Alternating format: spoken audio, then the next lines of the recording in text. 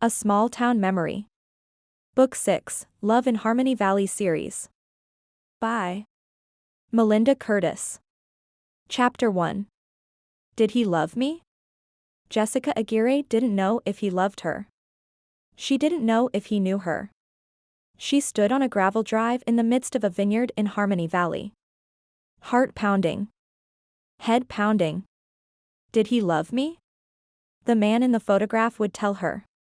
Jess clutched the newspaper photo, staring at the group of men and women in front of a two-story farmhouse with a vintage weather vane. There was a man in the back row on the left. He was the one. She recognized him right away. Recognized dark hair with a curl at his temple.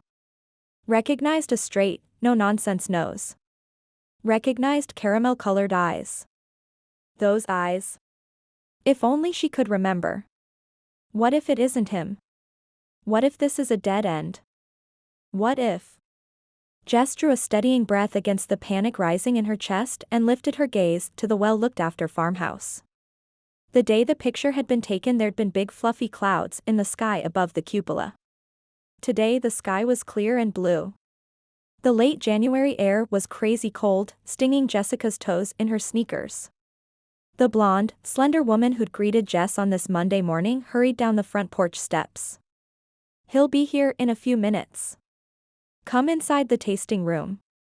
Christine was the winemaker for the newly opened Harmony Valley Vineyards, which was headquartered in the farmhouse, the subject of the newspaper article. And where he worked. Christine's carefree smile told Jess the woman had never lost a moment, a day, or weeks from her past. We have all the amenities inside: hot tea, a bathroom, and a place to sit down. I don't want to be any trouble. Jessica resisted, glancing at the clipping again. Would her unannounced appearance be welcome? Or create mayhem? It's no trouble. You're no trouble. Christine had the kind of smile that invited you to relax, to open up, to be part of the family. Come inside. It's cold out here. It was cold. Jessica's jacket wouldn't zip up anymore. And family. In no time, Jessica was sitting at a table cradling a cup of hot tea. The tasting room was elegant in a simple way that fit the farmhouse.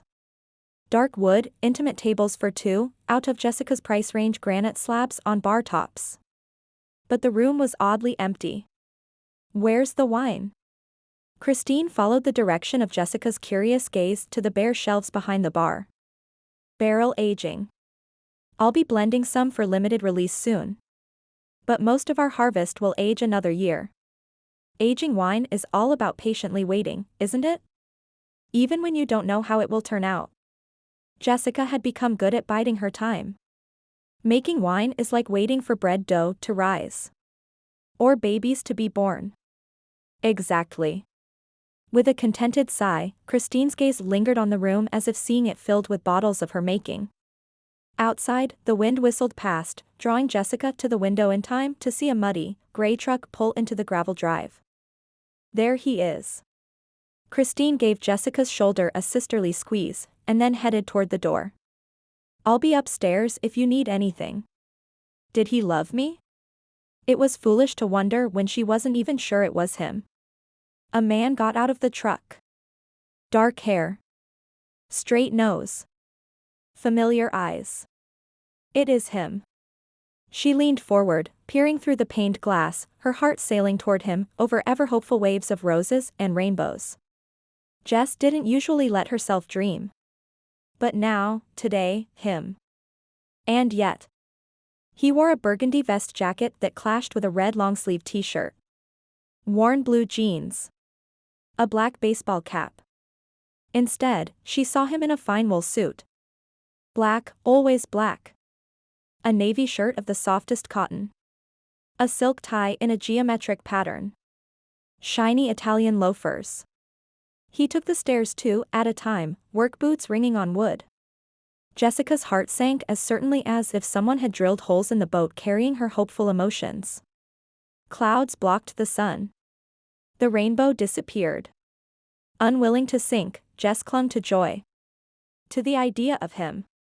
He entered without a flourish or an energetic greeting. He entered without the smile that teased the corners of her memory. He entered and took stock of the room, the situation, her. Their eyes met. His were the same color, same shape that she knew so well, so heartachingly familiar. It was the cool assessment in them that threw her off. Not a smile, not a brow quirk, not an eye crinkle. He came forward. I'm Michael Dufraine, but everyone calls me Duffy. I hear you're looking for me. His name didn't ring true. Had he lied to me? She couldn't speak, could barely remember her name. The wind shook the panes. The house creaked and groaned. He smiled. A polite smile, a distant smile, an I don't know you smile. Disappointment overwhelmed her. Jess resisted the urge to dissolve into a pity puddle on the floor. And you are? He extended his hand. On autopilot, she reached for him. Their palms touched. Jessica's vision blurred and she gripped his hand tighter while clips of memory assailed her, his deep laughter, him offering her a bite of chocolate cheesecake, his citrusy cologne as he leaned in to kiss her. It is him. Relieved. She was so relieved. Jessica blinked at the man, Duffy, who she vaguely recalled and, at the same time, did not. She'd practiced what to say on the hour-long drive up here from Santa Rosa. Ran through several scenarios. None of them had included him not recognizing her. She should start at the beginning. Best not to scare him with hysterics and panicked accusations, of which she'd had 5 months to form. Don't raise your voice. Don't cry. Don't ask why. And don't lead the conversation with the elephant in the room. Despite all the cautions and practicing in caveats, she drew a breath, and flung her hopes toward him as if he were her life preserver. I think I'm your wife. Duffy released the woman's hand as if he'd accidentally grabbed a rattlesnake. I'm not married. And he'd remember if he had been. Or I was. Or I was your girlfriend, maybe? She glanced down at her belly. Her very pregnant belly. Wholly in need of a handrail. Duffy sat down heavily across from her, still chilled from the winter cold. Chilled now to the bone. I haven't.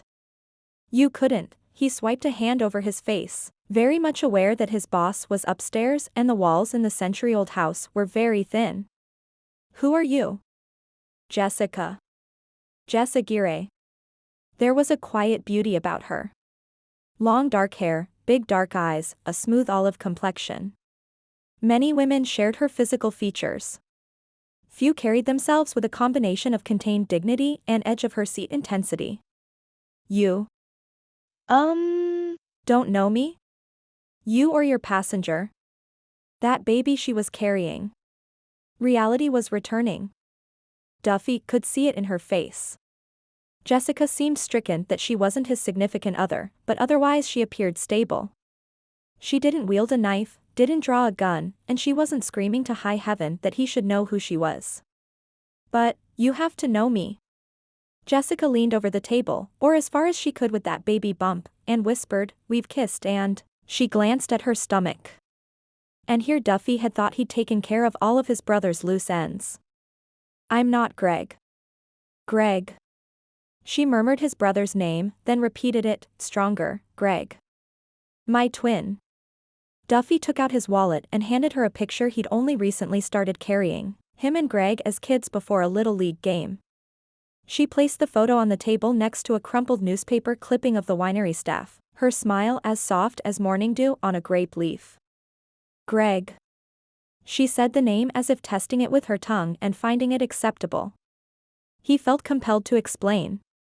We were identical. Were? He died nearly 6 months ago. No, she moved a hand to her belly. Struck by lightning. Yes, there was a God. Although, he was killed instantly and didn't suffer. Duffy was proud of the detached way he delivered the news. His brother had been a greedy piece of trash, which some siblings may have forgiven, but not when the target was mom and dad.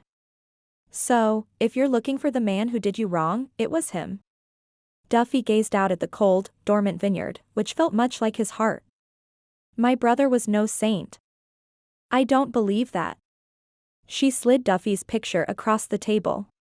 Or you wouldn't be carrying his photo. Duffy wasn't going to rehash the painful details of his life with this stranger. Why are you here? Jessica closed her eyes. I came looking for closure. Did Greg steal from you? The question had to be asked, and he didn't hide the bitterness. Greg had taken every penny of their parents' retirement fund. Luckily, Greg hadn't spent it all before he died. Did he promise you he'd love you until the end of time? I can't remember. He's dead. Whatever Jess had been expecting to find by coming here, it hadn't been this. He's dead. Whoever Greg had been. He's dead. There'd be no tearful reunions, no admissions of mistakes, no offered apologies. How foolish she'd been to expect to show up here and find a man who loved her, one who'd fall to his knees as he held her hands and begged for forgiveness. Sadness for Greg's death mired her insides, more for her baby, who'd never know his or her father, than for the man she barely remembered. It seemed wrong somehow. The day. The news. The man she was left facing. The baby kicked her ribs. What does that mean? Duffy asked, pulling her back to the present. You can't remember? Flashes of memory shuddered in her head with every word Duffy uttered, every shrug of his shoulders, every nuanced flick of his brow. His face was austere, where Greg's had been amiable. His eyes were care-lined where Greg's had been carefree. And the clash of burgundy vest with a red-sleeved t-shirt? Greg would never have paired those two colors. Of that, she was certain. I was in a car accident 5 months ago. Jessica dropped her gaze to her baby barge, needing to swallow twice before she could get more words out. I have retrograde amnesia. I can remember growing up. I can remember how to make sugar cookies from scratch. She swallowed again. But I haven't been able to remember anything about my baby's father. She couldn't even remember whether they'd once been married or in love. Not until I saw you. So, Greg's the father? Even Duffy's voice was different. His words spoken slower. His tone deeper and filled with cynicism. I'm certain of it, now. She took a drink of her once hot tea, feeling as cold as the green beverage. How much should she tell Duffy? He wasn't coming across as the most supportive listener. But what had she to lose by holding back? You seem so familiar. I remember you kissing me. Greg, he inserted tersely, staring at her hard. Not only had Greg been unwelcome here, but Jess wasn't welcome either. Jess strengthened her voice. She'd lived too long without answers to walk away from Duffy's obstinacy. I remember us, him and I, laughing.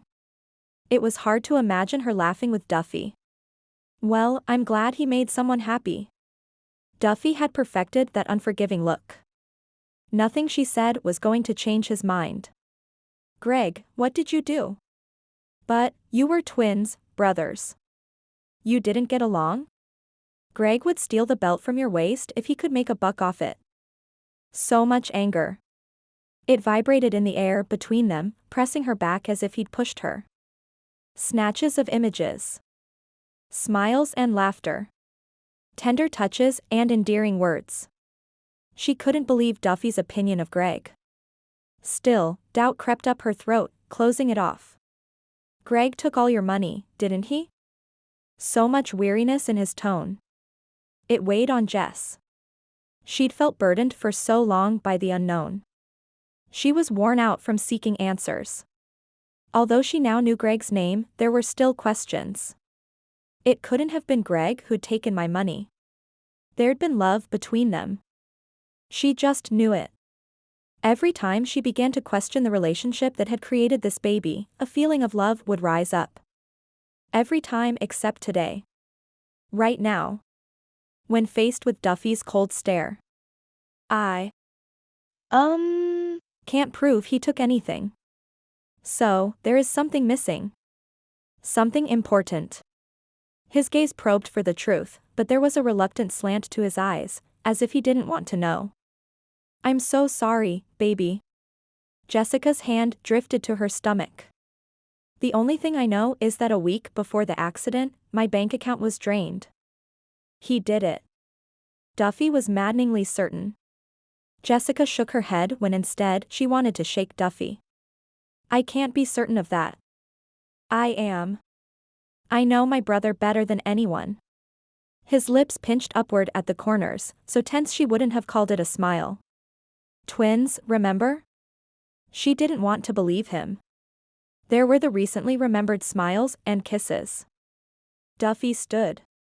His gaze cut toward the door. His feet pointed that way, as well. Sorry about the memory thing, but I need to get back to work. She should never have gotten her hopes up.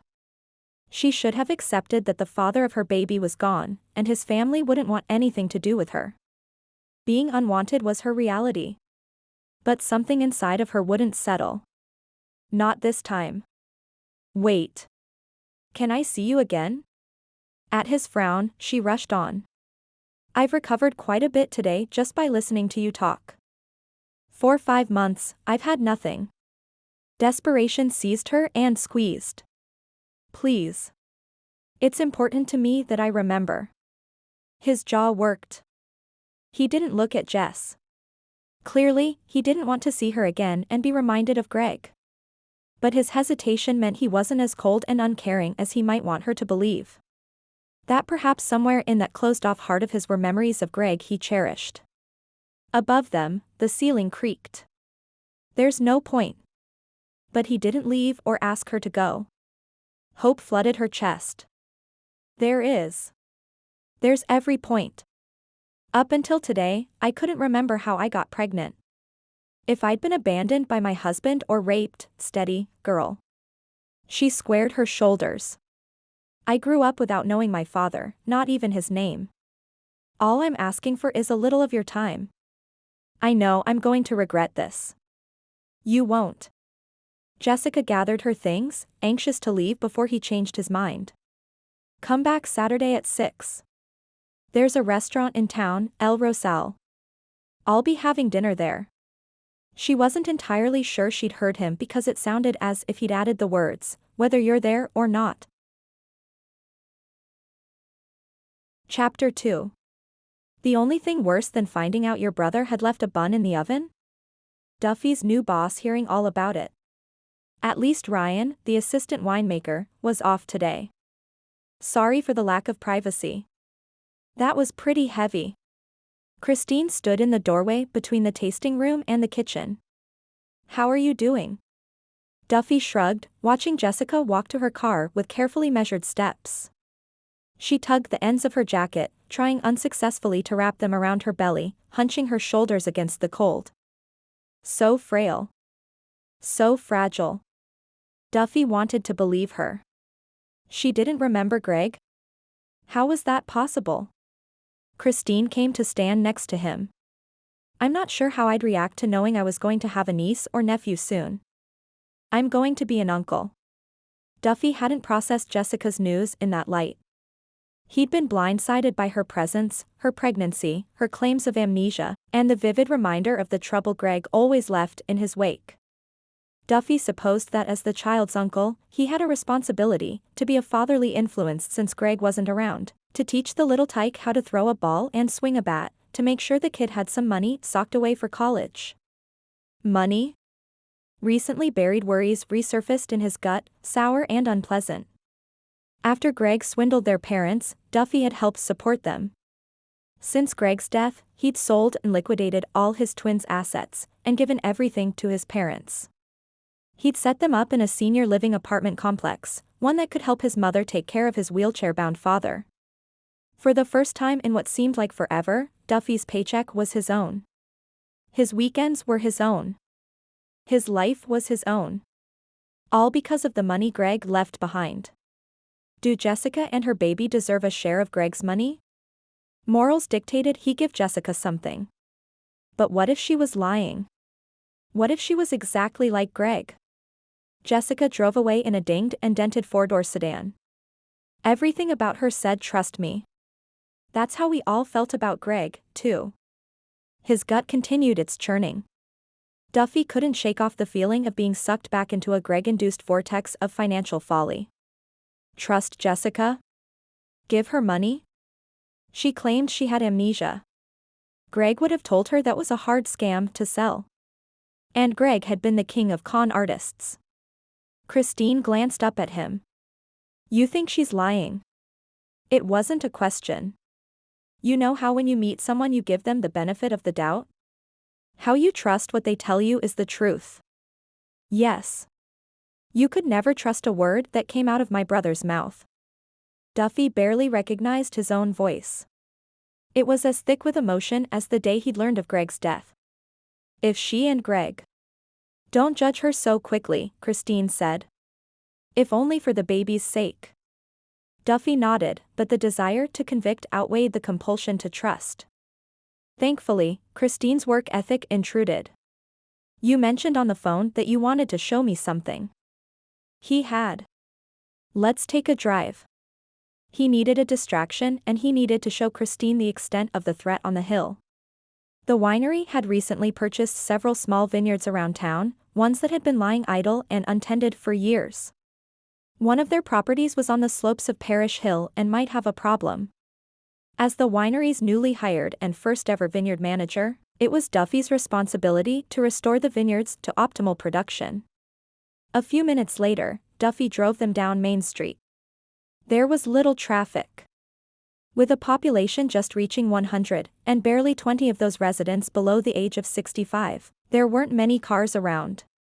Nearly 2 decades ago, the largest employer in town had burned to the ground. Younger Harmony Valley residents had moved closer to civilization, leaving the town on the brink of extinction. And then 3 local boys made it big in the dot-com world, returned home to decompress and decided to save the town by starting a winery. The jury was still out on the saving part, but those employed at the winery were optimistic. It's sad about Jessica, isn't it? Christine waved to the elderly barber, standing on scarecrow-like limbs in front of his shop. I suppose. Duffy drove slowly around the town square with its ancient oak tree and took the turn toward Parish Hill and its steep switchbacks. I was trying to imagine how I'd feel if I couldn't recall a part of my life. It must be frustrating and terrifying not remembering who the baby's father is. How quickly Jess had pulled Christine into her camp. That should have been a strike against her. Duffy navigated a tight turn. Can we talk about work? Always? He liked to keep his private life separate from his professional life. You're one of the few people in town who doesn't want me to stop talking about the winery. There was no change in Christine's tone of voice. No indication that she felt snubbed by his request.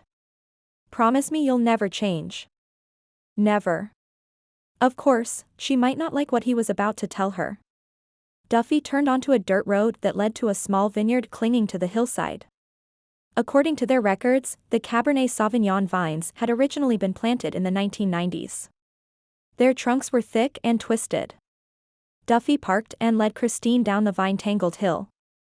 The vineyard had shriveled, unharvested grape clusters on the ground. He stopped at the bottom row of leafless, wintry plants. Look at this. See how these vines have produced fewer shoots and canes than the next row up? Yes. Christine's gaze moved with a scientist's deliberation. What do you think? Soil composition? Water drainage? It could be those things. But we also have to consider leaf roll virus. A grapevine disease that delayed maturity and lowered grape yield. Saying it out loud was like telling a child there would be no Christmas this year. Christine didn't like the news. She frowned and shook her head several times before she said anything. And when she did speak, her tone had the serious quality of a winemaker twice her age. You can't know that. You'd either have to see it in their leaves come spring or have tested the vines. True. But he knew the signs, had seen them on his last job, where the winery owners hadn't wanted to hear the news either. Look at this. He crouched next to the rotted remains of a withering grape cluster. There are others like it all along this row. He moved to a row farther up the hill, carefully making his case. Now look at this cluster. Almost twice the size, she murmured. Then she shook her head again. Leaf roll has never been documented in Harmony Valley. I was exactly where you are. Drainage, incline of the hill, even the fact that these vines haven't been harvested or trimmed back in years. Duffy tugged on a bare branch. It snapped free, another indication of the poor health of the vines, weakened by years of drought. I had Ryan pull the data. The last row was planted 10 years ago, after a fire destroyed part of the vineyard. I couldn't find any confirmation of it being certified virus-free stock. He tossed the vine to the ground. I'd rather on the side of caution, wouldn't you? After a moment, Christine nodded. We should test for red blotch disease, too. Agreed. Duffy nodded crisply. She'd taken the news better than he'd expected. They hiked up the hill, the biting wind at their backs. I walked the vineyard last fall when we decided to expand. Christine paused on a rise to take in the rest of the area, sounding resigned, as if she were to blame. But I can't remember going that deep into the rows. That was a mistake. It's okay. Maybe I'm wrong. Duffy prayed it was so. If they are diseased, she said softly, more to herself than to him, we'll have to take them out right away. Both leaf roll and red blotch dilute the taste of the grape. Christine opened the truck door and inspected the bottom of her boots one at a time. Check for bugs on the bottom of your shoes. Mealy bugs. Spread the disease, Duffy finished for her, already examining the crevices in his boot lugs. He added in a neutral tone, you hired me because I know things like this. I'm sorry. It's a shock. Her apology was as arrow-straight as the worry furrowing her brow. With your approval, we'll have Ryan take samples and send them to the lab. A beat-up green truck backfired as it trundled down the dirt road behind them. Rutgar, Christine said, smiling apologetically. I told you about him, right? Yes. But it sounded like she hadn't told him enough. Used to own this property. Likes to know what's going on. Everyone in town is a bit of a gossip, she admitted. It's not something I divulge during a job interview. You're in the grace period of being new to town, but, Christine kept her voice low. Or you were in a grace period. Now that Rutgers showed up. Well, let's just say folks' curiosity has no boundaries. Be patient with them. They mean well. And I promise that they grow on you. His boss turned to greet the previous owner. Rutgar. What a surprise. A bear-sized man stood beside a rusted truck fender. His gray-blonde hair hung inches from his chin and draped thickly across his shoulders, like a long, matted mane. What are you two doing out here? His accent was European. All he needed was chainmail and a sword to carry off the Viking vibe. That's the second time I've seen this one up here today. This one being Duffy. We're discussing the condition of the vines. Duffy didn't feel comfortable sharing his suspicions since even a rumor of the illness in a vineyard could impact sales down the road. Instead, he introduced himself. Duffy wasn't a small man, but Rutgar's hand swallowed his. I want to be informed about what goes on. This is my land. Was. Christine stepped up to hug Rutgar. Was your land. You sold it to me, remember? I sold it to your fiancé. The older man made a noise that sounded like a territorial growl. I live on top of the hill. Everything that goes on here is my business. Of course, it is, Christine soothed. And just so you're aware, there'll be workers up here sometime in the next few weeks. Rutgar's sharp blue eyes narrowed. Workers won't go any farther than this driveway. The view from the top of Parish Hill is spectacular. Following Christine's lead, Duffy kept his tone super polite. You can see the entire valley. Why limit access on a public road? Because the top of Parish Hill is my home. Rutgar's features twisted into something no one would call a smile, not when it involved drawn-back lips and bared teeth.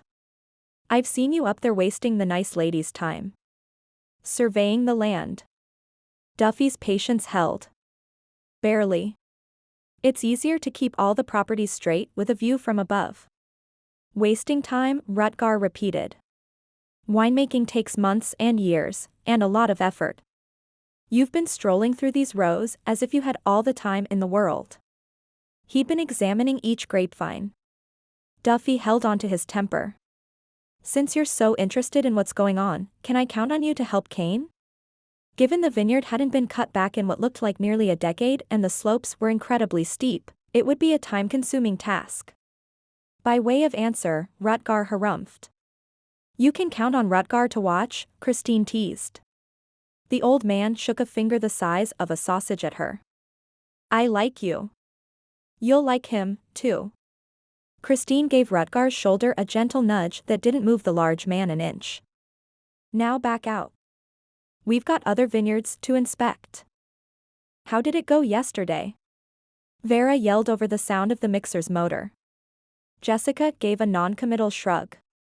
It was nearly 4 a.m. and the owner of Vera's bakery in Santa Rosa was preparing the batter for red velvet cupcakes. They sold hundreds of them in the weeks leading up to Valentine's Day. The large industrial kitchen was already filled with welcoming, sugary smells from cinnamon rolls and various breads and cookies of all kinds. At the next work table, several bakers were chattering in Spanish. Jessica's maternal grandparents had emigrated from Mexico. Having spent much of her childhood in English-only foster homes, Jess didn't speak more than a handful of words in her native tongue. Normally, Jess couldn't wait to begin baking. Contributing to a busy kitchen always made her feel as if she belonged. Not today. Today she felt as if she'd never belong. Not with her coworkers, not with Greg's family, not with anyone. Did you find your baby daddy? Vera's white hairnet covered her unnaturally red hair like snow on a high desert mountain. He's dead. Jess was saddened by Greg's death. Sad, yes, but since her memories of him were like dandelion fluffs on the wind, it was a detached sadness. If they'd been in love, wouldn't she feel broken? What if Duffy was right? What if Greg had used her? What if? What if? What if? Jess was at square one again. Too many questions. Too few answers. Your baby daddy's a deadbeat? Vera shouted, misunderstanding Jessica's words. Her dangling silver cupcake earrings swinging over the tattoo of a rose on her neck. I knew it. No. He's dead. Just dead. What? Vera promptly switched off the mixer and came around to Jessica's side of the prep table. Dead and buried? I'm confused. So, who was the guy in the photo? His twin brother. Duffy. His handsome and bitter twin brother. Vera's brows shot up accusingly. You're sure he didn't just make up the twin angle? Some guys will do anything to avoid paying child support. Jess tied her apron on as she weighed what she'd been told. The man she'd hoped she might be in love with wasn't Duffy. She was sure of that. I believe him. That's a shame. If you can't find a baby daddy, you'll need a sugar daddy. Vera shook a finger in Jessica's face and asked her something in Spanish she didn't understand. When Jess stared at her blankly, Vera said, "How can you raise a child alone? Without a man's steady head and regular paycheck? Women raise kids by themselves all the time." Jess was more interested in providing baby with family roots than a secure bank account, although that would be nice, not to mention having a father figure around. Yes, but women shouldn't bring up babies alone. You're a smart girl. All you need to complete the package is to learn your native tongue to catch a good man. Her smile and nod indicated Jess was this close to attracting the right guy. Smart girls always find sugar daddies. I'd just like to find my memories, Jess said. Vera muttered in Spanish again and then stared at Jess as if she were a problem child. I said memories won't keep you warm at night, but maybe your baby's uncle can. I have an electric blanket, Jess deadpanned. And to be clear, even though I'm having dinner with Duffy this weekend in Harmony Valley, I am not planning on a brother swap so that I can have an insurance policy. You should listen to me. I know what I'm talking about. Vera laughed and turned on her loud mixer. You be careful driving out there. Big storm coming in this weekend. Flooding predicted. It's bad enough you'll be on leave soon. I need you every day until that baby is born. Given Harmony Valley was 60 miles northeast and at a different elevation, Jessica wasn't worried about the weather. That was days away. Storms sped up or slowed down, and forecasters often predicted flooded roads during rainstorms, and hardly anything ever happened. Jessica hadn't seen any roads under significant water since she'd moved to Santa Rosa from Sacramento last summer. No. Jessica was more concerned with Duffy. Was he going to show up for their dinner? And could his presence help reveal more of her lost memories? Would she ever know if Greg had loved her? Chapter 3. How can I tell you this, Eunice? Eunice Fletcher braced herself because Agnes Villanova, town councilwoman, president of Harmony Valley's Widows Club, manager of the boutique the women in town ran, and general town cog, was often the bearer of bad news. And lately, the bad news had been death. Who died? Eunice clutched the yellow cotton pieces of a baby quilt she'd been cutting when Agnes stopped by her house. Mildred? It was Mildred who died, wasn't it? Another town councilwoman. Mildred is fine. It's Rose. The third councilwoman. It had been years since a spot on the council had opened up. I knew the poor dear was on her last legs mentally. Rose is fine. Sharper than ever now that she's diagnosed and on medication. Agnes ran a hand through her pixie-cut gray hair and pressed her lips together as if trying to stop herself from saying more. Quit beating around the bush and tell me who died. I'm very busy here.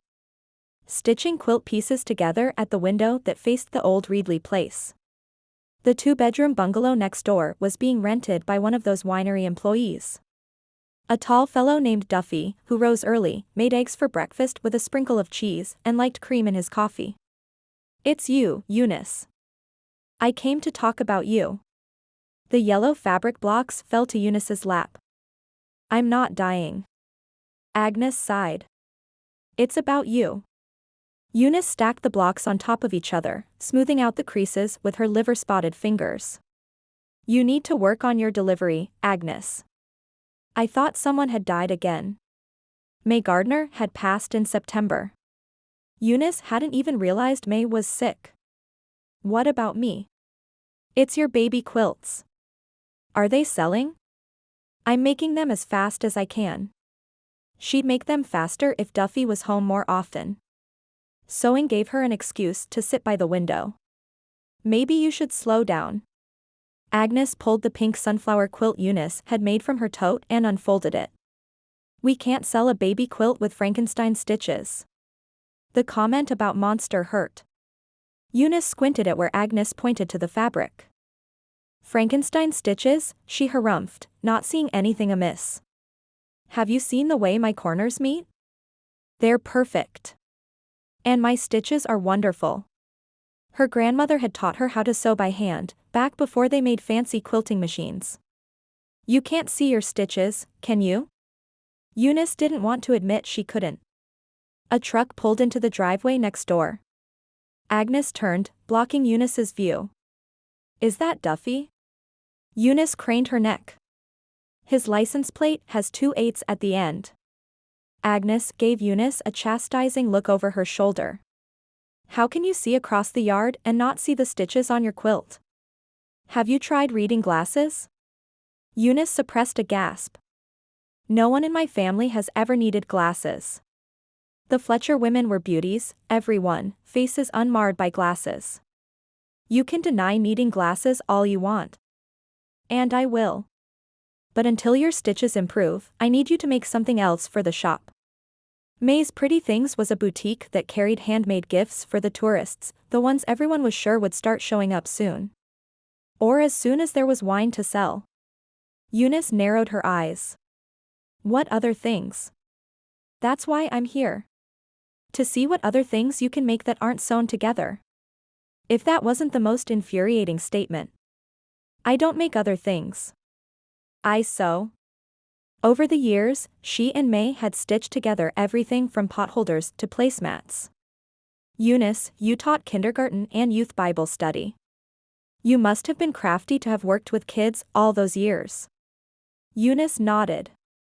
She had been. We colored. We finger painted.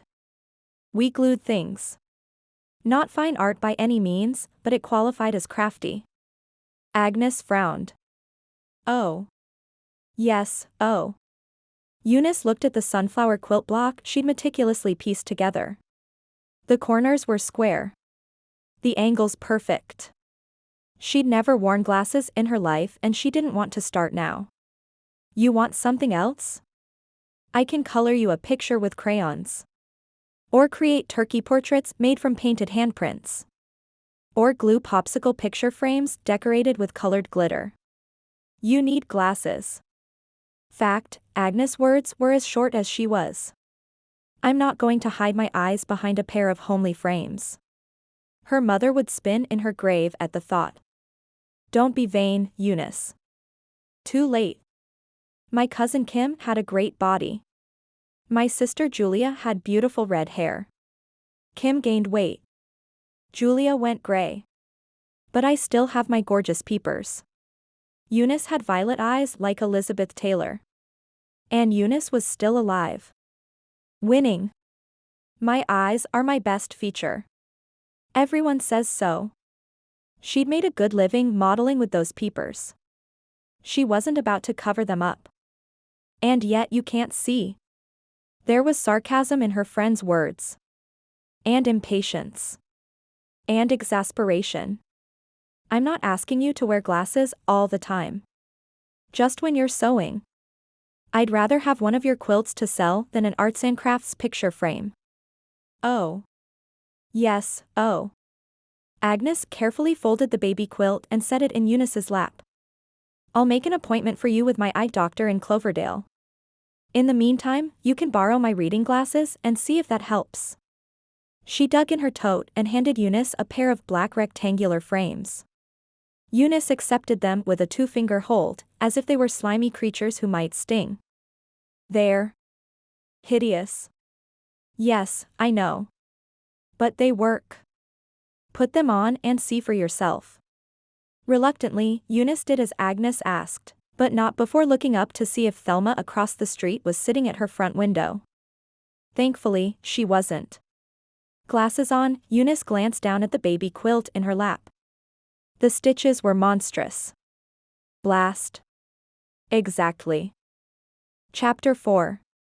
In the early hours of the morning, Duffy prepared his coffee by the small light over the stove. He hadn't slept well. Thoughts of Greg's baby and Jessica had him counting alarm clock clicks. He was tired. Thick-head tired. But it was a workday. He'd rely on his morning ritual to get him going. Drag himself out of bed, check. Grind fresh coffee beans, check. Make a pot of coffee, check, and stand there waiting for it to brew. The standing and waiting was a waste of time, but he liked not doing anything.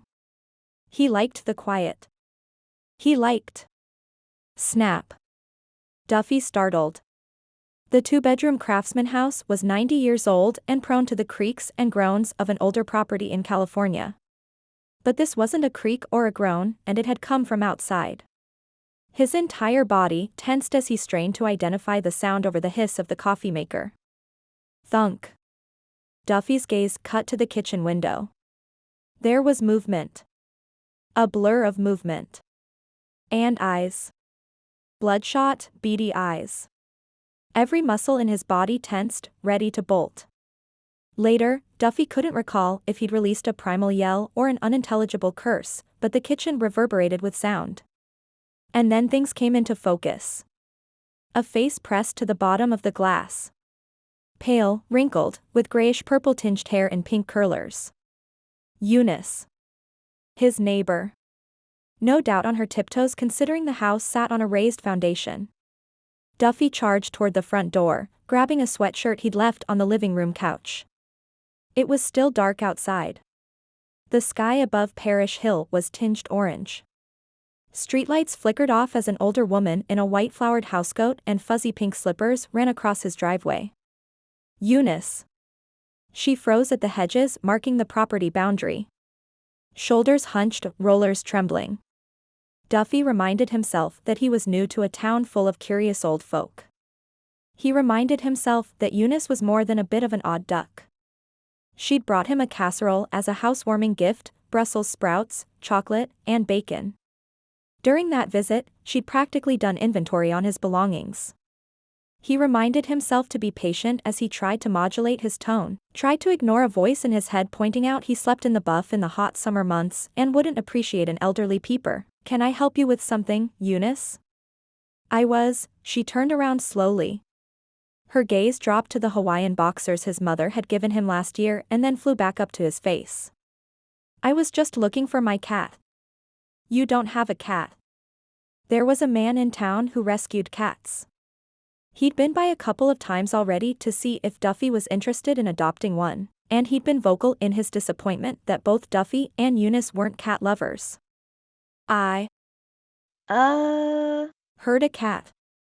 Eunice. Over the past few days, Duffy had been badgered about his past, met with dead silence, his love life, met with deadlier silence, and had his small sack of groceries inspected, met with near-dead patience. And now this. His toes were frozen. The cold nipped at his restraint. It must be barely 40 degrees. It wasn't good for either one of them to be out here half-dressed. "I'm not an interesting man, Eunice. I make coffee in the morning. I go to work. I come home at night and make dinner. You know all that." He'd caught her looking out her window at him a few times. She tried to laugh. It sounded as fake as he suspected it to be. "You think that I—" Ha! Ha! Ha! It was the cat. That was her story, and she was sticking to it. Whatever. Duffy wasn't winning this battle. "Be careful looking for whatever it is you're looking for. If you fall in my yard while I'm in the shower." Her cheeks reddened, then she mumbled something he didn't catch and hurried into her dark house. He checked out several homes before deciding on this one. Duffy was only renting with the option to buy the place. It would suck to move again so soon, but he didn't relish living next door to peeping Eunice. Later in the day, Duffy was managing a crew who were caning the vineyards across the road from the Mayanetti sheep ranch. The Mayanettis, an elderly couple born and raised in the valley, had sold the property they hadn't been using to the winery. Now it seemed as if they were selling tickets to watch Duffy and the other workers. Cars crowded the Mayanetti's long driveway. Several older residents clustered about. They squinted. They pointed. Eunice waved. Mr. Mayanetti dragged out folding lawn chairs. Mrs. Mayanetti brought out coffee and what looked like baked goods. "Get used to it," Ryan, the assistant winemaker, who was recently out of graduate school, came up to explain to Duffy. He held a pair of long loppers which he used to clip thicker vines. "We're entertainment. All we're doing is cutting the vines back and tying the remaining canes to the trellis system," Duffy grumbled. There had to be close to 20 people loitering on the Mayanetti's lawn. It was another cold day. The sky was a crisp blue and the air bit at exposed skin. Surely at their ages, they shouldn't be outdoors. Ryan shrugged his gangly shoulders. "Nothing much goes on in this town, so anything that does happen is watchworthy. I'm told I'll understand it when I'm 70. But for now, the combination of you and activity in the vineyards? It's like the Super Bowl. More like Mardi Gras." Duffy turned his back on the spectators and snipped off a vine with his battery-powered pruning shears. There were 11 men in the vineyard, some cutting, some tying, some throwing cuttings into bins. Usually that meant lots of talking or music being played, but today the audience seemed to have thrown the workers off. A vehicle backfired. Rutgar pulled into the vineyard's dirt driveway in his beat-up green truck, blocking Duffy's truck in. Rutgar lumbered out, a pair of binoculars in hand. He propped his elbows on the hood and surveyed Duffy and his crew. He was close enough that he could have whispered a question as to how it was going and Duffy would have heard him. The old man's arrogance. The town's fandom. Eunice's peeping. Duffy felt his anger rising. "You've got to be kidding me." He took a step toward Rutgar, only to be held back by Ryan. "It's not worth it," the younger man said. You want less attention? Then hope someone more interesting comes to town. Or you make close friends with someone who lives here. From what Duffy had heard, until the winery began selling wine, the chance of anyone new coming to town was slim. What do you mean, make close friends? Pick someone in town. Tell them a few things about yourself. They'll become the conduit for town gossip, and you get left alone. Eunice in her pink curlers came to mind. Duffy suppressed a shudder. He'd rather recruit someone to move to town. Hey, you don't live in Harmony Valley, do you? I live in Cloverdale. The younger man's gaze slid away. With my parents. Student loans, dude. They're killer. And then Ryan's trademark smile returned. My moving here wouldn't make any difference. I have 3 fairy godmothers, Agnes, Mildred, and Rose. With effort, Duffy turned away from Rutgar and his binoculars. Don't they feed you lunch? Yep. Most days. Ryan gave a peace sign to the crowd. Appreciative shouts and laughter drifted back on a breeze. And they do my laundry, which my mother refuses to do anymore. Hello, Mama's boy. Duffy clipped a vine. You're quite the chick magnet. I'll get there. Ryan grimaced. I'd like to be debt-free first. Having only recently had his financial burdens lifted, Duffy admired Ryan for that. Did you have fun in Vegas last weekend? Ryan asked, grinning. I've never been. You should go. It was a good change of pace. It had been great to decide Friday afternoon to go somewhere on the spur of the moment. Another few weeks and he'd make another trip somewhere. Anywhere he wanted. I can't wait to get away again. Duffy loved the lack of pressing family and financial obligations, embraced the idea of leaving just because he could. What about Jessica's baby? Duffy swept the thought aside. Jessica's baby wasn't his responsibility or any of his business. He, on the other hand, was still at the center of these Harmony Valley residents' business. Increasingly so, much to his annoyance. He couldn't wait for someone new to move to town. Chapter 5. What's a little rain? Jessica asked herself sarcastically as she parked on Harmony Valley's main street on Saturday night. The rain had been coming down steadily for the entire drive. Now it was pouring. It wasn't a little rain. It was a lot of rain. She'd located the restaurant the other day before she left town. There'd been almost no one parked on the street then. Tonight, the diagonal spaces along Main Street were full. She'd had to find a spot a block away from El Rosal. Perfect. It wasn't. Jessica hadn't brought an umbrella. With her baby bump, it was enough that she had to juggle her purse and walk. Adding an umbrella to the mix was a challenge to her equilibrium on a windy night. So much for doing my hair. For the first time in months, she'd put her long hair in rollers. It tumbled about her shoulders in soft waves that made her feel more like her non-pregnant self. She gathered her purse and raised the hood on her jacket. Her girth brushed against the steering wheel. Baby shimmied in a way that made her feel nauseous.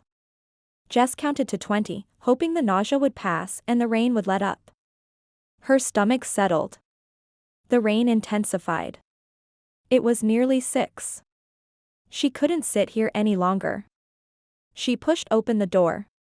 Before her feet so much as swung out of the car, she was wet. Rain plastered her face and lap. She walked carefully toward El Rosal, feet splashing in barely seen puddles. The wind practically blew her into the restaurant, which was decorated in an overload of primary colors.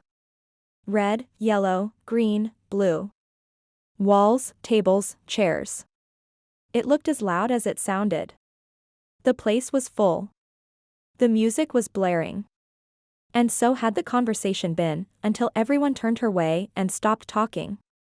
Duffy stood at a table by the window, looking glad to see her. People began whispering, and Duffy frowned, looking less glad to see her. She'd never been good at making a graceful entrance, and tonight was no different. Her hair drooped in wet clumps and the red maternity sweater over her baby bump was wet and clinging. She met Duffy's gaze and gestured toward the ladies' room. The bathroom mirror revealed a drowned, pregnant raccoon. She wiped at the mascara beneath her eyes, used the hand dryer to blow most of her hair and the sweater over her belly dry and shook the rest of the water from her coat. An elderly woman with teased, purplish hair and a kind smile entered the ladies' room as Jess was finishing. "Hello, sweets. Are you all right?" "Just a little wet." Jessica stepped aside so the woman could wash her hands. "I'm Eunice, Duffy's next-door neighbor." Jessica introduced herself. Eunice took inventory of Jessica's clothes and belly, but not in a negative way. "Are you Duffy's girlfriend?" No. Jessica's cheeks heated because she'd basically accused him of much the same when she'd been in town days ago. "Then you're having dinner with him because," blink blink blink went the older woman's eyes, which were a shade of purple, just like her hair highlights. Someone knocked on the door. "Everything okay, in there?" It was Duffy. Eunice was still waiting for more of an answer from Jess, staring at her expectantly. "I'm not his." "Jess?" "Duffy again. Mr. Persistent." Jess tried to smile. "I'm sorry. I have pregnant brain." Eunice's gray brows puckered together. "Baby steals my brain cells." Jessica excused herself and hurried out. Duffy led her across the dining room, looking small-town hip in work boots, jeans, and a forest green Henley. His jacket hung on the back of a colorful chair. "I saw Eunice follow you in." He pulled out a chair for Jess. "She can be a bit overzealous." "She's Saturday." Eunice was fine. He'd ordered a bottle of beer and had a glass of water for her. Chips and salsa served as the table's centerpiece. "You missed a spot of mascara." He took a paper napkin and gently wiped at her cheek, sparking a memory. Greg ran the back of his hand across her cheekbone. "So beautiful." Jess held her breath. That was love in Greg's touch. That was definitely love. She blinked as Greg's face morphed into Duffy's. "Thank you." While he sat, Jess took a moment to look around. The clientele was mostly in their 70s and 80s. They studied her with unabashed curiosity. "Is this seniors' night?" "No. This is Harmony Valley, average age 75. He raised his beer bottle in salute to the crowd. "That must make for a swinging singles scene for you," Jess teased. He almost smiled. She noted his lips twitching upward before he hid behind his beer. "Why are they staring at me?" It was beginning to creep Jess out. "They don't know you."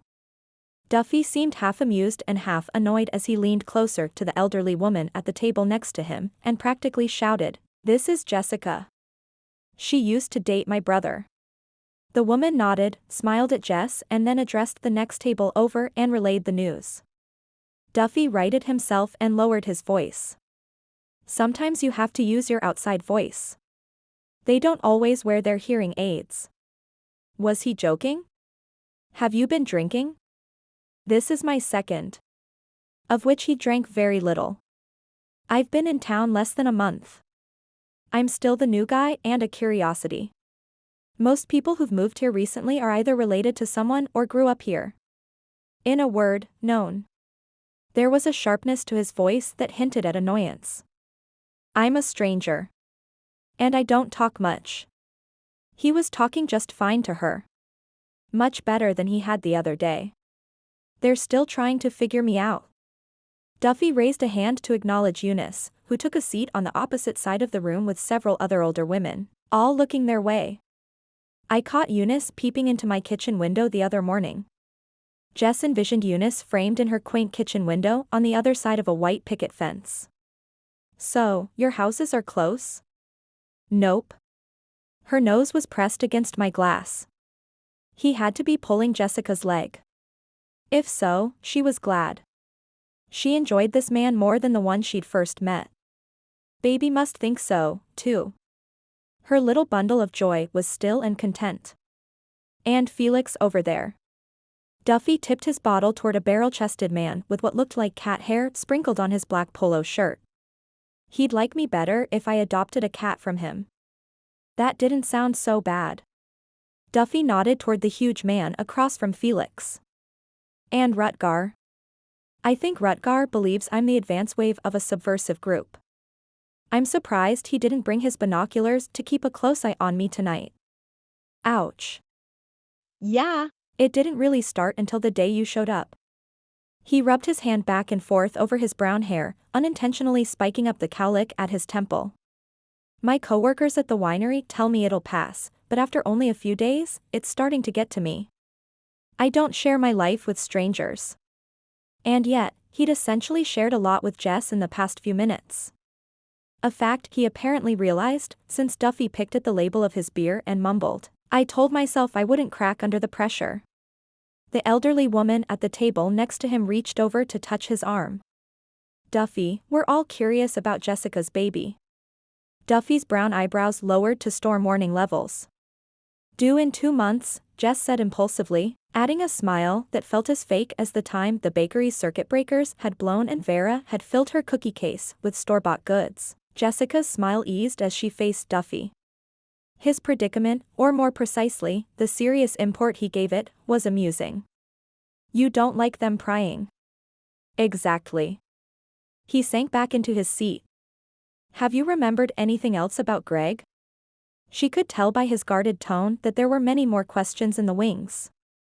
For starters, whether she remembered if he'd swindled her or not.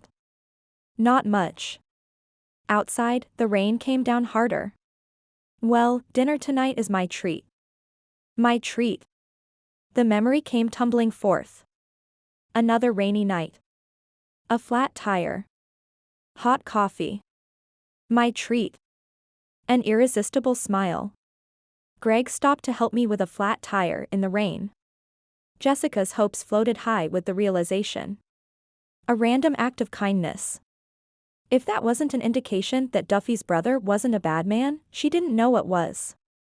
Saw you as an easy mark, no doubt. Duffy stared out at the rain. A woman. Alone. Duffy could tell Jessica didn't like his assessment of Greg. Her dark eyes cooled until they were as unwelcome as the stormy night outside. Oddly, when she'd come in, he'd felt they were in the same lifeboat in the midst of a gray sea. He'd lowered his guard. Not that it mattered much. After dinner, he and Jess probably wouldn't see each other again.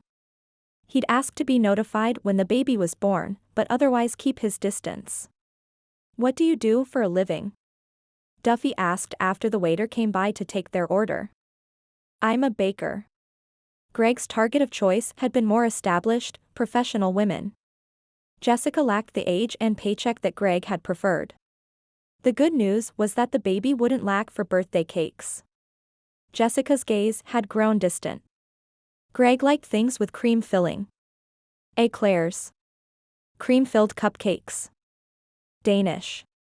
Yes. Duffy dipped a chip into the small bowl of salsa. I don't doubt you didn't know him. I'm not trying to prove anything. I'm just happy to be remembering. She had steady, dark brown eyes when she remembered Greg. Trustworthy eyes. The kind a man could look into all night long while they discussed everything from the latest sports scores to the meaning of life. I'll try not to share if it bothers you. Her memories didn't bother him as much as the increasing empathy he felt toward her. He had no idea if she was running a con or not. Until he knew for sure, he couldn't afford to feel anything but suspicion. Duffy pushed the small bowl across the table. Salsa? Baby doesn't like spicy food. Jess stared at the bowl and sighed wistfully. I miss it. Greg hated spicy food. A smile curled slowly on her face. He did, didn't he? He was a meat and potatoes man. A griller. He had a barbecue. This last was announced with as much fervor as a fan announcing a game-winning touchdown. Duffy compressed his lips to keep from smiling. Top of the line. Duffy had sold it. Why had Greg needed a grill that could cook 40 burgers at one time? Why? Because Greg only bought the best. Do you remember the car he drove? Her slender brows drew down. Blue. BMW. It had really stiff, leather seats. She rubbed her temples as if her head ached. Don't ask me any more questions. Tell me something about Greg's childhood. She added quickly, something nice. That gave Duffy pause. He hadn't thought about his brother in a kindly way in a long time. He brought home a puppy once. How sweet. A rescue? Jessica's eyes roved across his features and seemed to catalog his movements. She looked at him as if he were precious to her. Duffy suspected she was trying to see Greg in him. It should have been an intrusion. But her searching for Greg in Duffy's appearance and voice touched him. She believed she'd cared for Greg. He was oddly grateful, because sometimes late at night when he couldn't sleep, he felt guilty for not mourning his brother more deeply. We thought the puppy was a rescue. Duffy cleared his throat, unexpectedly reluctant to destroy her good opinion of his brother even more. Turns out Greg stole it from a pet store at the mall. And had tried to blame Duffy. That had been the beginning of the end of their twin bond. I wanted to hear something nice, Jess chastised softly, tucking a lock of dark brown hair behind her ear. It didn't escape his notice that she wasn't arguing the fact that Greg had stolen something. There must be some memory, she prompted in a voice so tender, so full of hope, that disappointing her would have been a crime. One where you think of him fondly. Duffy chewed on his lip. It should have taken longer than a few seconds to dredge up something positive. We both received model airplanes one Christmas. Our cat knocked mine off a shelf and it broke. Greg gave me his. Duffy had to force the last words out. Greg used to be generous like that. A plane. She beamed at him as if he'd given her an unexpected gift. Candy or flowers or something. Greg took me to the airport once too, her smile wavered as she reached for the memory. To watch the planes take off. He said one day he'd fly away and take me with him. Her smile wavered. I bet you think that was a line. It was hard to believe Jess was a con artist when she seemed so naive. Duffy hated to disillusion her, and so he chose his next words carefully. Greg could be kind. And in that moment, he might have meant it. Her small smile pleased him. It shouldn't have. If she wasn't who she said she was, he was making himself vulnerable, becoming a mark. He stared out the window at the dark and stormy night. It's only dinner. Then she'll be gone. Their food arrived as thunder clapped strong enough to shake El Rosal's foundation. The room echoed with gasps and expressions of surprise. Shortly thereafter, the sheriff entered the restaurant, calling for quiet. He was one of the few residents Duffy's age. The rain is coming down so fast the roads are beginning to flood, especially on the east side of town near the river and the highway. Caltrans has issued a warning about the highway being closed between here and Cloverdale. People began asking for checks and reaching for their coats. Duffy exchanged a glance with Jessica. Her expression was worry-filled. The highway's closed? Duffy shared her concern. She shouldn't be on the road on a night like this.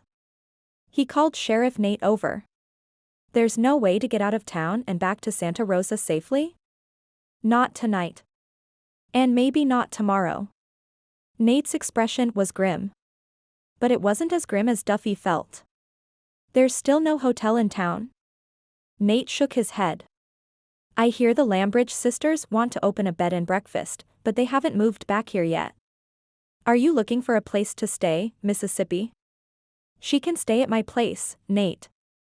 Duffy spoke before he realized what he was saying. Oh, I couldn't, Jessica protested, all wide-eyed innocence. It's that or the jail, Nate said, glancing at her baby bump, with much the same bachelor wariness Duffy had felt the first time he'd seen Jess.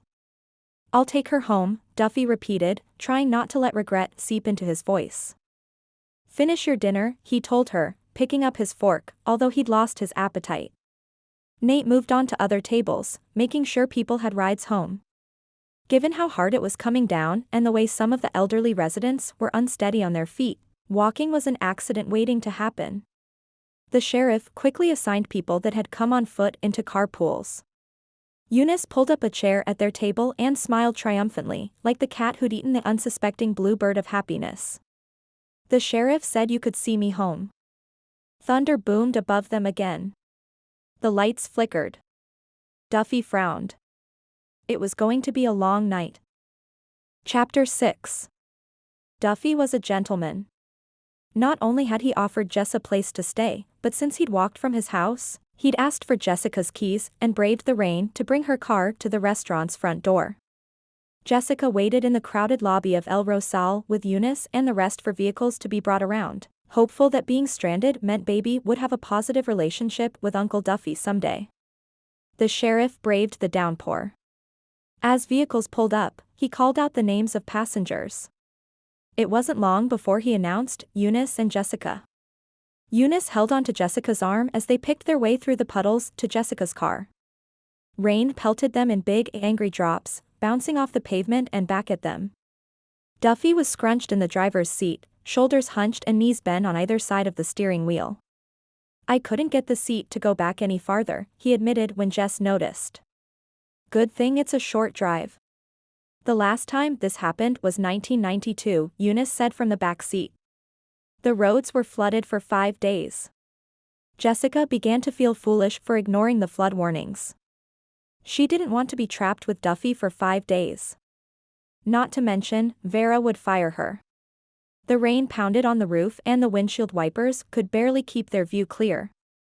Duffy drove slowly, but they still created a wake in the rising water. When we get rain, we really get rain, Eunice was saying over all the storm noise, as if she were their personal tour guide. Sometimes the rain doesn't stop for days. The clouds can't seem to make it past the range that starts east of here with Parish Hill. Neither Jessica nor Duffy said a word. She could tell by Duffy's gripping and red-dripping the wheel that he was having second thoughts about inviting Jess to stay since it might be for more than one night. The drive to his house was quick. A turn onto the town square, a turn off the town square, and then they were at Eunice's house. Duffy pulled into Eunice's driveway. Thanks for the ride, Eunice sing-songed. I'll see you in the morning, Jessica. Duffy escorted the old woman to her door. He waited until Eunice was safely inside her house with the lights on before backing out and parking Jessica's car next to his truck. Let's hope we don't see her while I'm making coffee. Duffy's house was a small, old home with gingerbread gables. Most of it was dark and in shadow. The porch light barely reached beyond the front steps. He waited in the downpour for Jessica to come around the hood, and then gently took her arm and accompanied her up the stairs to the door. He paused with his key in the lock, gazing down on her with an endearingly sweet smile she'd never have suspected he possessed. I can't remember what state the house is in. I don't care, as long as it's dry. She was wet and starting to shiver. He opened the door and turned on a light in the foyer. Stay here while I do a quick run-through. I'm not Eunice. I won't snoop to see what's in your fridge or which magazines you keep in your bathroom. I meant, his grin turned mischievous, making baby do an equilibrium-busting tummy flip. I have a tendency to shed my clothes as I come. I usually leave them on the floor like breadcrumbs leading to the shower. By all means, pick up your unmentionables. Jess removed her jacket, hanging it on a coat rack near the door. Next to go were her wet sneakers. She held the damp, red maternity sweater away from her skin. Baby was hunkered on her bladder. As soon as Duffy gave the okay, she was restroom bound. The living room had worn hardwood floors and a fireplace with built-in white bookshelves on either side. Beyond that, the main room was classic, out-of-date bachelor pad, a brown leather couch, a black lacquered coffee table and a television mounted over the mantel. The small oak dining room table beneath the kitchen pass-through was in worse shape than Jessica's, the top scarred and the legs banged up. Nothing was hung on the walls, although there were photos of people on a couple of bookshelves. At the risk of seeming as nosy as Eunice, Jess moved closer. There were several photos of an older couple with salt and pepper hair. The man was in a wheelchair and had Duffy and Greg's dark coloring. The woman had their smile, so rarely seen on Duffy's face. Sometimes Duffy was in the pictures with them, but never Greg. There was only one picture of Greg. He stood with Duffy in front of a Christmas tree. They might have been 8 or 9. Slender bodies, pants that were too short for their long legs and t-shirts they didn't fill out. They were both grinning and holding baseball mitts. Duffy wasn't as heartless as he appeared, which meant neither was Greg. Warmth blossomed in Jessica's chest. All clear. Duffy returned and removed his boots. The house is only 800 square feet. He began pointing. Kitchen that way. The 3 doors over there are my bedroom, the bathroom and my home office. You can sleep in my room. I'll sleep on the couch.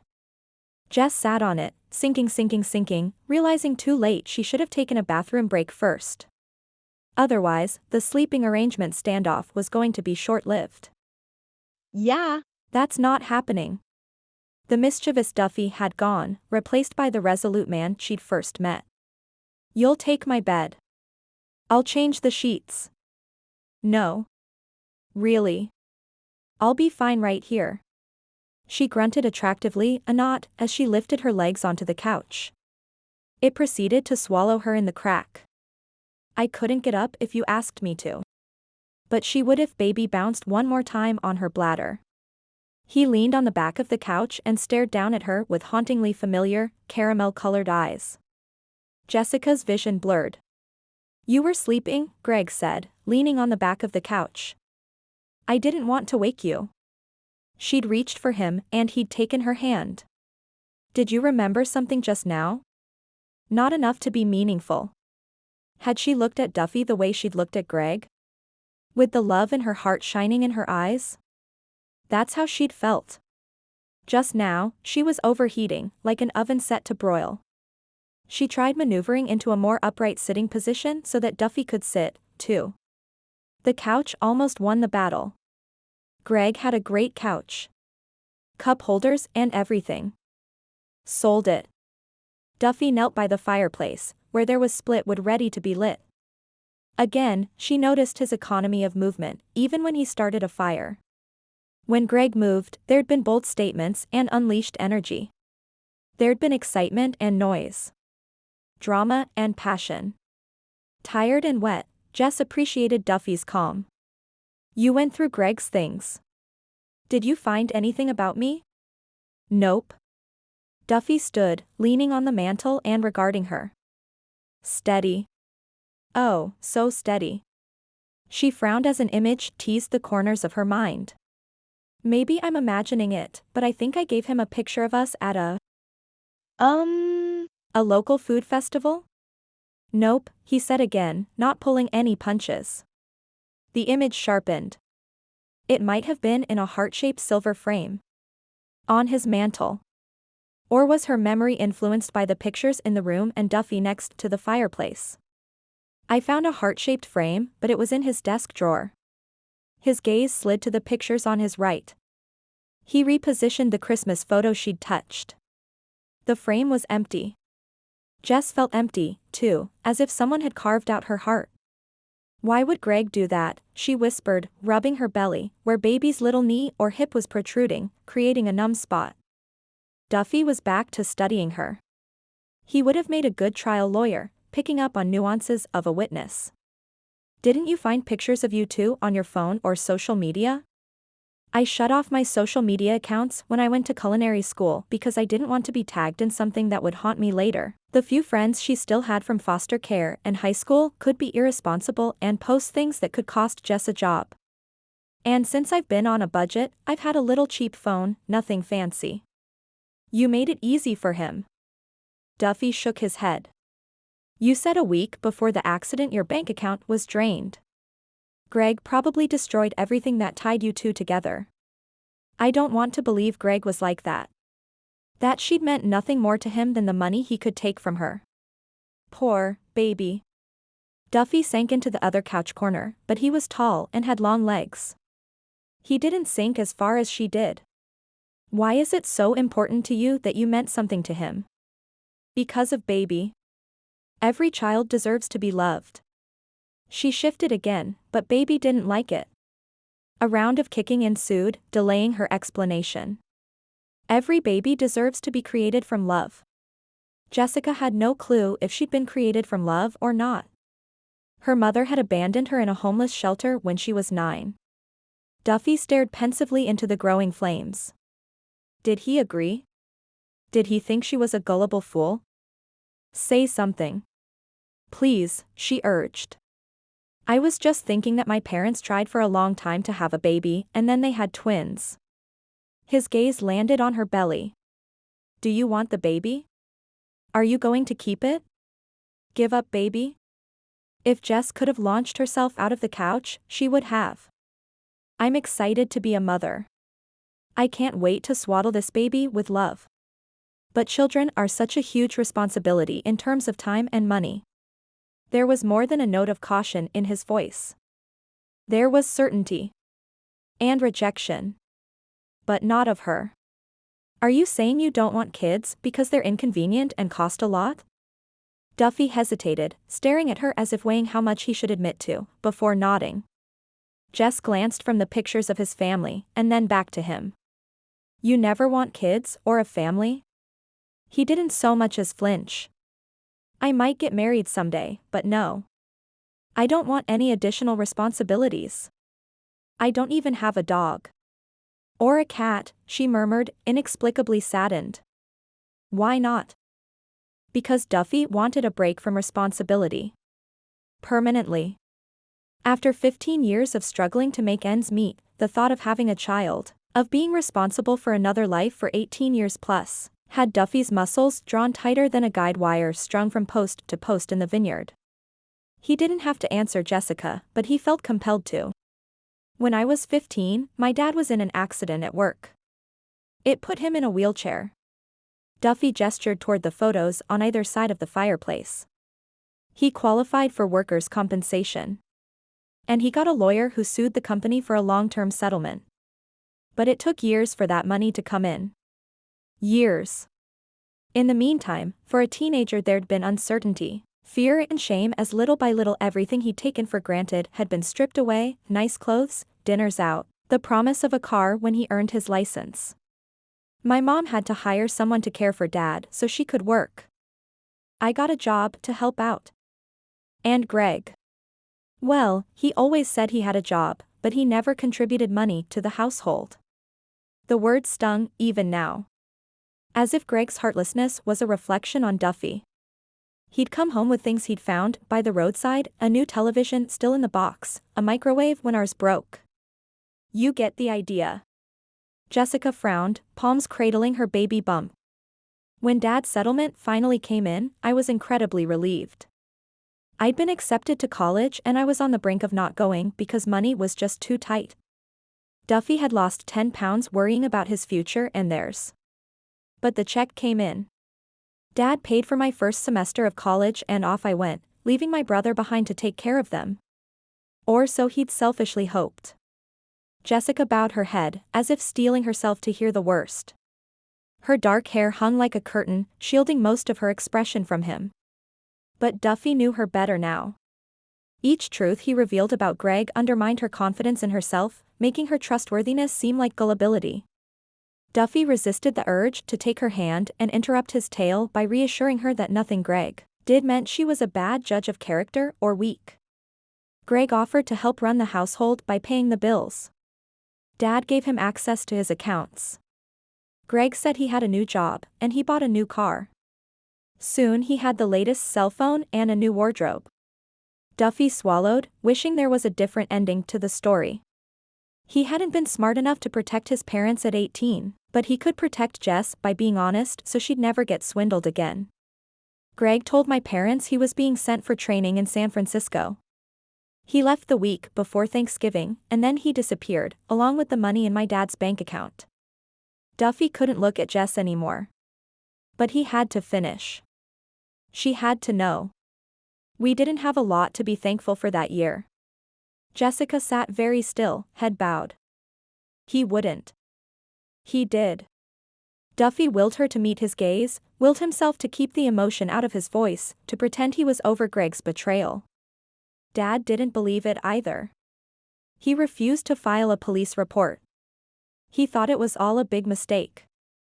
That went on for about a year, until his old man could no longer avoid the truth. Greg was a thief.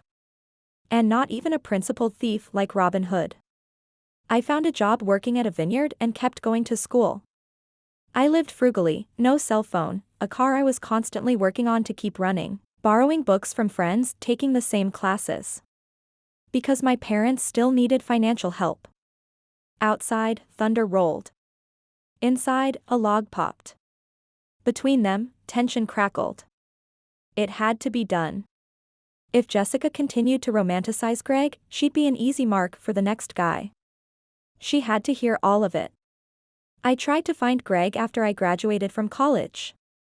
I never located him, but I learned he was quite the ladies' man, seducing women and taking their money.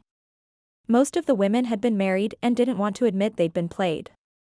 I have no idea why Greg filled out next of kin papers on his bank accounts or created a living trust for his assets. You really think he stole from me? Jess asked in a small voice, staring at her baby bump. I know he did. So, those dark, trustworthy eyes lifted to his. Some of the money you recovered could be mine. Chapter 7. I'm not asking for money, Jess clarified, not only because she meant it, but because Duffy's face had pinched and paled. That's not why I'm here. His features hardened like an overcooked scone. She'd ruined scones, ruined pastry with promise, ruined the fragile fabric of friendships. She'd come to Harmony Valley for her memories. She'd found so much more, the possibility of a family for her little one. If not Duffy, then his parents. She didn't want to ruin this for baby. Jess tried again. I was only pointing out that if Greg took the money, which I'm sure he didn't, it would have been in his bank account. I'm not asking for anything. I just want my memories back.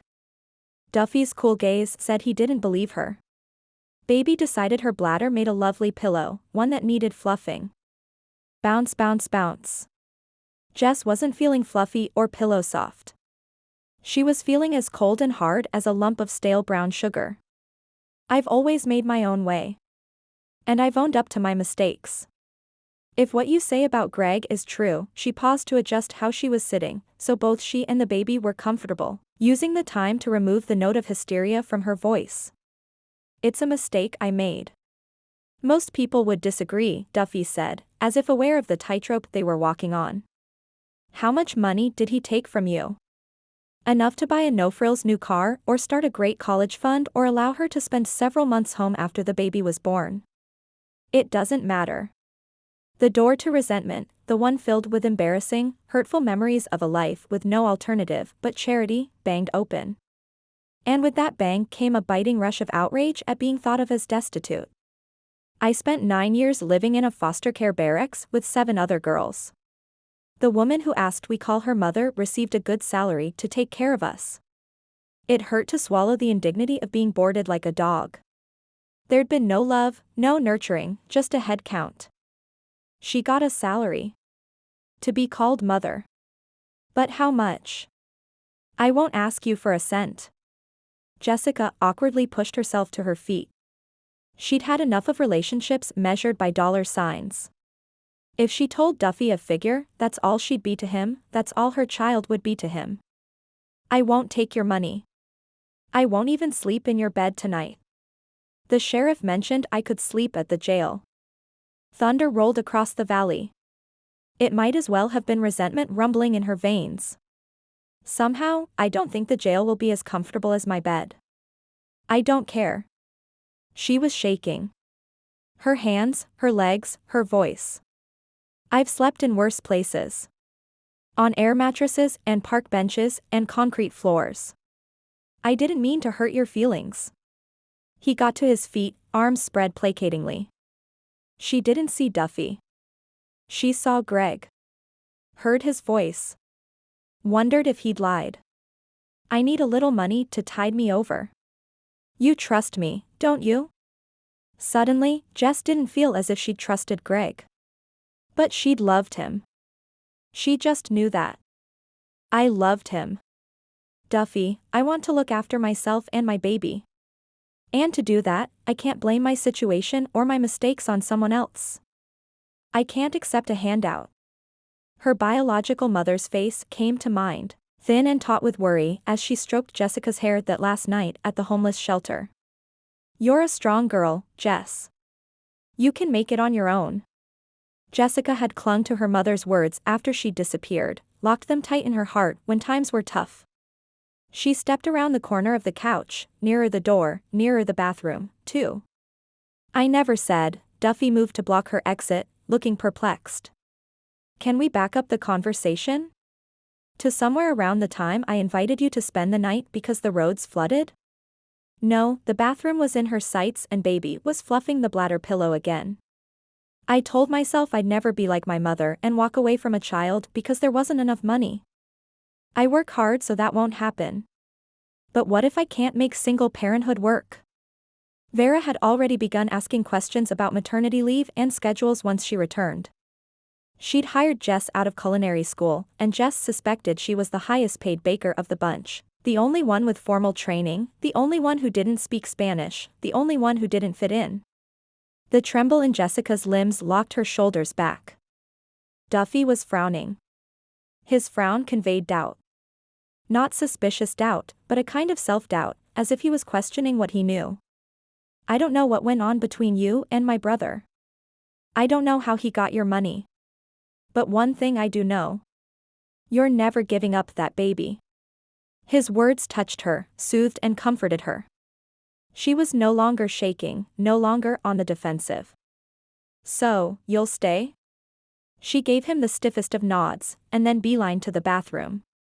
He'd said too much about Greg and the assets he'd liquidated after his brother's death. But other than pointing out the money in Greg's bank account was most likely hers, Jessica claimed not to want anything from him. Doubt prickled his insides like a porcupine with raised hackles. His brain whispered, "Don't believe her. She was in league with Greg." But there was his heart, the part of him Greg had called soft and sentimental more than once, smoothed the hackles of suspicion. "She's not like Greg." While he wrestled with opinions, Duffy changed the sheets on his king-size bed. He used the flannel set his mother had given him for Christmas, the ones he didn't like because they were too warm. Jess needed something soft and warm tonight. Duffy needed something no one could give him, complete faith in Jessica. He wanted to trust her, but there was Greg and there was a history of lies upon lies, twist-tied with lies. "I'll sleep on the couch." Jess stood in the doorway. Her hands pressed into the small of her back as if it ached. "May I have a pillow and a blanket?" No, clearly, this woman had developed an independent streak nearly as strong as Duffy's distrust of Greg. "The pillows and blankets stay in this room. I'm pregnant. Baby can sleep anywhere." Her smile had a "you should believe me" quality that Duffy found hard to believe. She hadn't looked comfortable sitting on the couch. How would she sleep on it? "If my mother hears I let you sleep on the couch, I'll never hear the end of it," he told her. Jess hesitated, and then asked in a soft voice, "You're going to tell her about me?" "Yes." Duffy hadn't thought about it until then, but his parents would want to know. Or at the very least, they should be told. He'd delayed telling them about Jess because he wasn't sure of her agenda in tracking him down. He was still hesitant about the money, but "My mom's going to spoil that kid rotten." "Do you think so?" Jessica's whisper was pockmarked with wonder, thready with hope. Her reaction made Duffy put on a show of confidence. "Please."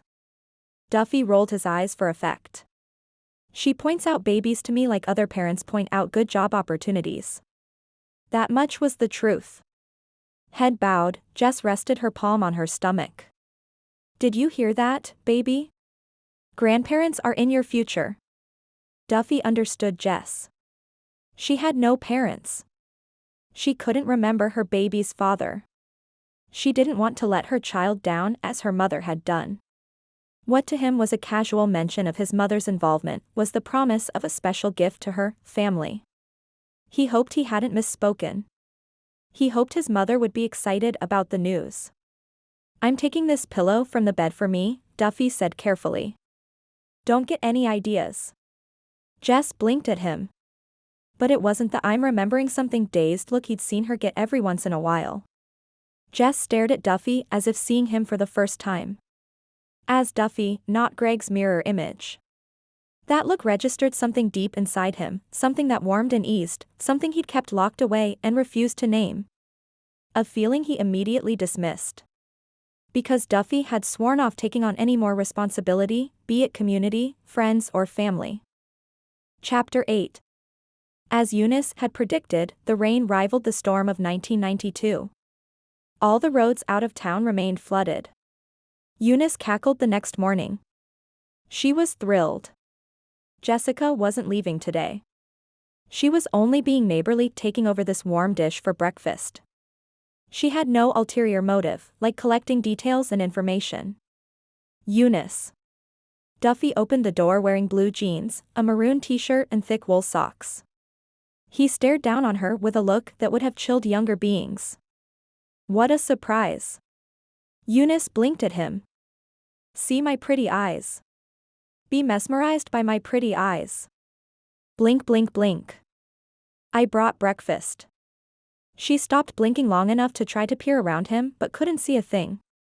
He hadn't opened the door very wide, and his shoulders were so incredibly broad. We had breakfast already.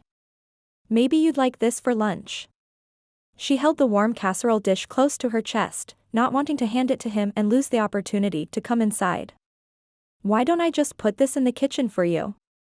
There was a coldness to Duffy's features this morning, as if he'd awoken from centuries of slumber in a block of ice to find everything around him wasn't as it once was.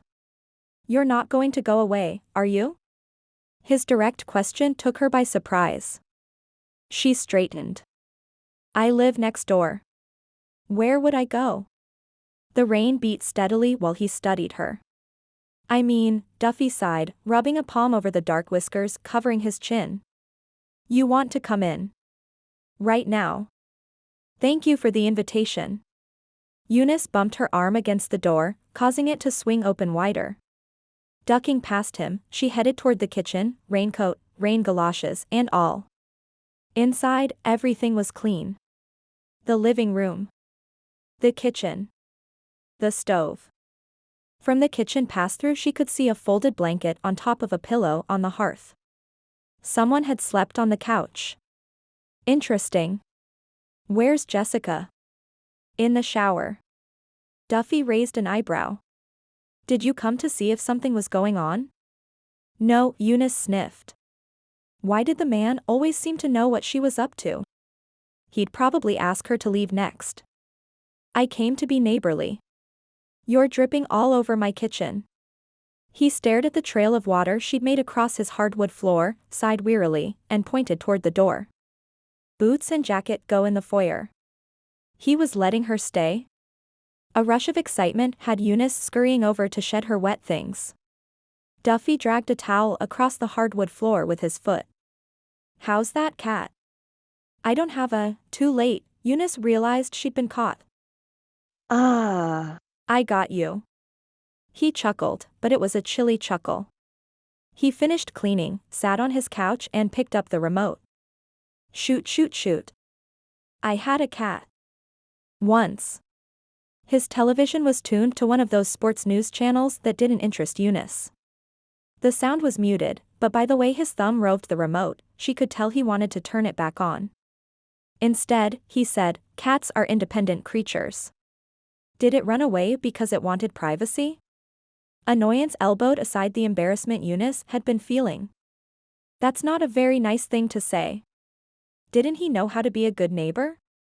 I'm not in a very nice mood in the mornings, Eunice, not until I've had more than one cup of coffee. A mug rested on the black lacquered coffee table. She considered his closed-off expression, weighing it against the grumpy texture of his mood. How many cups have you had? This is my second. He angled his head toward her, wrinkling his nose. What's that smell? It came in with you. Eunice lifted her chin proudly and moved toward the kitchen. She so rarely had a chance to show off her cooking skills. It's bananas wrapped in ham with hollandaise sauce. It had been one of her mother's favorite recipes. Would you like some? Duffy opened his mouth to speak, but nothing came out. Jessica emerged from the bathroom, wearing gray sweats that dragged on the floor and an army green sweatshirt that stretched across her girth. She looked like a child who'd raided her father's closet. Or more likely, Duffy's. What's that smell? Eunice widened her eyes and gave Jessica her sweetest smile, the one that always used to land her modeling jobs. Bananas wrapped in ham with hollandaise sauce. It's just as shocking the second time you say it, Duffy muttered. Jessica placed a hand over her mouth and nose. Baby is sensitive to smells, but it sounds lovely. Is there a story behind it? It's a Fletcher family favorite, born of the need to entice my younger sister to eat. She loved bananas and she loved hollandaise sauce. They both stared at Eunice. She stood in the kitchen doorway holding her smile and herself very still, because that's what beauties did. They held still for everyone's regard. Jessica made a small mewling noise, which Eunice translated to yum. Duffy was suddenly on the move and heading toward Eunice. She'd forgotten the magnetism of her pose, the allure of her smile, the power of her incredible eyes. Whoa, big fella. Eunice raised a hand. Men in her day weren't as tall a specimen as Duffy. I know I pack some powerful mojo. And it had been years since she'd wielded it toward a man. I'll tone it down a notch or two. Turn her smile into a small, secretive one, take her peepers off her wide and innocent setting. Duffy paused in front of her. All 6 foot plus of big, intense man. I'm here for the dish. Eunice felt a jolt of indignation. She was not that kind of woman. I'm old enough to be your grandmother, she sputtered. I'm here for that dish. He pointed to her casserole. Oh. Pity. For a moment, she'd felt 25 again. Let's put it in the stove for now. Duffy slid her dish into the oven, and then opened a window a few inches. Coffee? Please. It's my one vice. Eunice didn't count chocolate as a vice. Or keeping up with the neighbors. Those were necessities. Cream and sugar? Is there any other way? No, ma'am. He opened a cupboard filled with coffee mugs. Eunice rose up on tiptoe to see inside, and then dropped back on her heels in disappointment. There were no university logos, no Playboy bunnies, no comic book characters. Nothing to say what kind of man Duffy was. There were business mugs. Sam's Auto. Mike's Tractor Repair. Hancock's Fertilizer.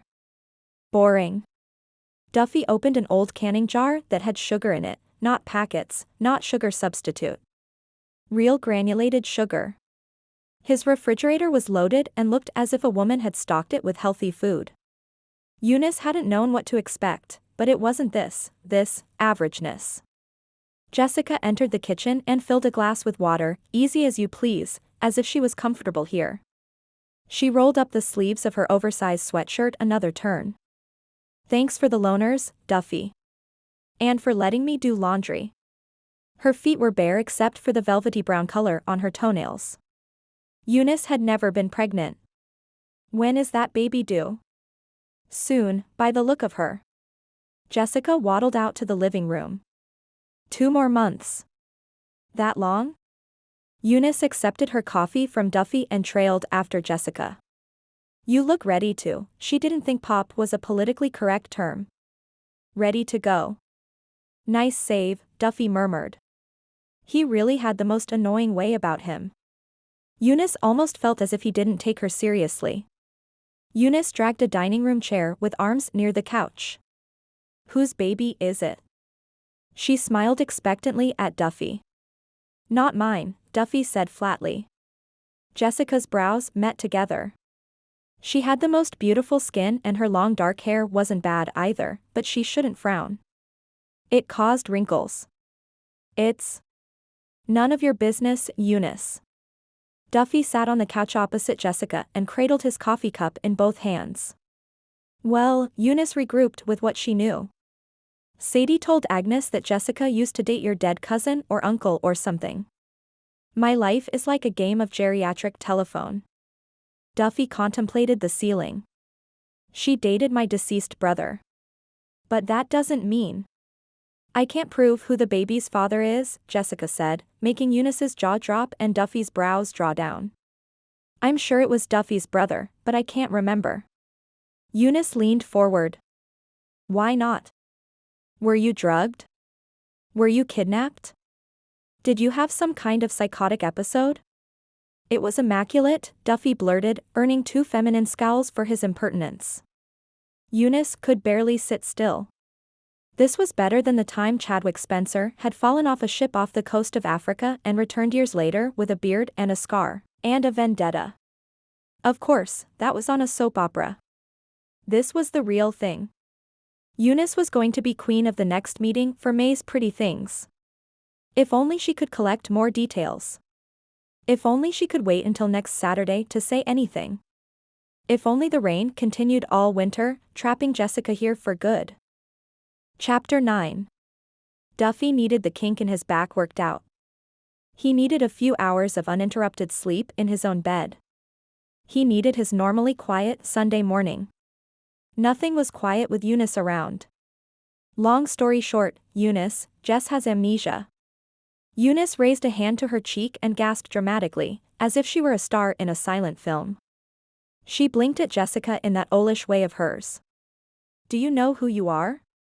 Who the president is? What year it is? Yes. Jess explained about her condition, occasionally flashing Duffy looks that said his rudeness and sarcasm weren't appreciated. Give Jess a week with Eunice stalking her and she'd change her tune. A week? He didn't want Jessica to be here another day.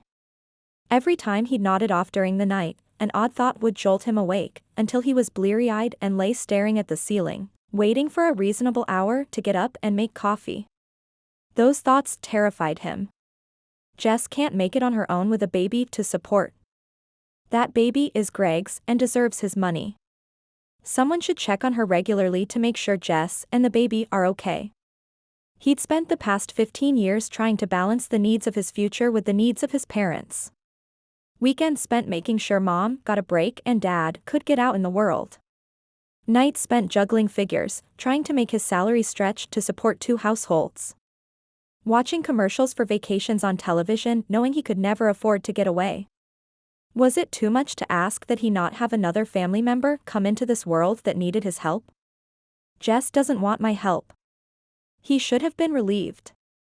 Instead, his brain rejected her independence.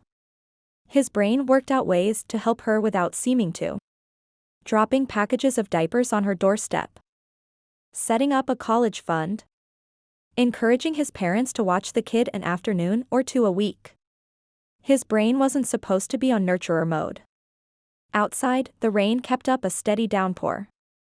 If Duffy squinted, the continuous drops on his windows looked like thin bars. What you're saying is that you need stimulation of your mind to remember everything. Eunice popped out of her seat and eagerly hurried to the bookshelves with Duffy's family pictures. She picked up a photo of his parents standing in front of their old house, moving the frame in and out as if trying to get it in focus. She produced a pair of black glasses and slid them on, hunching over as if she didn't want anyone to see her wear corrective lenses.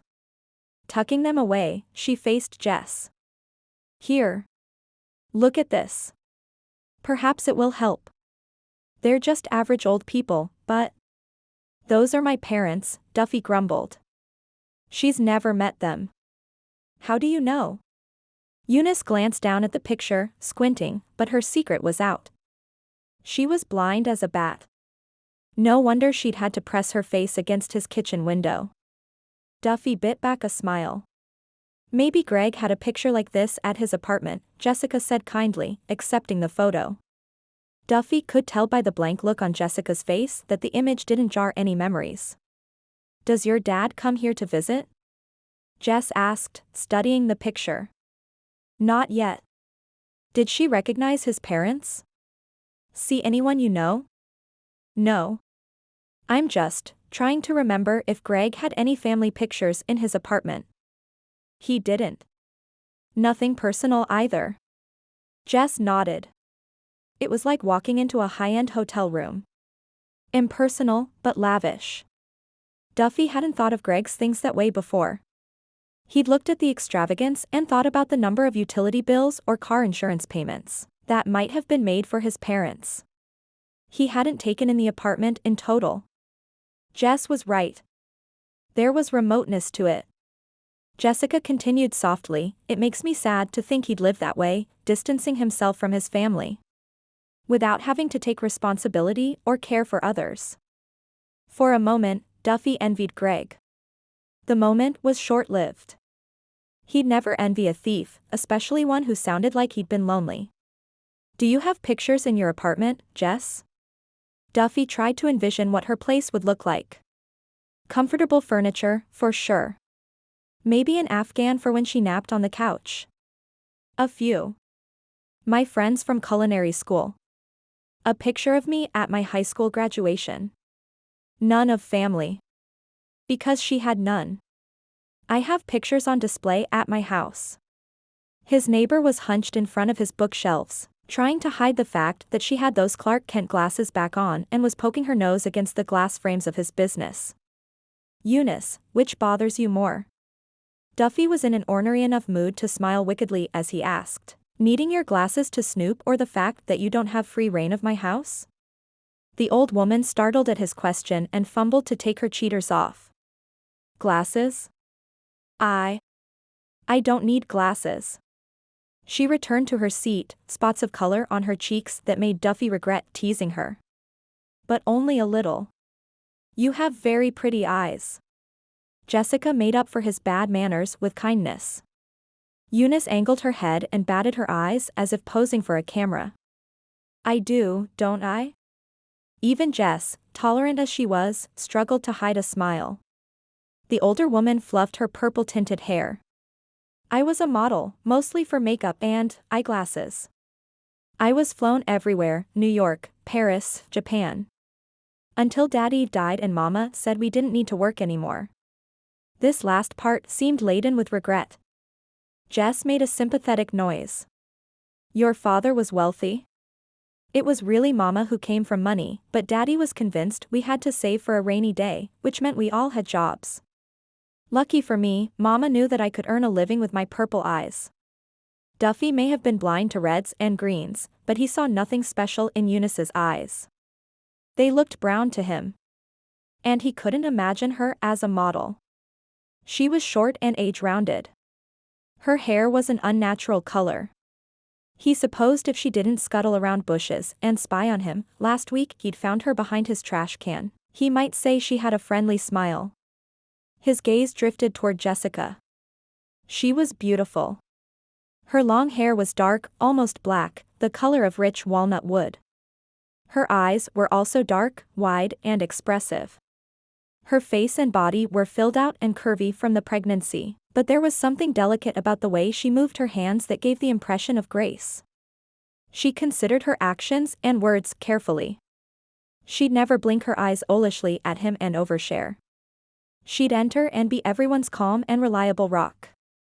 Sure, she'd shown up in Harmony Valley and asked if he was her husband. But she hadn't been hysterical. She may get upset when he touched on a nerve, like when he challenged that self-reliant streak of hers, but he doubted much rattled her. She was taking Eunice's interrogation as calmly as if they were discussing the weather. Jess was a surprise. Surely, she'd surprised Greg. Maybe he'd loved her. Maybe he'd regretted taking her money. And maybe pigs could sprout wings and perform flybys at football games. Duffy didn't want to think about Greg. He sank deeper into the couch, letting his eyes close, listening to the women without hearing their words. Chapter 10. Was your mother a good cook? Jess asked Eunice, trying hard not to think about how horrifying the smell of the hollandaise and banana dish had been. In his corner of the couch, Duffy's eyes were shut. At rest, the distance and skepticism were in remission, the barely veiled pain and sarcasm only traces in the air. Everything about him gentled, became more approachable, more in line with her memories of Greg, which should have brought her dead lover's face to mind. But try as she might, Jess couldn't recall watching Greg doze, couldn't superimpose Greg's face over Duffy's. Mama was inventive, Eunice was saying primly. Ahead of her time in the kitchen. She made the best grilled cheese and jelly sandwiches. While Jess tried to wrap her head around those tastes, Eunice continued. When Daddy was alive, butter was sometimes too expensive for his budget, and Mama didn't approve of margarine. First, she tried frying cheese sandwiches on top of pickle slices.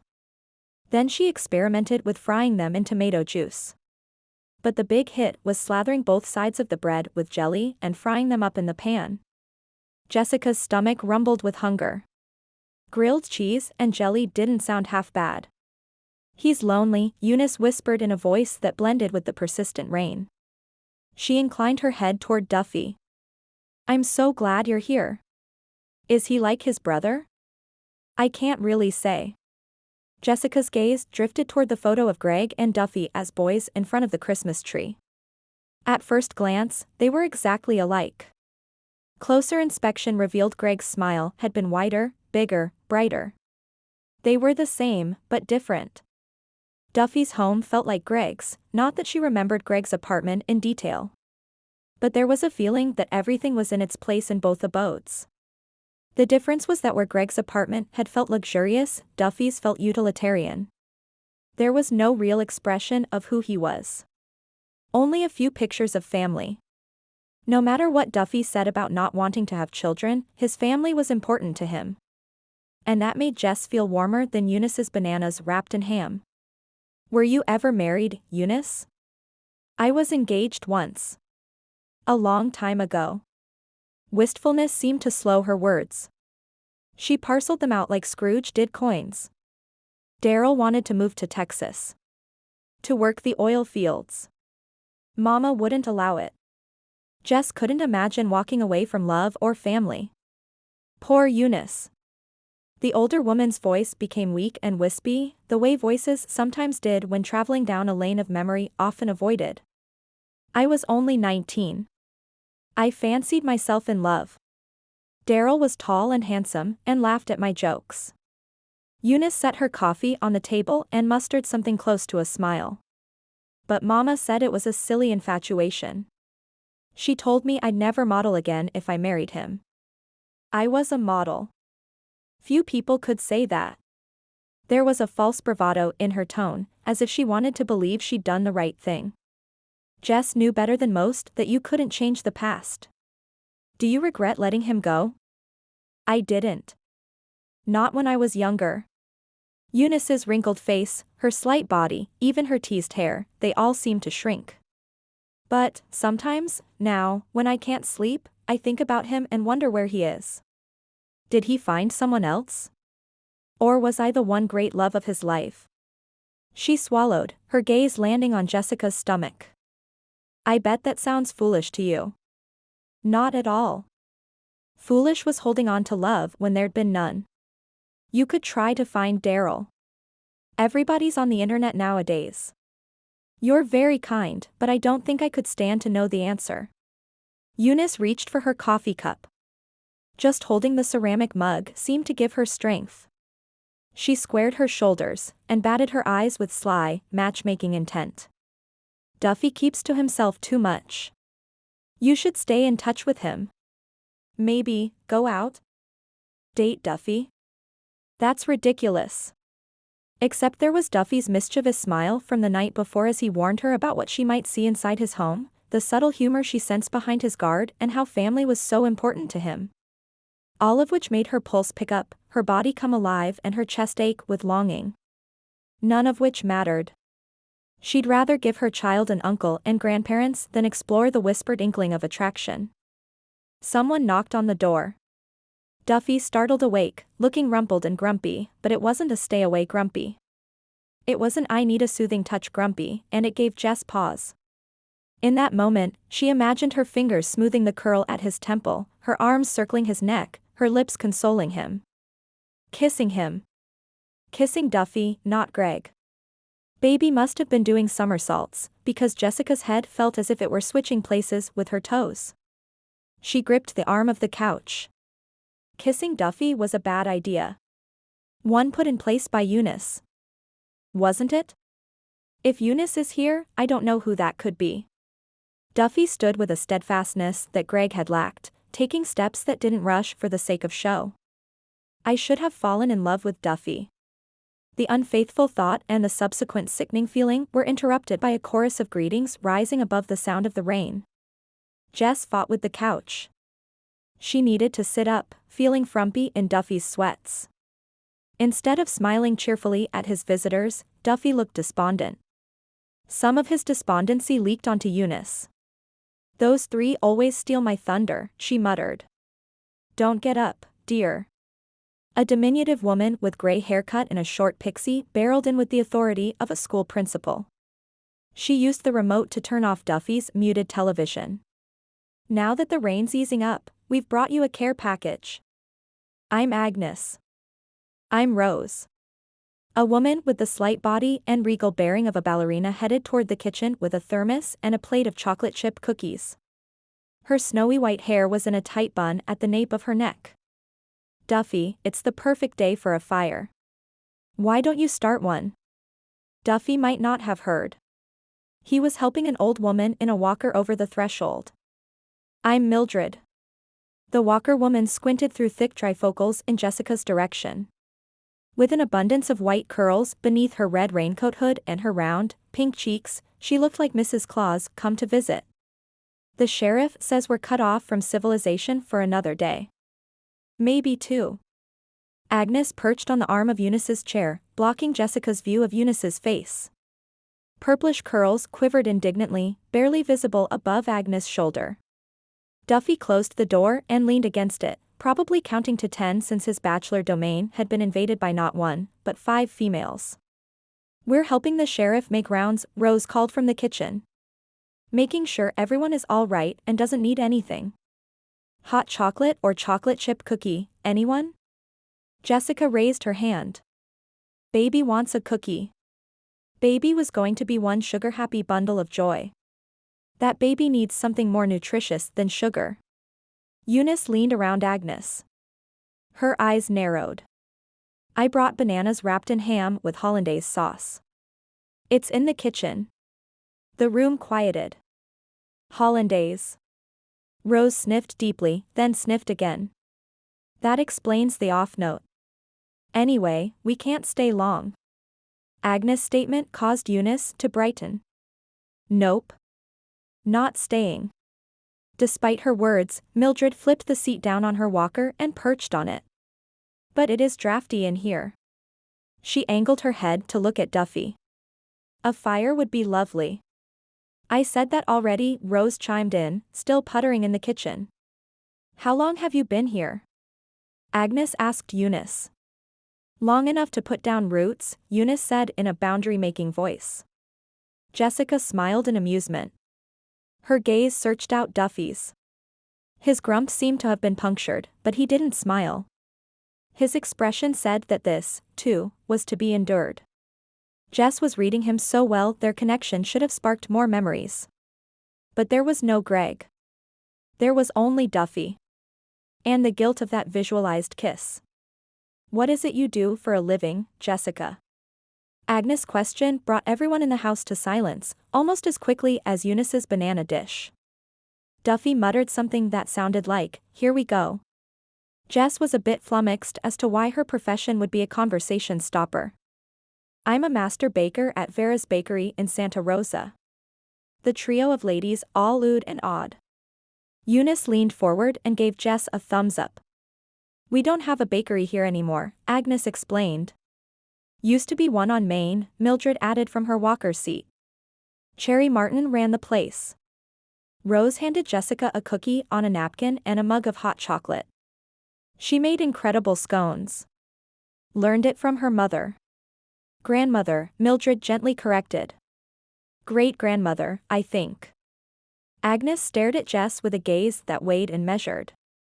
Whatever she was looking for, Jess hoped she didn't take into account Duffy's baggy gray sweats. Seems like their family had been bakers for 100 years or more.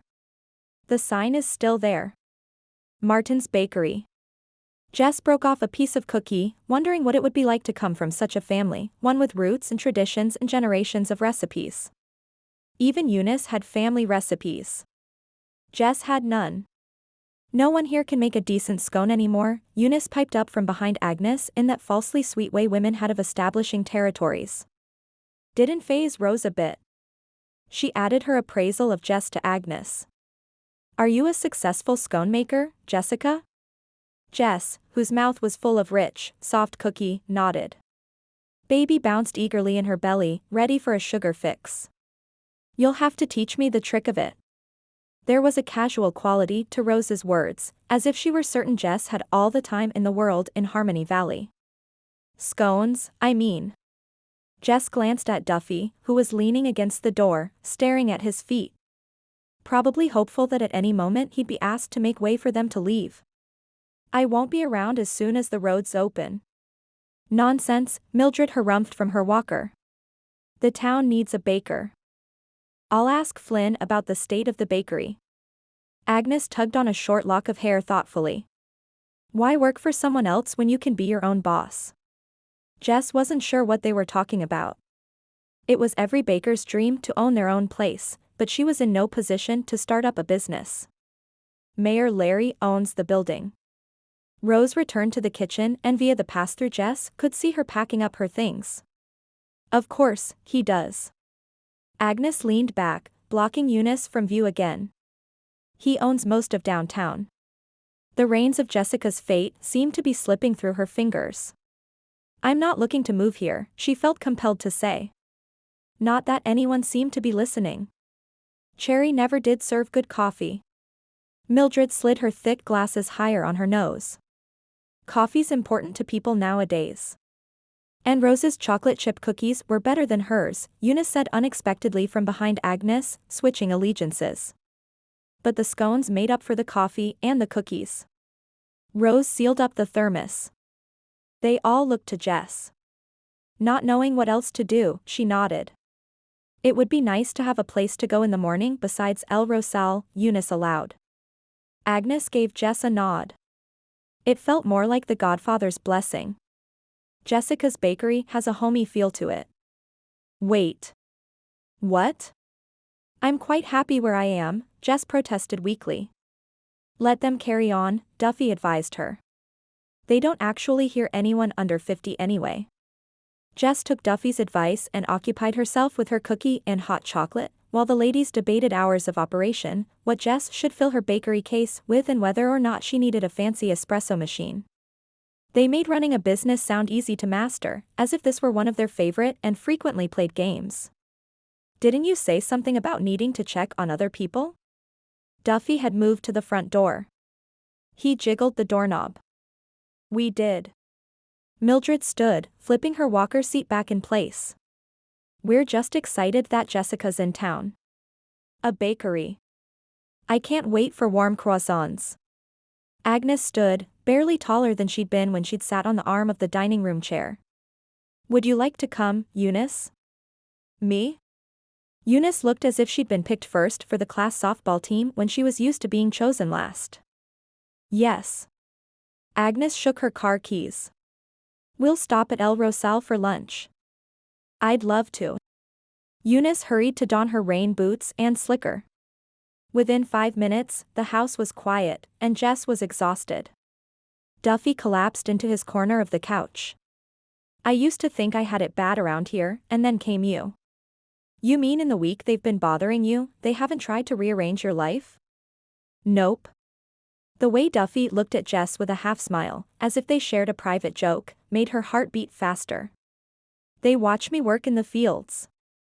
They ask me questions about my social life. But they've never planned out my career path as completely as they just did yours. As much as I'd love to own my own business, just saying it out loud gave Jess a tiny thrill.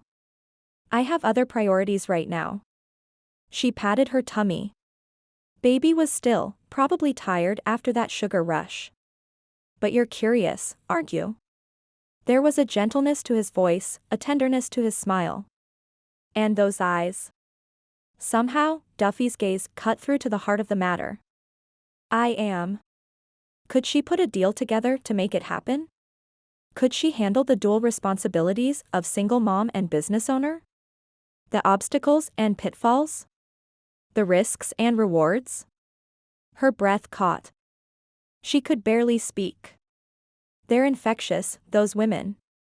Jess hoped she kept the wistfulness from her tone. I'd love to look at the place, but I don't have the capital to start a business. Duffy's smile faded, bursting her little bubble. 15 years of lies and betrayal were hard to get past. At least, that's what Duffy told himself to stop projecting Greg's swindling ways onto Jess. Start a business here? She hadn't asked the town council to drop by and suggest that she stay. If that were the case, she wouldn't have been wearing his old sweats. She'd have presented herself accordingly as a business professional. She'd have talked to Duffy after the town council left about things she'd offer in the bakery. She'd have pressed him to take her to see it. Instead, she'd gone to take a nap. She'd asked him to say something nice about his brother. She didn't hold whatever scam Greg had pulled on her against him. She was at peace when it came to Greg. And surprisingly, Duffy wanted some of that peace for himself and his family. Michael. Duffy's mom's voice was warm and welcoming. I'm so glad you called. We were just thinking of you. The news showed heavy rain up your way last night. His parents were the only people to call Duffy by his given name, one he never thought really fit him. Hi, Mom. The road up here is underwater, but most of the town sits above the floodplain. I'm fine. That makes me feel better. Let me get your father. Mom was in good spirits and would hopefully remain so after his news. Her words became muffled. Honey, Michael's on the phone. Mom, hold on. Since Jess was napping, Duffy lowered his voice and stepped out on the front porch, immediately serenaded by the steady beat of the rain. A woman got in touch with me. She used to be Greg's girlfriend. Really? How quickly suspicion colored Mom's tone, thanks to Greg, who jaded them all. What does she want? Nothing. She's. He glanced up and down the street, but he was alone. No Eunice lurking behind a bush or staring through her window at him. She's having Greg's baby. There were comfortable silences, and then there were uncomfortable silences. This was not a comfortable silence. Mom, are you still there? What does she want? Mom's voice sounded as rusty as the day they'd held a private service for Greg. They'd taken a boat out to sea, saying little until Greg's ashes were spread. At that point, Mom had pronounced, "It's done." She must want something, Mom said, the rust beginning to sharpen into jagged points. Nothing. She wants nothing. Despite the porch roof over his head and the door at his back, the cold and wet seeped into Duffy's bones. Jess wanted a family. But pride wouldn't allow her to ask. Which meant Duffy had to at least present the idea to his parents and hope they'd act with as much grace about the situation as Jess did. Thunder mocked that thought with deep, rolling claps. I don't know if I can trust someone like that, his mother whispered the exact sentiment Duffy had when he'd first met Jess. Greg is dead, Mom. Maybe it's time to let bygones be bygones. Maybe Duffy didn't think about his twin often enough with compassion. Or maybe it was having Jessica speak kindly of Greg in a way no one had in years that gotten to him. Duffy suddenly wanted his mother to say something nice about Greg, to believe he hadn't been rotten to his core all his life. Wasn't that what mothers were supposed to do? Love and forgive their children. Jess has no one. And apparently, he swindled her, too. Michael, we can't afford to give her anything. The jaggedness was back in her voice. There was a clatter on the other end of the line before Duffy could defend Jess further. Are you staying dry, son? His father's voice. Yep. Duffy forced cheer into his reply. There was another painful silence. Duffy hoped his mother would give Jess a chance, give her grandchild a chance, give Greg a chance. Did I miss something? His father asked. I'll let you two talk. Duffy's mother's voice was as dead as Greg. Duffy wasn't sure if his mom wanted him to tell his dad about Jess or not. He told him anyway, explaining about her amnesia and finding Duffy in order to find answers. This is like God giving us a do-over, Dad said, ever the optimist. I'd like to meet this woman. When the weather clears, Duffy promised. The thunder rolled. Chapter 11. What do you normally do on a Sunday? Jess asked Duffy after lunch. Her dark hair fell in tousled waves across her shoulders. Sleep still shadowed her eyes. She sat cross-legged on the couch in the corner across from Duffy, her pregnant belly like a large beach ball in her lap. I don't want to keep you from anything. The rain outside was as steady as white noise. The day dark and dreary. Or had it merely become so since his phone call with his parents? Duffy lowered the television volume on the do-it-yourself program. It's the one day of the week that I collapse on the couch and watch TV. Jess pushed herself to her feet, belly first, and then moved with deliberate care to the dining room chair Eunice had occupied earlier. It's all yours. She was always deferring to him. Duffy refrained from extending his legs across the cushions. That said, I can't sit still for long. I usually get bored, so I drive to the vineyards I manage. He wondered which plots were flooded. Or I head down to Santa Rosa to see my folks. Not possible today. And in hindsight, he probably should have waited to tell Mom about Jess in person. I'm sorry you're stranded with me. Don't worry about it. He didn't mind having Jess around. She was easy to be with, which was weird considering why they'd met. It was Eunice, her spying and her funky casseroles that got under Duffy's skin. And you? What do you usually do on a Sunday? Sleep in. Nap. Go to bed early. She yawned. Exciting life you live. Jess gazed out the window, presumably at the rain, and more rain. Is it safe to drive around town? Some parts, I'm sure. It'd be nice to get out. She snuck a glance at him, the beginnings of a smile showing. You could check on the vineyards. We could take your truck. We? She patted her stomach and grinned. Baby's bored. I don't want to put you two in danger. But Duffy couldn't shake his curiosity. A vineyard manager needed to know how the properties under his care received the weather. I'd settle for a drive down Main Street and back. Main Street? Where the bakery was located. Jess must have sensed his knee-jerk reaction, because she backpedaled. Oh, shoot. I don't need to see the bakery. I can't afford it, and I wouldn't take your money if you offered. She fixed him with an obey me frown. Don't you dare offer. Duffy measured her words with the same yardstick he'd have used on Greg, the one that delved for secret agendas and next moves. But Jess wasn't Greg, and where she was concerned there was nothing to measure but sincerity. I gave everything Greg had to my parents. Don't sweat it. My time to own my own shop will come. But there was a resigned note in her voice. She didn't believe her time would ever come. Duffy knew exactly how she felt. 15 years of toiling under the mantle of responsibility, and his time had finally come. After we check on those vines, we can drive by the bakery. What was the harm in that? He was rewarded with a small smile. But only if you promise to wear my coat. If I recall, Baby doesn't like the rain.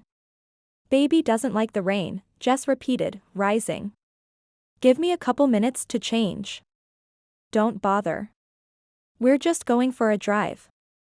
She glanced down at his clothes. Granted, with the sweatpants bagging shapelessly at her ankles and the sleeves rolled up on his sweatshirt, she looked dumpy. But then she smiled and the clothes she wore didn't matter. I suppose. At least, I'm comfortable. They bundled up. Jessica practically disappeared in his yellow rain slicker. Only her loosely laced sneakers were showing. As they were backing out of the driveway in Duffy's truck, the sheriff pulled up. Make sure you stay north and west, Nate said upon hearing their plan. He hesitated, and then added, if you head up Parish Hill, could you check on Rutgar? I haven't been able to make it up that way yet. He hasn't answered his phone, but maybe he lost power. Or maybe Rutgar just doesn't want to be disturbed, Duffy guessed, pulling away. Greg didn't like to be disturbed, Jessica said in her memory-cradling voice. I had to call first before I came over. Duffy could imagine several reasons why, include Greg entertaining other women, but he didn't want to say anything to upset Jess. He drove, letting her memories come to her as he marked time by the speed of his windshield wipers. You can say it. Jess didn't allow more than a few wiper swipes before confronting the issue head-on. Whatever you think Greg was doing and didn't want me to know about. You can tell me. When he didn't rise to the bait, she added, the knowing is better than not, trust me. Duffy pulled into the main winery property, driving past the old farmhouse and around to the back, Gaze taking in the pools of water and areas of better drainage. When it came to Greg, the truth is kind of brutal. Remember, there were other women he took advantage of. She drew a shuddering breath. Married women. Wealthy women. They. Wow. She cut him off. That's a side of him I definitely don't remember and didn't suspect. Thankfully. Enough said. Duffy drove along the edge of the property, down by the river. There's something peaceful about a vineyard. Jessica gazed out over the drenched rows. What is it you're looking for exactly? Fallen trees or limbs? Flooding. General storm damage so I can manage the crews scheduled to work this week. The property had weathered the leading edge of the storm quite well. He drove to the Mayanetti property next. It was one big puddle. I'll need to watch how well the water drains from this place. They drove past two other small vineyards that had minimal damage. Cleanup could be taken care of with the caning crew. If he hadn't had Jess in the truck, Duffy might have seen if he could drive to the properties on the eastern side of town, the section the sheriff had warned them were dangerous. Instead, he headed toward the only other property left to visit.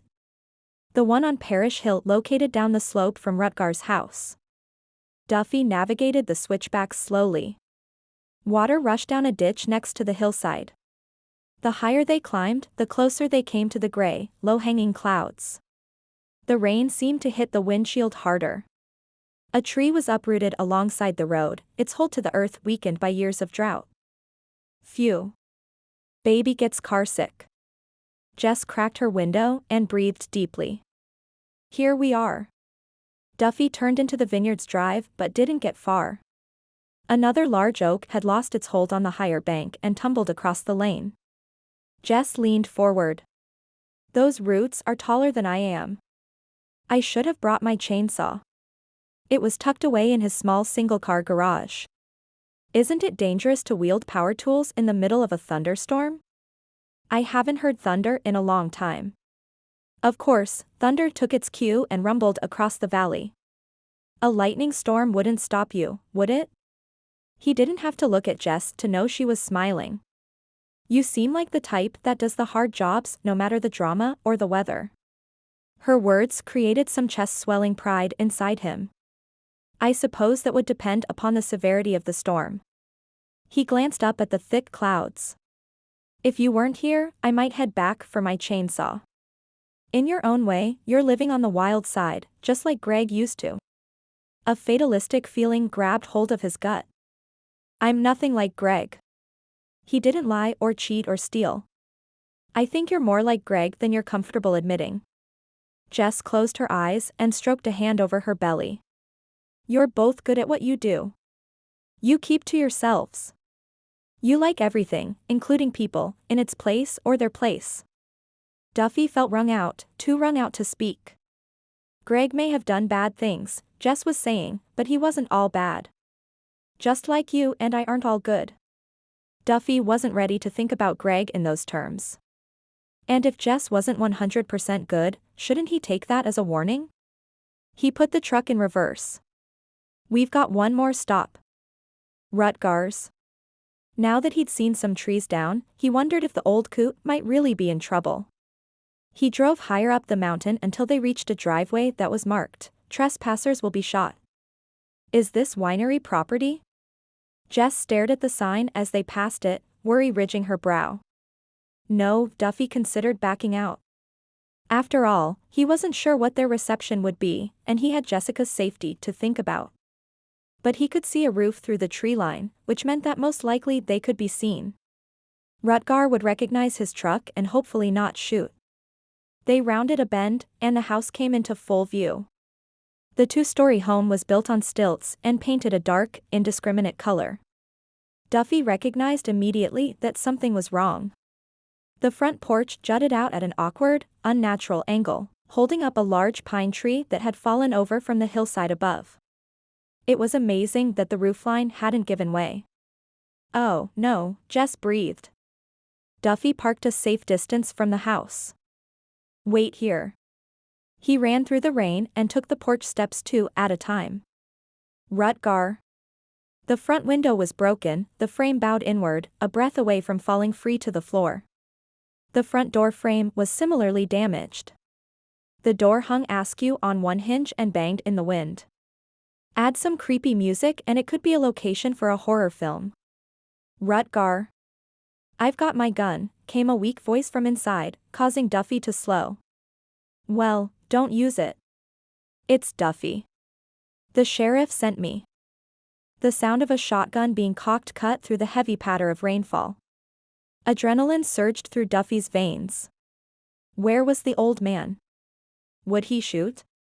If he hadn't pulled the trigger by now, chances were slim he'd do so. Weren't they? Thank heavens Jess was safe in the cab. "Don't shoot." Duffy tossed his hood back so that the old man might more easily recognize him. He walked cautiously toward the doorway. "I've got a pregnant woman with me." Hiding behind a woman. Ha! "I knew the kind of man you were the first day I saw you on the mountain." Rutger's voice may have lacked the booming quality that had annoyed Duffy on previous occasions, but he was still in turf defending mode. Duffy gritted his teeth and stepped inside, refusing to hold his hands up like a hostage anymore. "I need to make sure you're okay, and then I'll leave." He peered into the gloomy house. There were heads of snarling dead animals and beasts with antlers mounted on walls. Definitely slasher movie location potential. Duffy's pulse kicked up another few notches. Despite his every sense advising him to make a run for it, Duffy took a few more steps inside. "Did you lose power? Don't come any closer." Rutger sat on the brown shag carpet beneath the worst of the roof damage. Blood shadowed one side of his face and darkened his golden beard. He held the shotgun in his lap, barrel wavering in Duffy's direction. "You're hurt." Duffy surveyed the ceiling above the old man, looking for studs poking through the wall, listening for telltale creaks that the place was about to crumble. Nothing. A river rock fireplace was to Rutger's right, the broken window to his left. The curtains and the rain blew in on the old man. Why hadn't he moved to a drier, safer place? "You're a liar, Duffy. Where's that pregnant woman?" Rutger raised the gun barrel with hands that shook. "I'm right here." Jess stepped through the doorway, bundled up like a yellow-robed wizard in Duffy's rain slicker. The gun barrel swung in her direction. Duffy's pulse pounded an SOS at his temples. "Run." He stepped between Jess and the gun, and said as calmly as possible in what might be the last seconds of his life, "Could you wait outside, Jess? I don't know if this house is stable, but I know Rutger isn't. I can hear you plotting against me." Rutger's gun remained pointed at Duffy's chest, except when the old man's hand tremors sent the barrel pointing toward Duffy's head. Duffy hoped Rutger's trigger finger didn't convulse. "He's got a head wound, Jess. I don't think he knows what he's doing." Duffy glanced over his shoulder at her and mouthed, "Get out." Her arms cradled her belly. She drew a deep breath and took a step, in the wrong direction. "I'm Jess. You must be Rutger." "Jess," Duffy hissed, reaching for her. Jess dodged, moving closer to the old man and his gun. Had he thought her being with Greg an anomaly because she seemed so tender and fragile? He was learning that she was strong and took risks, unlike any woman he'd ever known. Jess did a quick survey of her surroundings. "So this is your home, Rutger. Looks like you're a mighty hunter." Time slowed. Duffy played out several scenarios in his mind, dragging Jess to safety, rushing Rutger, holding his ground and calling the sheriff. None of his scenarios ended well. His breath became leaden. Blood rushed in his ears. Jess. He had to protect Jess. And Greg's baby. Duffy snagged her arm when she drew near, tugging her behind him once more, clasping her hand to hold her in place. If anyone gets shot today, it'll be me. You got that right. Rutgar's voice rumbled through the house like an upset grizzly's. Men can be so annoying. Jess peeked around Duffy's shoulder, seemingly unconcerned, but there was a tremble in the hand he held that gave her away.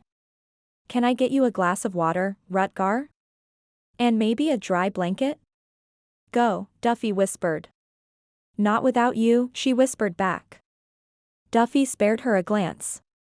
You're beautiful and brave. He spoke the truth, because he might not be alive to tell her so tomorrow, and she needed to know after all his brother had put her through. Jessica's eyes widened. Her other hand slipped around his forearm. Duffy almost hated to add, and now you're being stupid. Run. She stays. Rutgar licked his lips. This close, Duffy could see his eyes were dazed. Water had soaked him and the carpet beneath the broken window. When the wind blew the curtains in, rain splattered Rutgar. Wet, cold, bleeding, no wonder the old man was irrational. More irrational than normal, anyway. I'll get you that water. Jess disappeared around a corner. And then we'll take a look at your forehead.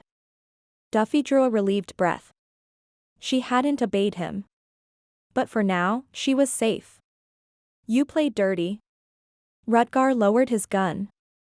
Bringing your woman here. She's not mine. And you shouldn't point guns at people. Duffy couldn't keep the anger out of his voice as he dialed the sheriff. After speaking to Nate, Duffy felt calmer and more sympathetic to Rutgar's plight. When did the tree fall? This morning. Rutgar gestured a few feet away to a sideways coffee mug and dark stain. Crack boom. No warning. Every time I try to get up, I fall down. So, I've been sitting. Duffy had taken basic first aid, but that meant he knew CPR and how to bandage cuts, not much else. Certainly nothing about concussions. Nothing hurts other than your head? Correct. Rutgar lifted blood-stained fingers and tentatively touched his temple, wincing. That burlwood clock fell off the wall onto my noggin. A thick, round piece of wood lay near his hip. Ouch. Duffy dropped to his knees next to him. How about you put the safety on that gun before Jess comes back? Rutgar scowled at him, but did as Duffy asked, placing the shotgun on the stone hearth next to him. Duffy hadn't realized how much he wanted that gun out of the equation until the old man set it aside.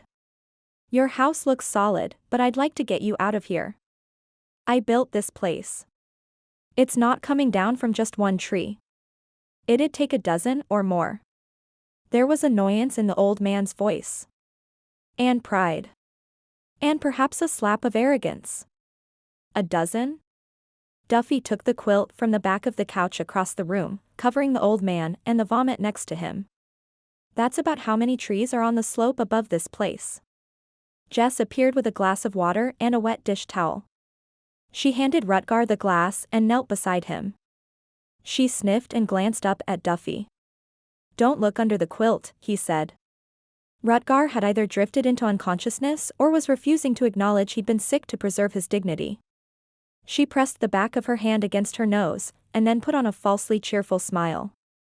I'm going to clean you up a bit, so you don't look so scary. I always look scary. Rutgar chuckled the way a man does when he's pleased with a woman's attention. My looks keep everyone on their toes. How many fingers am I holding up? Duffy held up 2. At least make it hard. Rutgar raised the glass in a wavering toast before taking a sip that sent water dribbling onto his already wet flannel shirt. The light is dim in here, but I can see all 5 of your digits. I'm shaken up, not delirious. I'll argue that last point, Duffy said, making sure Jess saw he only had 2 fingers on display. You pointed a gun at me. And Jess and her baby. It was hard to keep the exasperation from his voice. The man was injured. But what if Rutgar had shot first and asked questions later? Rutgar's cheeks finally showed some color.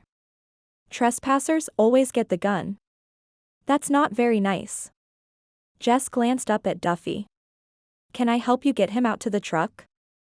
No, Duffy gestured to the very large, possibly concussed old man. I can help Rutger up, but if he pulls a drunken sailor on me, we'll all hit the floor. I won't risk you and the baby. A real man could hold me up. Rutger's acerbic tone might have carried more weight if his head hadn't lolled to one side. Jess plucked the glass from his hand before it spilled. You're not tiny, Rutger, Duffy countered, working hard to soften the edge of his words. It's going to take 2 real men to keep you upright. We'll wait for the sheriff. Oh, don't start with the melodrama. Rutger continued listing to one side until his shoulder met the edge of the fireplace. I'm fine. Get me upstairs to bed and tomorrow I'll be running around, same as always. Jess touched his temple with the dishcloth, and he winced. I'll give you that I might need a stitch or 2, but I won't be put on a stretcher and into an ambulance. If the sheriff can't stitch me up, I'll drive myself to the urgent care clinic in Cloverdale. You'd have better luck taking a boat down the Harmony River, Duffy told him. The roads are still flooded and closed. Who needs a doctor? I bet your little woman could sew me up. Rutger glanced up at Jess. His eyes rolled back, and his head jerked as if he was fighting sleep. He gathered the quilt to his chest, exposing his puke. Don't take that bet. Jessica's mouth worked. She looked green. Baby doesn't like blood. Chapter 12. You put yourself and the baby in danger back there.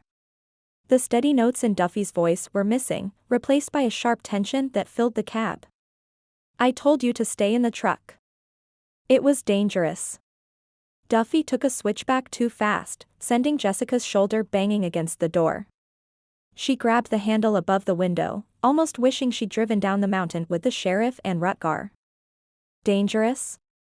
An old man bleeding in his home. Jessica's derisive snort came out more like a choking cough. My mom and I lived on the streets for 2 years. Rutger didn't scare me. Bravado didn't fall easily from her lips. She'd been shaky on her feet, hiding out in the kitchen until she was sure the safety was on the shotgun. But living rough had taught her you always hid your fear. She refused to admit it now. I was annoyed with both of you. So, you said. Oh, the sarcasm. And disbelief. It was clear Duffy wasn't buying any of her bluster. She needed a comeback, but her brain was as empty as a candy dish after Halloween. She cracked her window and breathed deeply. Duffy noticed. You okay? I'm tired, Jess admitted. And lately, when I get tired in the afternoon, I get pregnant brain. Duffy spared her a quick glance. What does that mean? I might not remember a word I want to use. Or I might gaze off in the distance like a space cadet. Or I might say something totally inappropriate. Like admitting she appreciated the way he'd opened up to her about his family and Greg, or that she'd thought about kissing him. She snuck a glance at Duffy. He had a strong profile. A few days ago, she would have said it was a stern, unforgiving profile. But now she knew better. A man who put up with neighbors like he did didn't have a heart of ice. He caught her staring and gave her a tender smile. Everything all right? Mouth suddenly dry, Jess snapped her attention ahead. The rain was relentless, the wipers on high. Everything was in frenzy mode, including her heart. I need a drink. That's a joke, right? Another switchback. The baby protested the shift in inertia by stretching. Jess had just been thinking about what she wanted to drink. The word escaped her. And then the muscles in her stomach tensed in a wave that started near her hips and worked its way up to her lungs, locking down all coherent thought. A bathroom? A back rub? A martini? The practice contraction passed. Water, she gasped. The word of the day is water. So that's pregnant brain. There was a teasing note in Duffy's voice. It was reassuring after the gun and blood and bodily fluids at Rutger's. I can relate to afternoon shutdown. That's when I have another cup of coffee. Baby doesn't like coffee. Baby wanted another cup of Rose's hot chocolate. Duffy smiled that tender smile again. The one that made her want to reach over and take his hand. Why do you talk about your child as if baby is its given name? I don't know if it's a boy or a girl. She wasn't going to tell him the entire truth, that she talked to her child because she'd been lonely. And so instead of saying he or she, I call my little one baby. Baby was fully awake, flapping elbows in her belly. Duffy turned onto a straight and level street, and Jess breathed easier. You're having a girl, Duffy said with certainty. What makes you think that? People made guesses about the sex of her child all the time. She was carrying baby high, so it was a girl. She was carrying baby far forward, so it was a boy. What was Duffy's trick? If Greg was happy about becoming a father, it'd be because he could spoil his little princess. It had to be the sweetest thing Duffy had ever said to her about Greg. A thought dropped into Jessica's brain. An awful thought. I don't think Greg knew about the baby. I don't think I told him. You don't seem like the type to hold important information back. I know, right? The reason for her secret was there in front of her. Jess could feel the answer like a physical thing pulsing behind her eyes. And then another practice contraction hit, and her brain went blank. I don't know. I'm not sure why I didn't. Duffy spared her another glance, perhaps noticing her flushed cheeks. Pregnant brain? Pregnant brain, practice contraction, fatigue, dehydration. The contraction eased. Jess wanted to collapse on a bed. Did I mention fatigue? We'll get you some water in town. Minutes later, they pulled up in front of the sheriff's office and got out in the rain. Jess sought shelter beneath a sidewalk awning, waiting for the men to help Rutger out of the sheriff's truck. I can walk, Rutger said, putting his boots on the ground before anyone was ready to help him. And then he startled, beefy arms tossing about for purchase. Why is the ground spinning? Look up, Duffy shouted, rushing over to keep the old man from falling. As they'd done on the mountain, Duffy and Sheriff Nate grabbed each other's wrists and had Rutger sit on their arms. They carried him into the sheriff's office. No one needs to know about this. Rutger's voice boomed as loud as thunder. He looked up at a gray-haired woman holding the sheriff's door open. Patty, what are you doing here? I've got a doctor in Cloverdale ready to live chat on my phone. She carried a backpack and wore a green scrub blouse over her blue jeans. And I'll be telling all my friends how far the mighty Norseman has fallen. As they carried him inside, Rutger's response was lost beneath the sound of the pelting rain. Jess should go inside to find water, but she wasn't keen on seeing any more blood or vomit. Instead, she called Vera to give her a heads up that she might be stuck in Harmony Valley more than a night or two. I told you to watch the weather report. The bakery owner's voice snapped with unexpected sharpness. I'm sorry, Jess said. She knew missing work was Vera's hot button. That's why she'd wanted to give her advance warning. Vera made a noise that was the equivalent of the verbal evil eye. I told you when I hired you that I need reliable employees. Not people who get into car accidents and can't work. Not people who need maternity leave. Vera was sucking in air like a clogged vacuum. This is only the beginning. First there will be weather. Then there will be a sick child. Then there will be a wedding and a honeymoon and more children. Jess refrained from pointing out that it was Vera who'd encouraged her to find a baby daddy or a sugar daddy, either of which might want to make an honest woman out of her.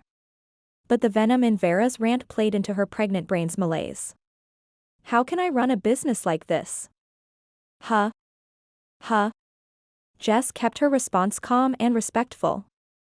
I hope to be back in time for my shift Tuesday morning. If you're not, Vera huffed and collected herself. Be here. She hung up. Baby shuddered. Jess tended to agree. Wanting to be alone, Jess walked away from the sheriff's office, passing beneath several awnings atop old buildings. The street lights were a quaint, old-fashioned style. Black iron posts. What looked like gas lamps. Very Hallmark movie-esque. The space next to the sheriff's office housed huge vats and wine barrels. Small block lettering on the door proclaimed it to be the Harmony Valley Vineyards wine cellar. The next space looked to have been an office of some kind. There was a lone metal desk. On the corner was a small bar, also abandoned. She turned and hurried along the side of the building and across the alley to the next corner on Main Street. The wind picked up its pace and sent Duffy's rain slicker flapping against her legs. Main Street had more action. Across from her was an empty grocery store, but down the block a barbershop pole spun lazily. May's Pretty Things sat across from the barber pole with quilts and Afghans in the window. Next to it was a small restaurant called Giordano's Mexican-Italian Cafe. El Rosal was at the far end of the block. And then Jess reached the empty bakery. A hand-carved wooden sign hung above the door, Martin's Bakery. Inside, there was a window seat and an odd collection of round and oblong tables. The chairs were wood, mismatched and stacked in a corner. 3 feet of dark brown paneling was capped with a chair railing on the side wall. 3 bakery cases made an L shape in the space. A large chalkboard hung on the wall behind the register. It looked like the last daily special had been pumpkin scones. But what kept catching Jessica's gaze were the photos on the walls. She pressed her nose against the glass. Sepia or black and white, yellowed with age and dulled with dust. There were group photos and photos of women standing in front of the bakery in long dresses with aprons, holding parasols or babies or bread. The bakery had roots. Agnes had mentioned generations of bakers, and here they were.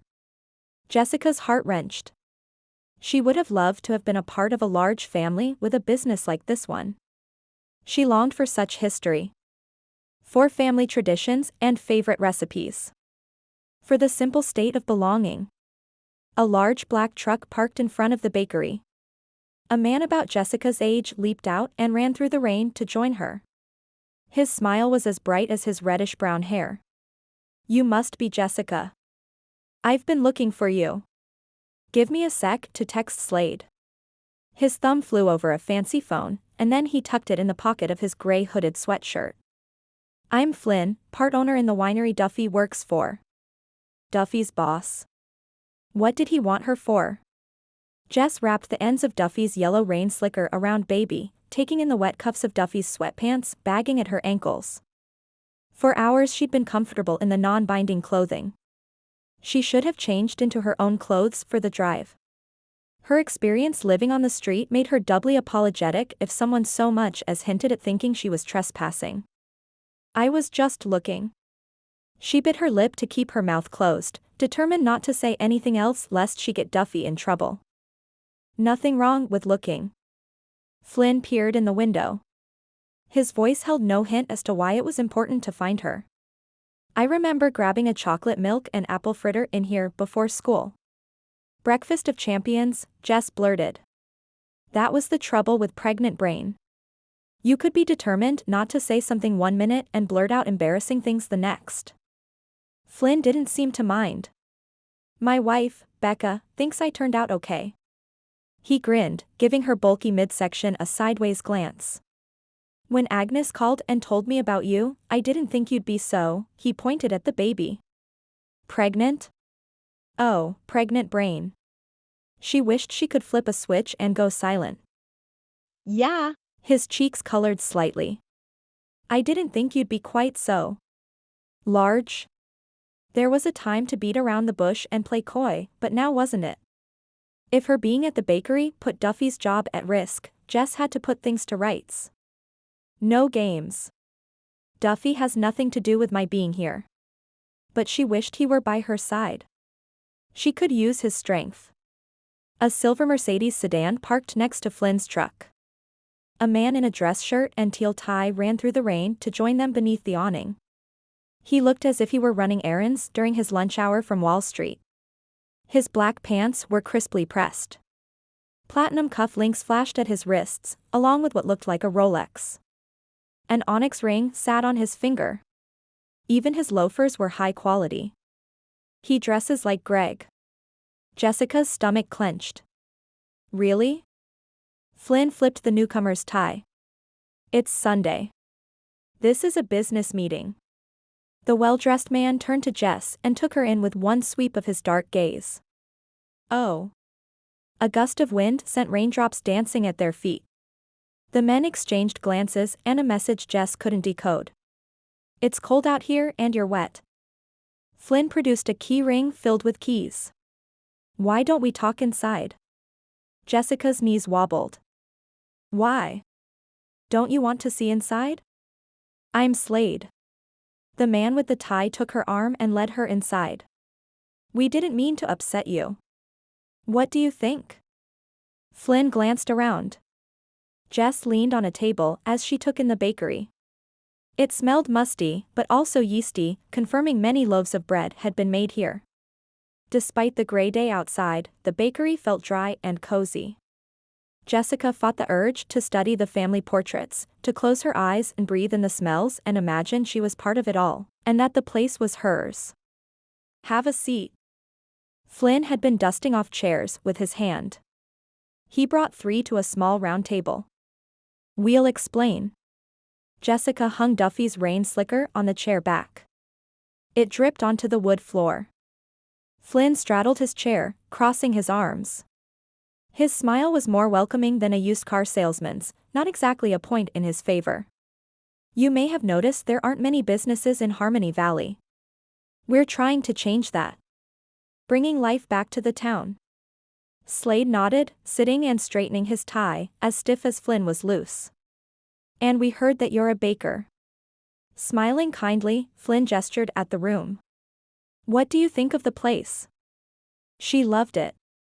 But that didn't mean she'd forgotten about reality and what was practical. "I don't have the money to open my own bakery." For the first time, frustration, not dismay, coursed through her veins at the thought of her lost savings. "You don't need much." Slade leaned forward. Cosmopolitan guys like him were used to working with movers and shakers, not bakers. "The owner of this property, our mayor, is offering a special deal. Free rent and utilities for 6 months. Charity."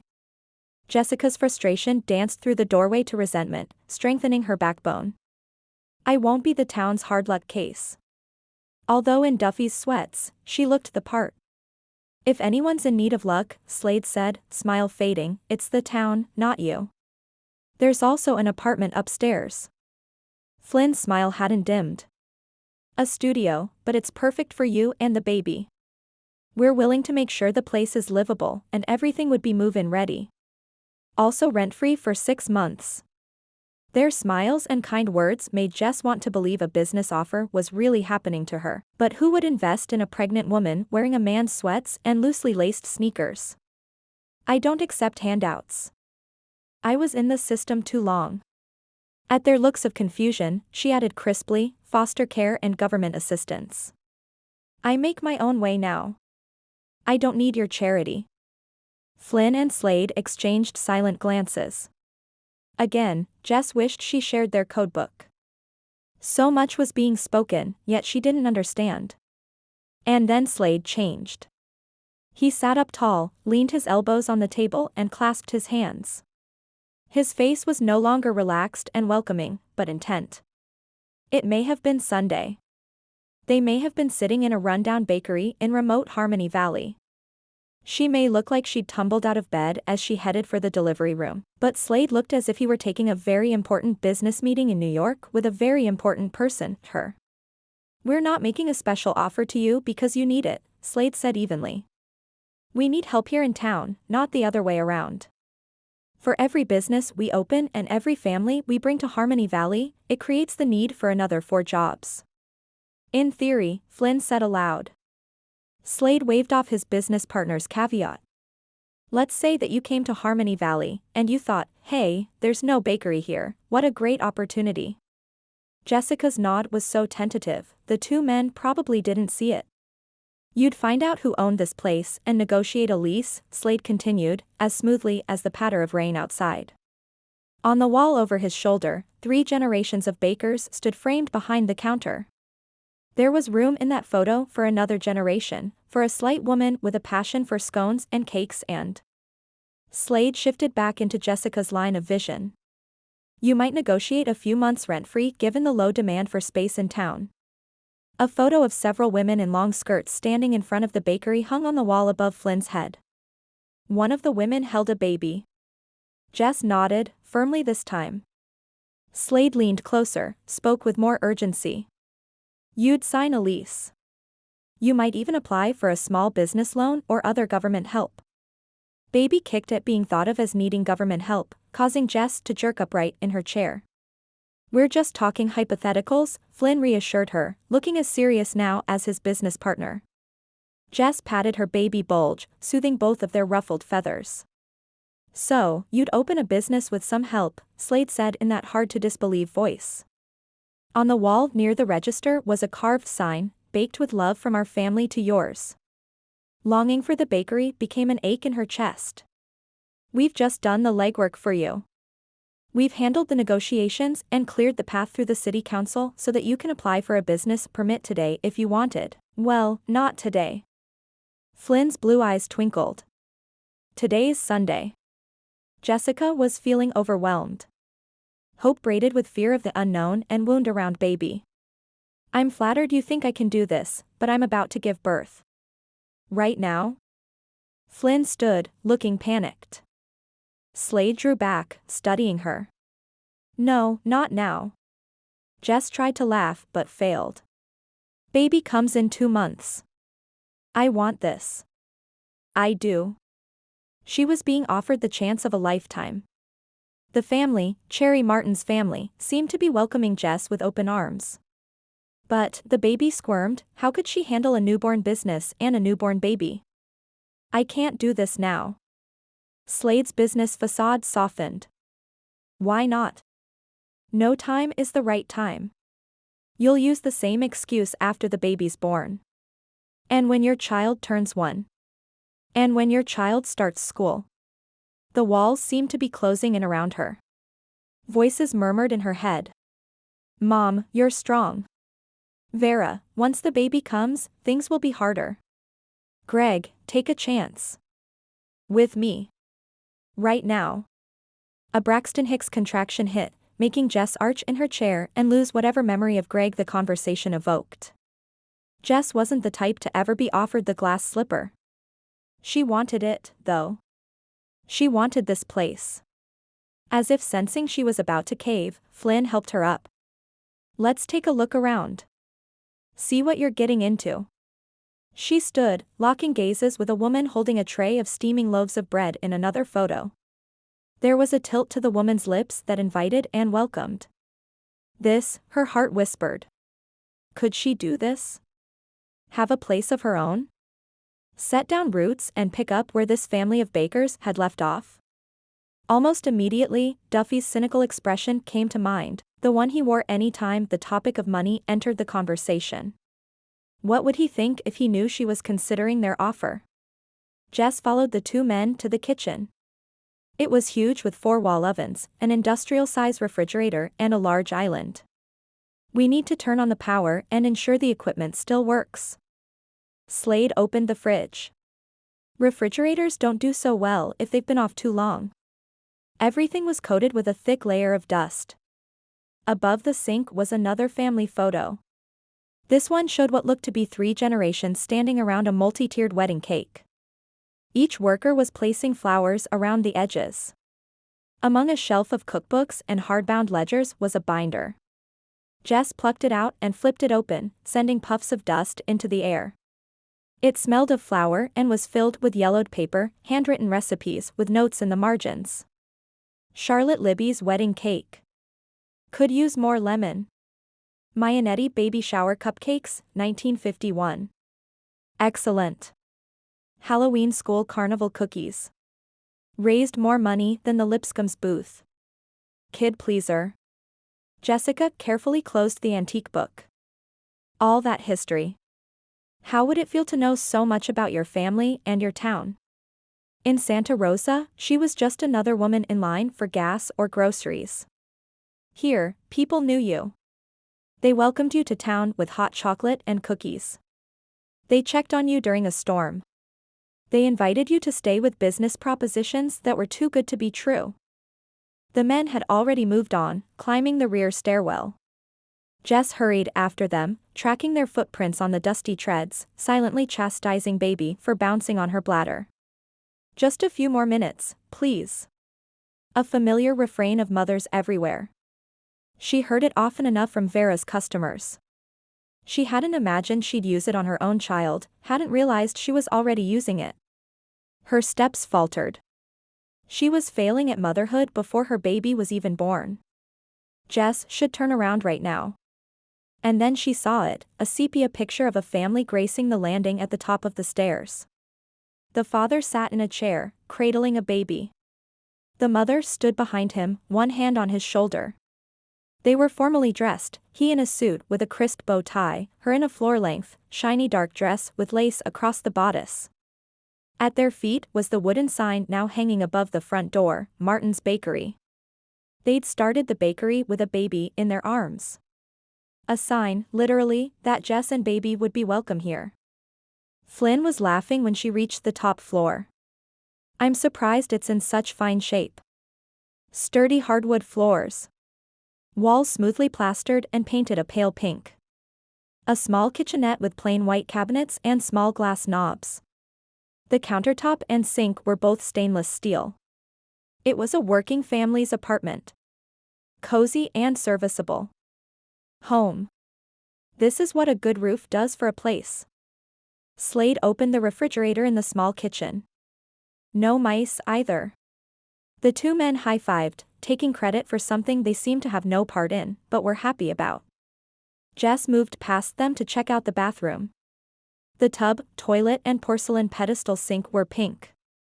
The walls had been tiled with ceramic pink squares. The floor had been done with round white tiles interspersed with pink ones set in a flowery pattern. Well. Slade sounded like the deal was a sure thing. What do you think? If she'd learned anything from Duffy, it was not to take things at face value. What's the catch? There is no catch.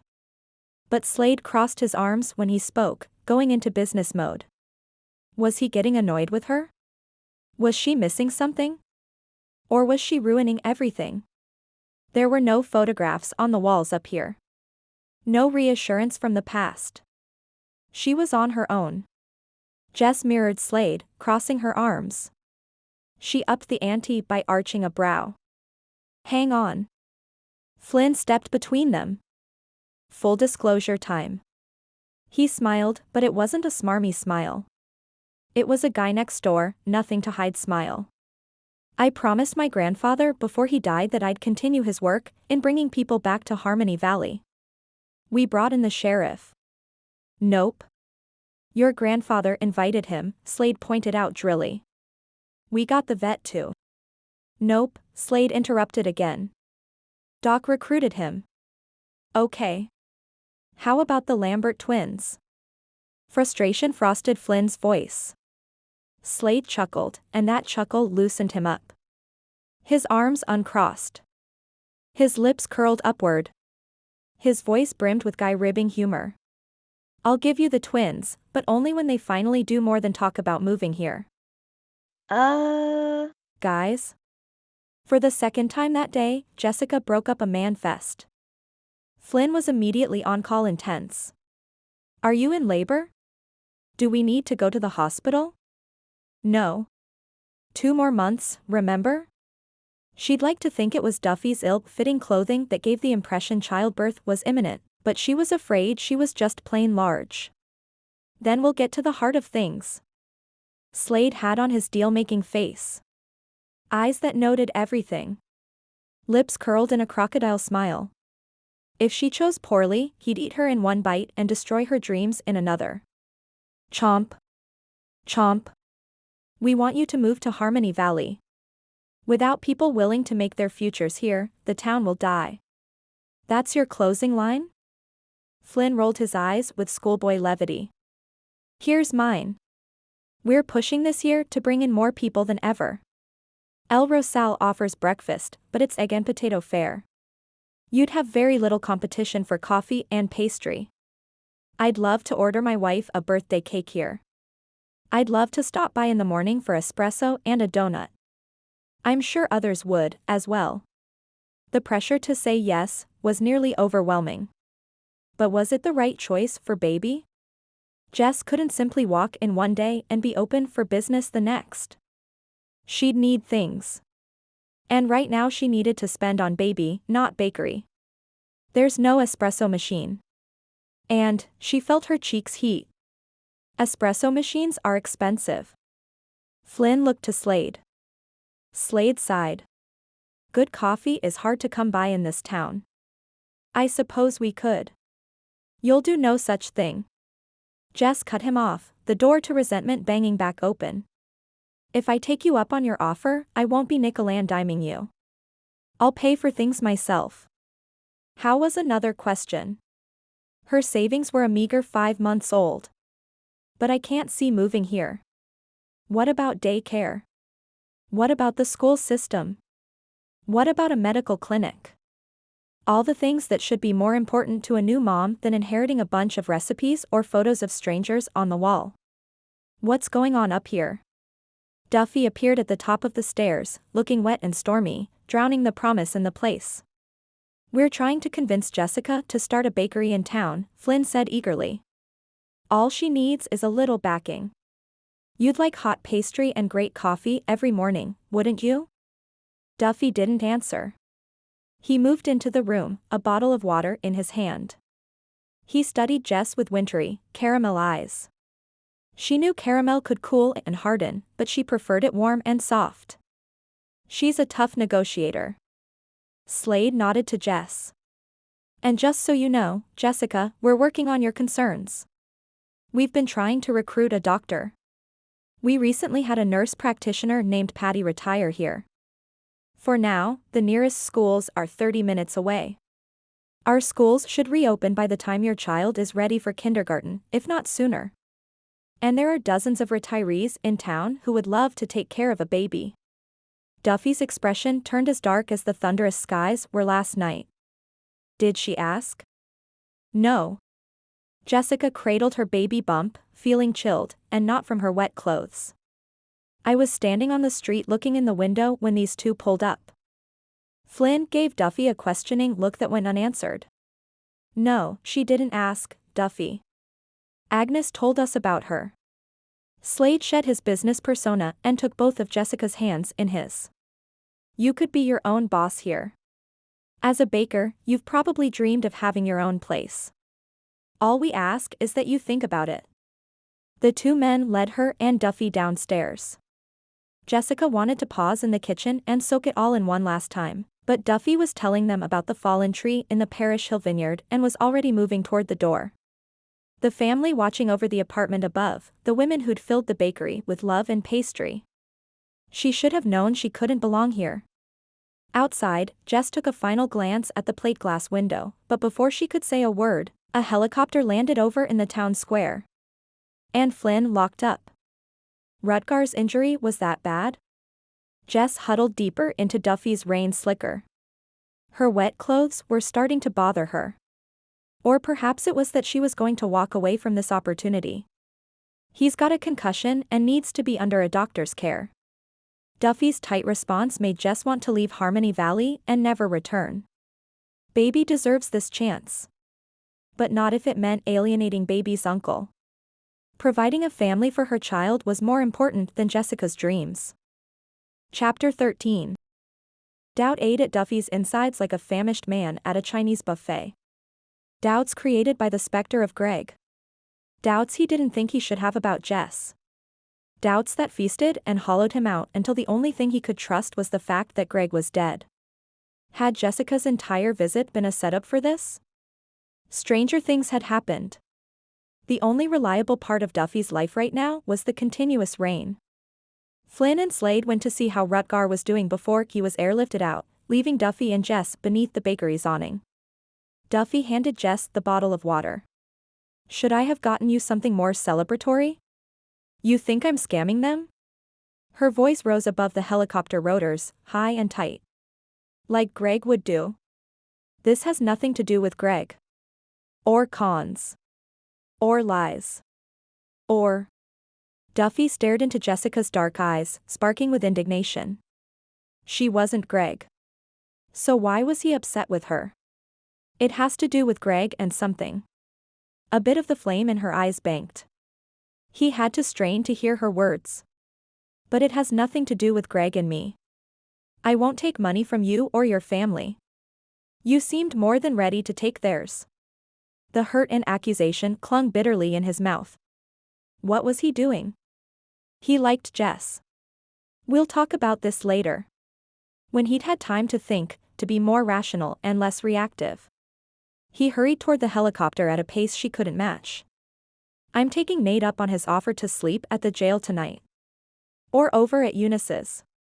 They don't think I'm a swindler. Jess breathed heavily behind him. Wait up, darn it. I want to say Goodbye. to Rutger, too. Baby doesn't run like that. He slowed down. Stopped. Faced her and his jumbled emotions. Her cheeks were flushed.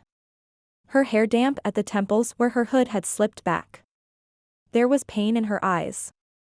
That pain. It lanced the hold he had on his anger. I'm trying not to let years of experience with my brother, of his lies and betrayal, reflect on you. But it's hard. I understand, she puffed, still trying to catch her breath. I'd rather provide baby with family than a bakery. If it makes you feel better, I'll sign a document releasing all claims to Greg's money. It would erase his concerns. It would allay his mother's fears. But it wouldn't be the right thing to do. If you want to be part of this family, we shouldn't need a document. But it would prove you could trust me. She glanced over her shoulder at the bakery, and then back at him, longing in her eyes. Do you know what I thought when I looked in that window? I wished I could have been part of their family. While Flynn and Slade were talking about rents and fixing things up, all I could think about were the generations of bakers that had brought that place to life. I wanted to be one of them. She wiped at her nose, sniffing. I have no idea who my grandparents are or what they did for a living. My father is a blank space on my birth certificate. And my mother is gone. I have no heritage. Not even a brother who was a sneak and a thief. Her voice had become a ribbon of hurt, one that curled around Duffy's heart and tugged, ever so gently. I'm like one of those trees up on the hill we saw today. Alone. Upturned. Unwanted. The helicopter took off. The decibel level dropped to a guilty ringing in Duffy's ears. He'd never encountered such raw emotion so innocently tossed out into the air. His family tended to deal with things quietly, privately, buttoning emotion into a back pocket where no one could see it. He wanted to tell Jess she wasn't unwanted, but someone must have stuffed cotton down his throat. He couldn't say anything. I would love to have a business like that. Her words were stitched hoarse with longing. Somewhere to call my own. She stared at the bakery a few doors back. But you'd always believe that I'd come here to milk you of cash. And you might look at my child and see that brother you hate so much. She walked past him toward his truck, which he'd driven around the block while looking for her. Duffy was the one hurrying to catch up this time, because the sincerity of Jessica's words smothered the suspicion he'd been trained to feel when it came to money and unexpected financial deals. She was muttering to herself. I really need. A drink? Duffy said. I gave you the water. She stopped and stared at him, cheeks flushed, eyes teary. I really need to bake. It calms me. She kept staring at him, her gaze delving deep, peeling back layers of suspicion and betrayal, until she came to the place inside him that understood her, that took notice every time he learned something new about her. And in that stare, he heard her unvoiced question, "Can I bake at your house?" He nodded.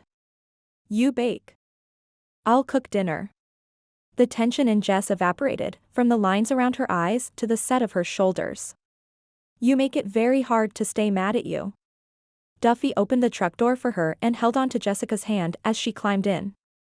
It was a warm hand, a strong hand. He was reluctant to let her go. Why do you want to own a bakery? Duffy's words filled his galley kitchen and Jessica's head. She'd been blending oats with flour and sugar. Her wooden spoon fell into the bowl as memories assailed her.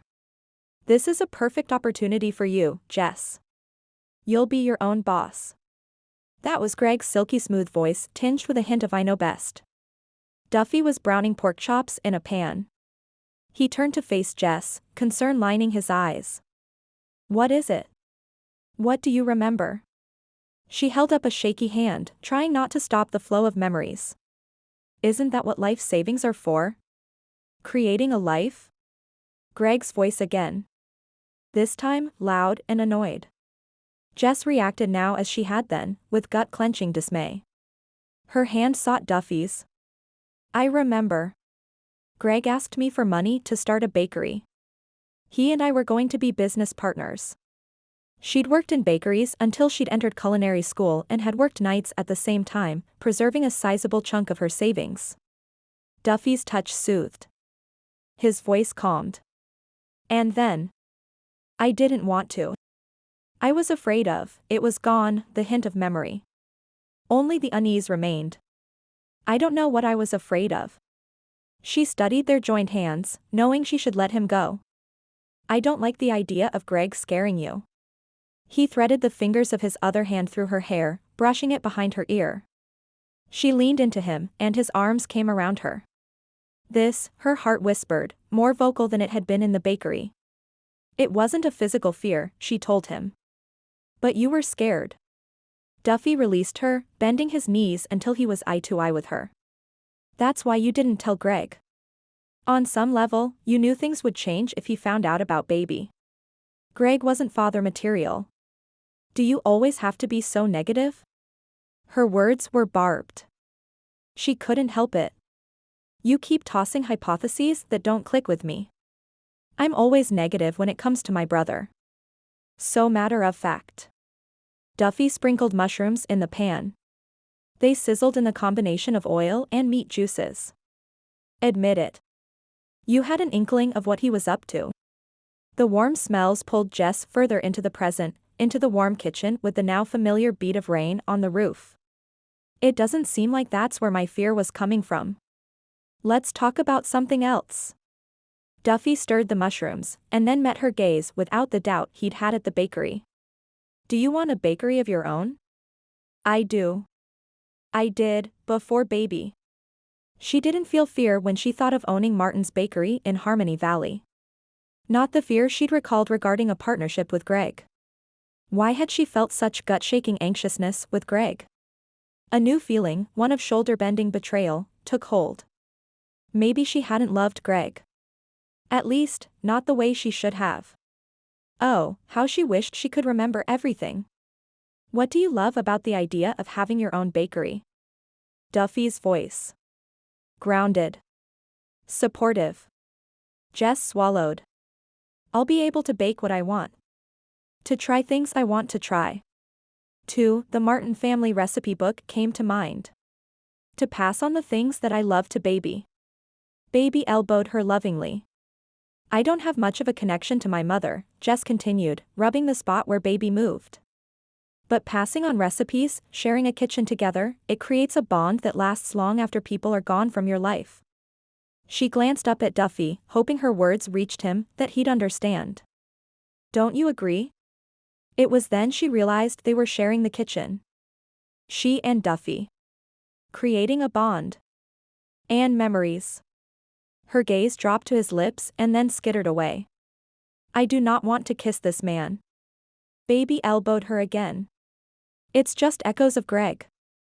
Baby elbowed her harder. Why was it so difficult to lie to her child?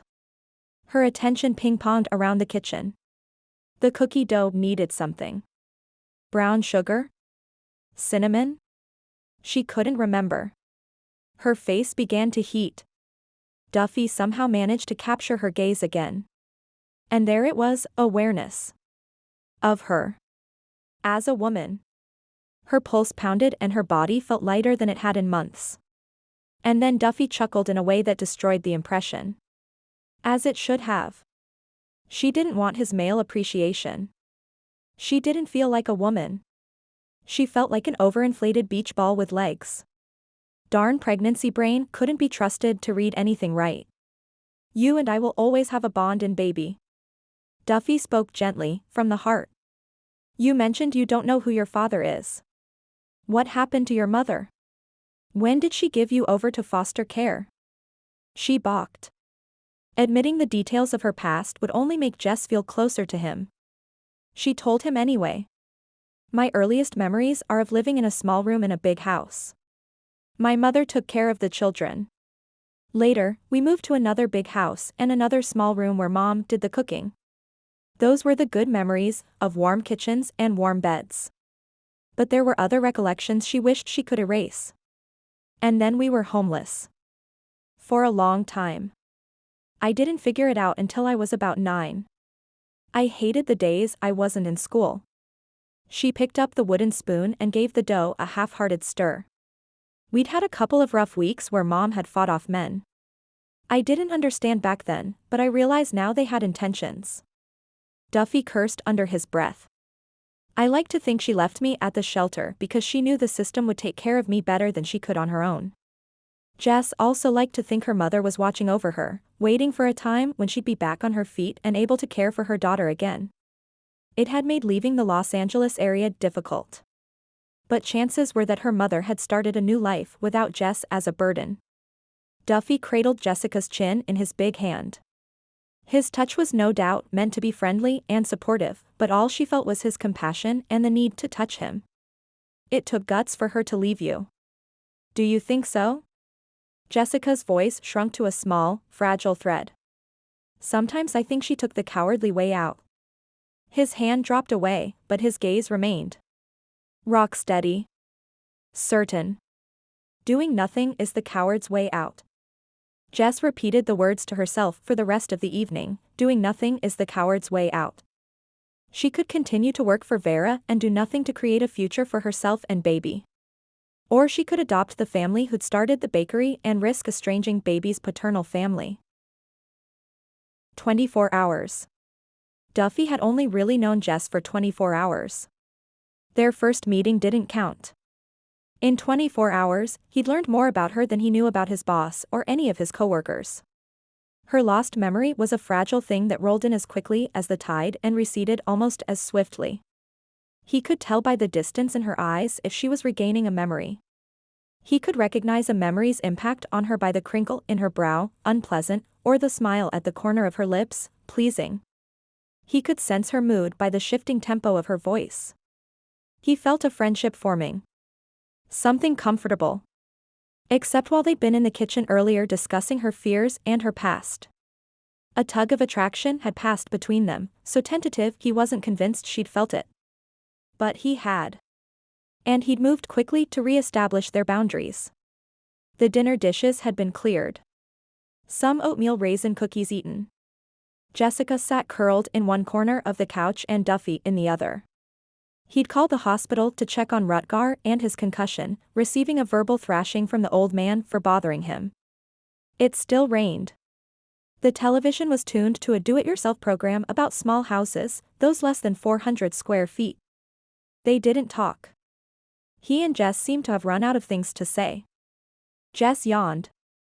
I bet your house qualifies as a tiny house. That apartment over the bakery would, too. Her body convulsed. Ouch. She rubbed the curve of her stomach. Was that a kick? She extended her upper body. No. It's an, contraction. What?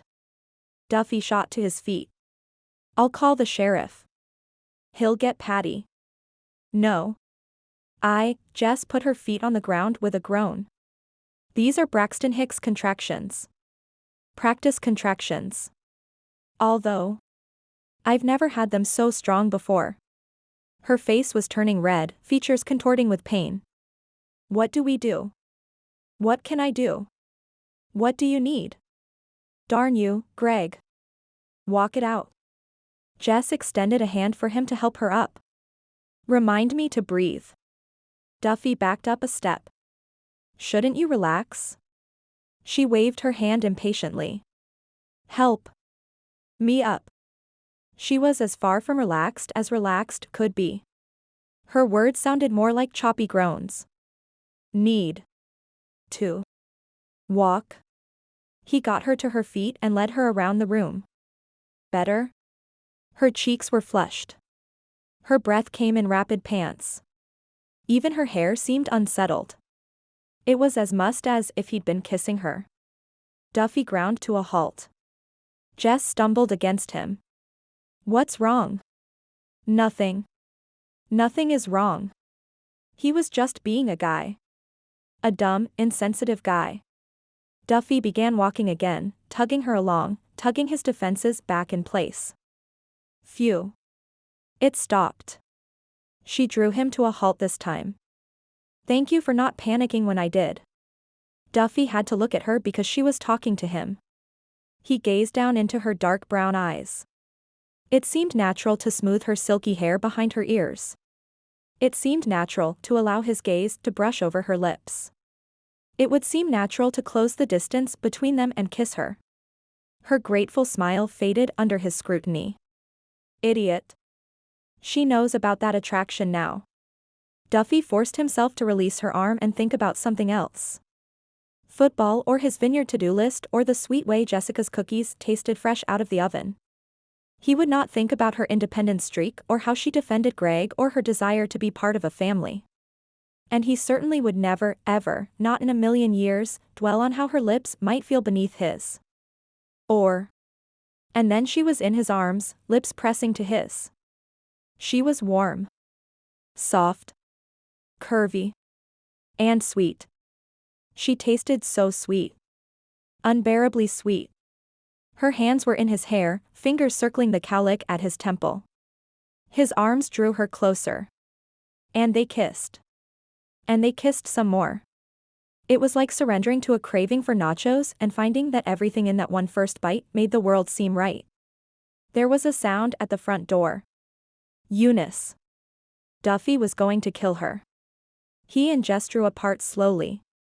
She looked dazed and ready to be kissed again. He wanted to oblige. He wanted to hold her hand and tell her to reach for her dreams. He'd be there to help, come rain or shine, good times or bad. He'd help her. He'd help. Help. His arms dropped to his sides. His gaze dropped to her belly. He liked Jess, but he would not take on more responsibility. And that's where more kisses would lead. Not to being a sounding board if she took over the bakery. Not to having a date to go to the movies with. Jess and baby. They were a package deal. Duffy felt sick for his selfishness. But she had to know. He couldn't lie to her. And he couldn't be. There it was again. The sound on the porch. He practically ran to the door. Eunice, it's too late for visitors. Or one of her off-the-wall food dishes. She'd probably brought over pickles and ice cream for Jess. He flung open the door. No one was there. The wind blew rain in his face. Duffy stepped onto the porch. Hello? Who is it? Jessica stood in the doorway behind him. Oh, hey. She knelt and held out her hand. You're all wet. There was a clacking noise from the far end of the porch. A cream-colored dog the size of a football trotted forward with dainty steps. Its long fur was drenched and matted. It shivered pitifully. Poor baby, Jess cooed. Come inside. We'll get you dry. Duffy searched the street for the dog's owner. But the street was empty. Jess picked up the little beast and cuddled it on top of her baby bulge. Big brown eyes stared up at him. Poor thing. Get me a towel, will you, Duff? Duff? No one called him that. He was Michael to his parents and Duffy to his friends. Not Duff. They needed to talk about that kiss and what it didn't mean. But Jess was already sitting near the fire, talking baby talk to the wet pup. He got the dog a towel. And a bowl of water. And some leftover chicken from a few days ago, which he shredded. I bet someone's looking for that dog. He thought no such thing. No collar. No tags. Matted hair. Thin as a rail. That pup was a stray. Duffy took up his position in the couch corner, frowning. We'll find your doggy parents in the morning, Jess promised, setting the tiny, fluffy beast in Duffy's lap. The dog stretched across Duffy's legs and closed its eyes. You can call someone, right? Jess asked in a whisper, as if she didn't want to wake the dog. She sat next to him instead of in her corner, petting the dog with slow movements. To find its home? There's a vet in town. And I can ask the sheriff. Now was the time to broach the topic of that kiss. The dog snuggled closer, heaving a sigh. And Eunice. She'd know whose dog this is. Jess stroked the dog's fur. She sat close enough that he felt the warmth of her thigh near his. She'd been warm in his arms, too. There was something they needed to discuss. Pregnant brain must be contagious. Duffy couldn't remember what it was. Such a sweet little thing, Jess murmured. She'd be a good dog for you, Duff. Oh, no. Dogs were like kids. You couldn't just take off on a whim. They needed to be fed and walked and loved. Duffy wasn't in that stage of life. He was a carefree bachelor. Yes. The topic that needed discussion returned. His gaze managed to find Jessica's lips. They'd talk about that kiss just as soon as he tackled the dog issue. You can have her. My apartment has a no-pet policy. Jess sounded wistful. No doubt, she considered animals part of that family she'd never had. I can't keep her. The words couldn't tumble out fast enough. Why not? Jess scooted a seat cushion away, nearer the opposite corner. Immediately, he missed her warmth. Your rule about no responsibility. Yes. Duffy was relieved she understood. This would make the kissing conversation that much easier. Eunice wouldn't be able to sneak up on you if you had a dog, she pointed out, not understanding his stance at all. I'm not keeping this dog. The dog's ears slanted back as if she understood his rejection and was hurt by it. Without realizing it, Duffy softened his tone. It doesn't like me anyway. Jessica's smile refuted his words. And when Duffy woke up the next morning, the dog was spooning him on the couch. Chapter 14. Am I too late? Eunice stood outside Duffy's door holding a plate, eyes blinking at Jess at an unnerving pace. Eunice's purplish hair was flat on the left, as if she'd rushed to get ready and forgotten to tease it out on one side. Have you had breakfast? No, Jess sniffed cautiously, not sure if she wanted to let Eunice in with something that would make her nauseous, not wanting to hurt her feelings. The rain had finally diminished to a drizzle. The little stray sniffed Eunice's feet. Duffy was in the shower. To date, they'd avoided discussing their kiss. Jess didn't want to dissect it. Not who had initiated it, her. Not whether she'd thought of Greg before, during, or after, definitely no. Not the escape from responsibility lecture she was sure Duffy wanted to give her. The old woman put her purple blinkers on pause and squinted at the pup. How could I miss Duffy getting a dog? She's a stray. She showed up late last night. The cutie definitely preferred Duffy to Jess. She'd even attempted to join him in the bathroom. Jess tried not to take it personally, but at this rate when baby came, she hoped it didn't prefer Duffy to her. Did you bring something for breakfast, Eunice? You shouldn't have. Really, Eunice, you shouldn't have. It's fried cornmeal mash. Eunice shuffled closer, crowding Jess at the door. Jess smelled cornbread and something fruity. Baby approved. She stepped back and let Eunice inside. I made it the way Mama used to. Eunice handed the plate to Jess and removed her shoes. Flavored with strawberry jello and jalapenos. Baby did not approve. Baby shuddered as if Jess had eaten 5-alarm chili. Eunice. Duffy stood in the doorway to his bedroom in jeans and a gray t-shirt. He rubbed his hair with a black towel. You shouldn't have. That's what Jess said. Eunice was oblivious to his sarcasm as she headed toward the kitchen. The dog trotted to his side. Jess stopped herself from doing the same. Stopped herself from grinning at him stupidly. Stopped herself from staring admiringly at his strong shoulders. What did you bring? Duffy tossed the towel over one shoulder and followed Eunice, the stray trailing happily at his heels. Broiled spam with chipotle and celery topping? Rum cake with tequila icing? Pig's feet with Alfredo sauce? Duffy. Jess closed the door, trying not to imagine any of the tastes he'd suggested for fear of the ensuing nausea. Such imagination for a man who shows none when it comes to his own diet. In the kitchen, Eunice smirked. Bacon and eggs, sausage and eggs, toast and eggs. Where's the fun in that? Duffy flashed Jess a look of disbelief before turning back to his neighbor. You've been spying on me. Not a question. Of course not. Eunice sniffed but stared at the floor. Your garbage tells a better story. Did you put on your glasses to dumpster dive? Duffy retorted. I do not need glasses. Eunice's words shook as indignantly as half of her purplish curls, the teased-out ones. You nice. Duffy wound out her name like a pitcher about to deliver the game-winning fastball. I don't think we need to go there. Jess raised her voice to an octave she imagined mothers used to keep kids in line. In fact, we're not going there. Get some coffee.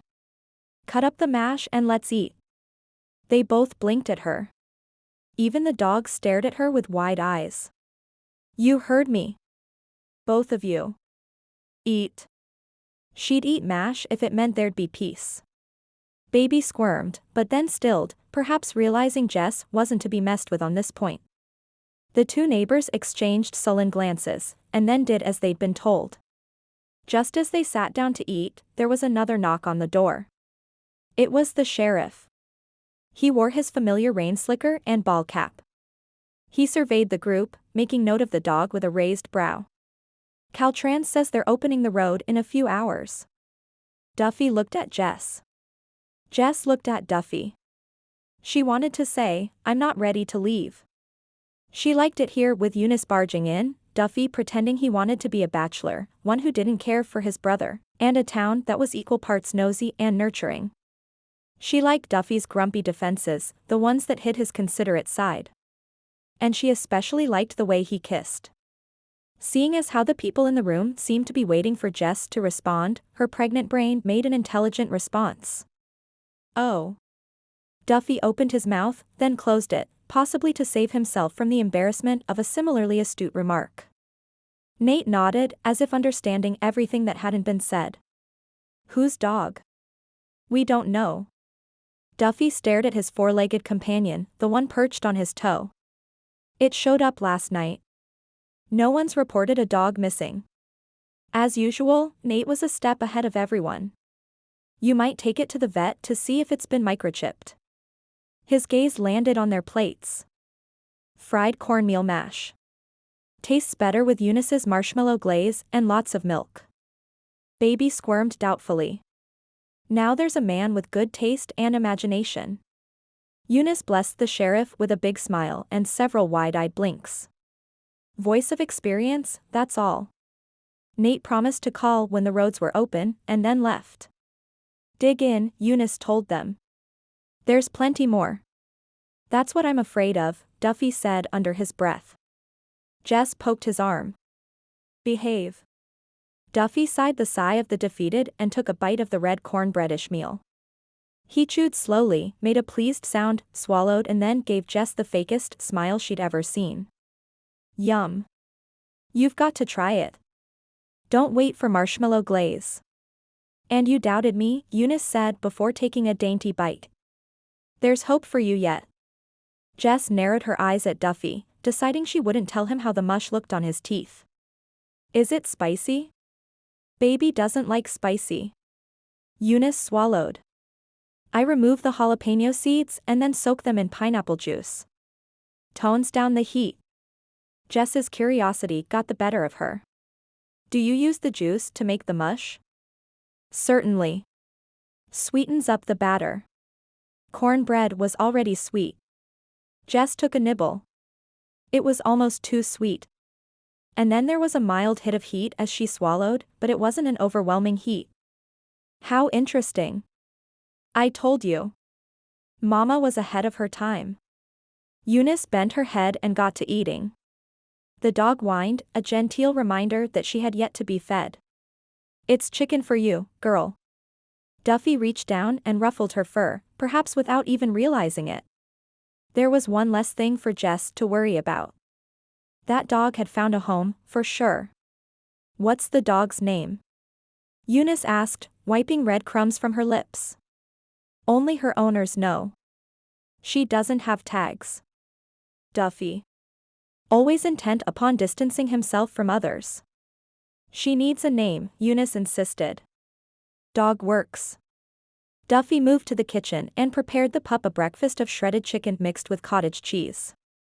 The pup gobbled it up, licked the bowl clean, belched and gave him the soulful eye treatment until he fed her more.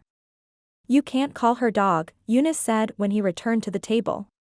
That's like calling Jessica, pregnant lady. Duffy grinned mischievously, showing the effects of eating red mash by his now not-so-bright smile. Don't you dare, Jess warned, liking that grin far too much. Could she kiss him again? Just once without ruining things for baby? Sadly not. When it comes to that beast, dog will do. Duffy stared at his plate. Did I really eat the whole thing? Yep, Eunice gloated. There's enough for seconds. He pressed a fist to his chest as if removing an air bubble, more likely it was to tease Eunice. Let's see if it tastes as good in an hour as it did going down. Ignoramus. Snoop. They were both smiling, although not at each other. Jess took a sip of milk, swishing it around her mouth. Her hair is the color of golden champagne. Duffy rolled his eyes. Dog has more of a beer appetite. You can't call her dog, Jess said, agreeing with Eunice. She reached down to pat the pup's little head. You should call her Goldie. The sweetheart swept her fan tail across the floor, wagging her approval. I'm not keeping her. Duffy's voice firmed up harder than overdone shortbread. If I can't find her owners, I'm sure a shelter can find her a good home. You wouldn't.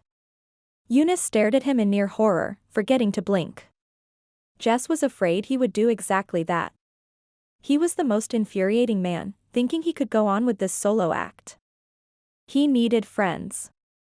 But not Jess. She'd be family. She couldn't pretend that not talking about the kiss would make it slip through the cracks.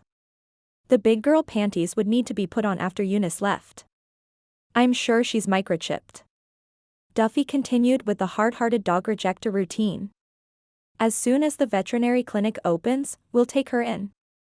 All of us? Eunice perked up. Jess and me, Duffy said firmly. Don't press your luck.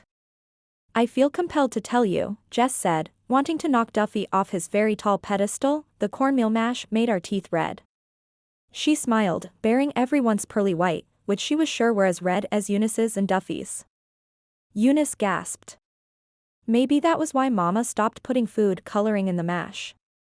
Did you put food coloring in this? In addition to the red gelatin?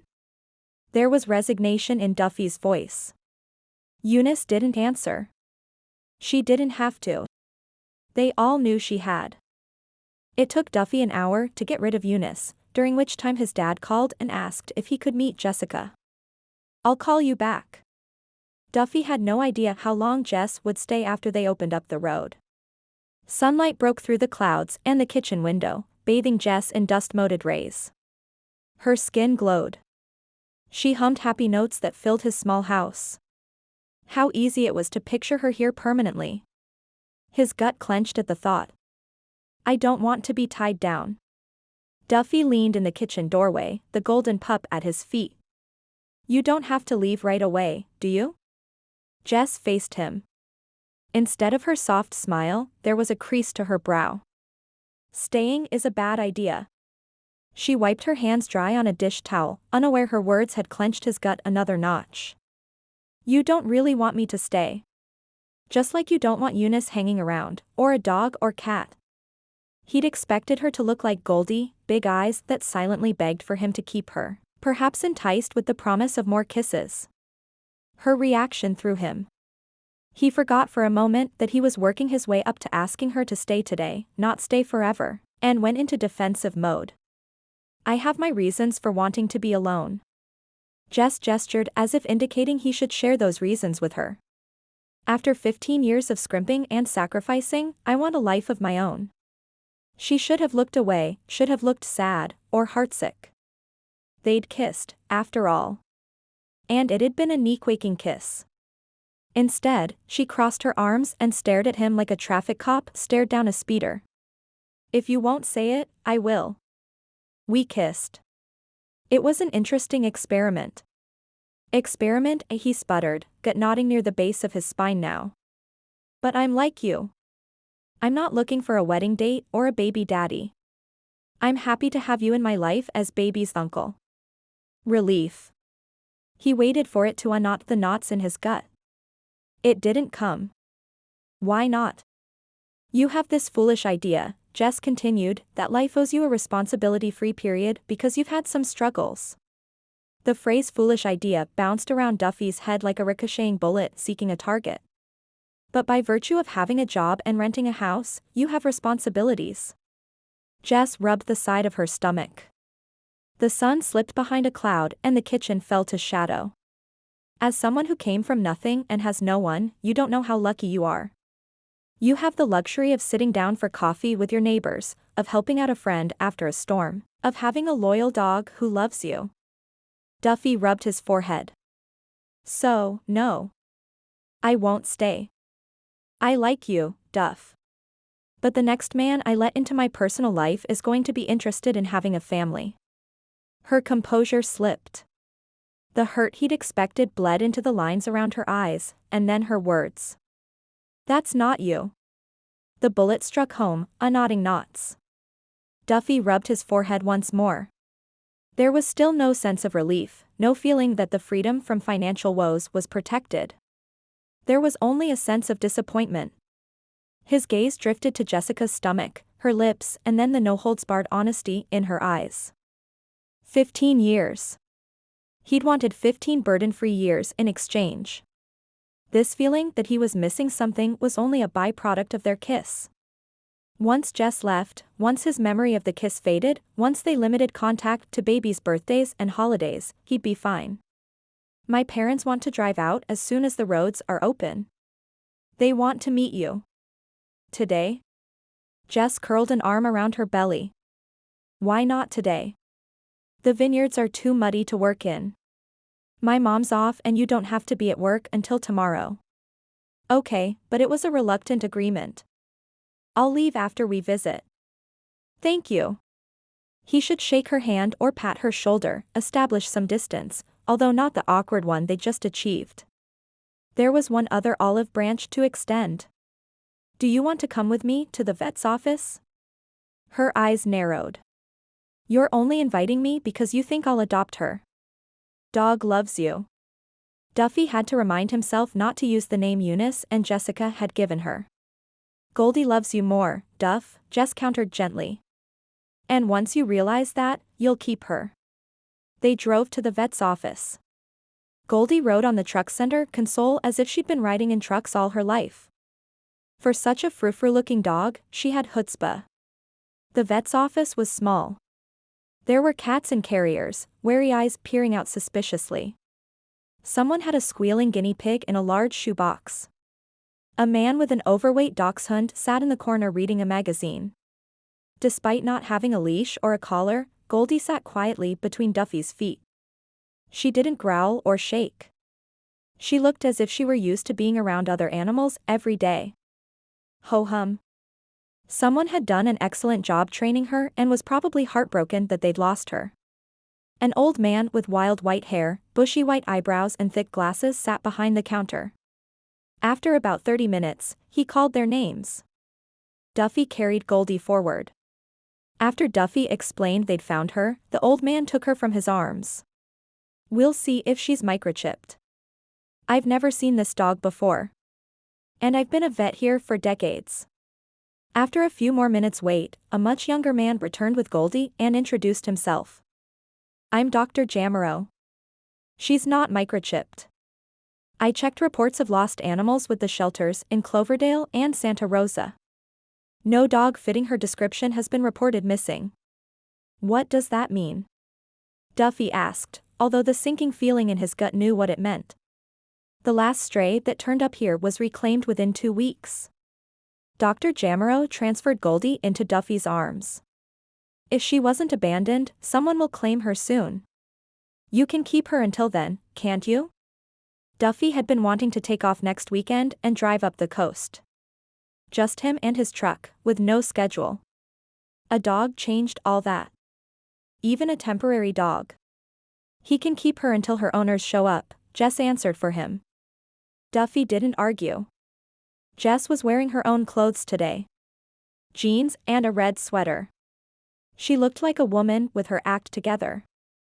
No one would suspect she'd grown up on the streets, or been romanced out of her savings, or that she'd lost a chunk of her memories. She was a strong woman. Again, Duffy wondered why Greg had chosen her. Lacking answers, Duffy turned away from Jess. How much do I owe you? He asked the old man behind the desk. Nothing.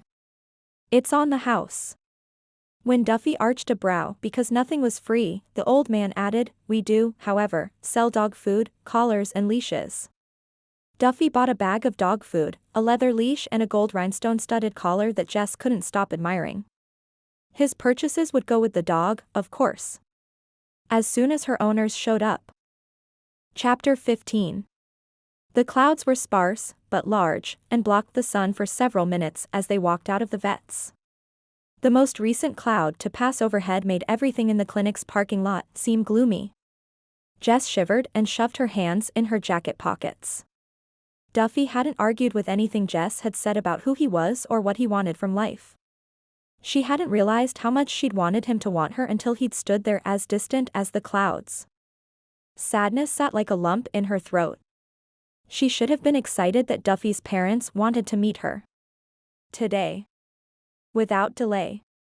But she couldn't shake the sense that she'd already lost something she wouldn't gain by meeting them. What now? Duffy asked, sounding irritated, as he pulled into his driveway. Agnes stood in front of a dated green Buick parked at the curb. Rose and Mildred waved from behind foggy windows. Eunice stood on Duffy's front steps, a rain-slickered guard who still had a lopsided hairdo. We came to show Jessica the town. Agnes was wearing the welcome mat smile. Jess took it at face value and smiled back. Why are you going to show her around?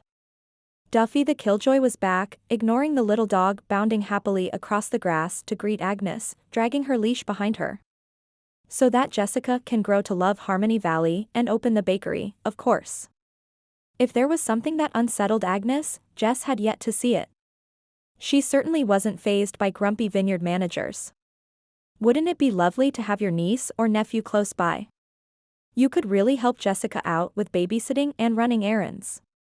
Maybe this isn't such a good idea. Jessica came around the front of the truck in time to see Duffy's lips compress and his arms cross. Icicles gave off more warmth than Duffy did. Don't let me stop you. But he looked at Goldie, not at Jess. He scowled at the well-behaved, sweet-tempered dog in need of a home. It didn't matter that Goldie wouldn't be much trouble. Duffy didn't want any ties. He would have seen a caged bird in the same light. It hit Jess then. The reality. In Duffy's eyes, she was like a cat. Independent, but still in need of care and feeding. If she stayed in town, she'd be a burden to him. Not financially. She thought they were past that. But he'd feel a need to check up on her, just as he did Rutger. He'd see her as part of the excess baggage he had to carry. The icicle that was Duffy prickled Jessica's skin. It made her feel ornery and ready for a fight. Since she'd come to Harmony Valley, she'd tried to respect Duffy's wishes, but that was useless. He wouldn't feel better if she moved to Siberia. She couldn't live her life trying to please him. Why not take a look around town? Okay. I'll go, Jess said, nose in the air. That drew Duffy's full attention, like a cold wind from the top of Parish Hill. You're afraid. She poked him in the chest. And what you're afraid of is that you can't stop us, any of us, from needing something from you. I might need babysitting. Eunice might need help starting her car. And Flynn? He might need help bringing people to town. He might need you to smile at a stranger and say hello. She poked him in the chest again. They call old men like you curmudgeons. Jess marched to Agnes' car. What do they call young men like me? He asked in a careful voice. Sticks in the mud, Eunice hollered at him. Did someone paint a target on my back? Duffy reached behind him as if trying to find the dagger. You did. As Jess was getting in, she looked over at Eunice. Aren't you coming? Eunice brightened like a purple glowworm. I'd love to. She hustled across the lawn. The sun came out. Car doors slammed. Goldie hesitated on the lawn between the Buick and Duffy. Come on, dog, Duffy said in a gruff voice. You should know when you're not wanted. Jess rolled down the window as fast as she could turn the crank. Goldie is wanted. Jess spoke to Eunice as Agnes pulled away from the curb. You'd take her, wouldn't you?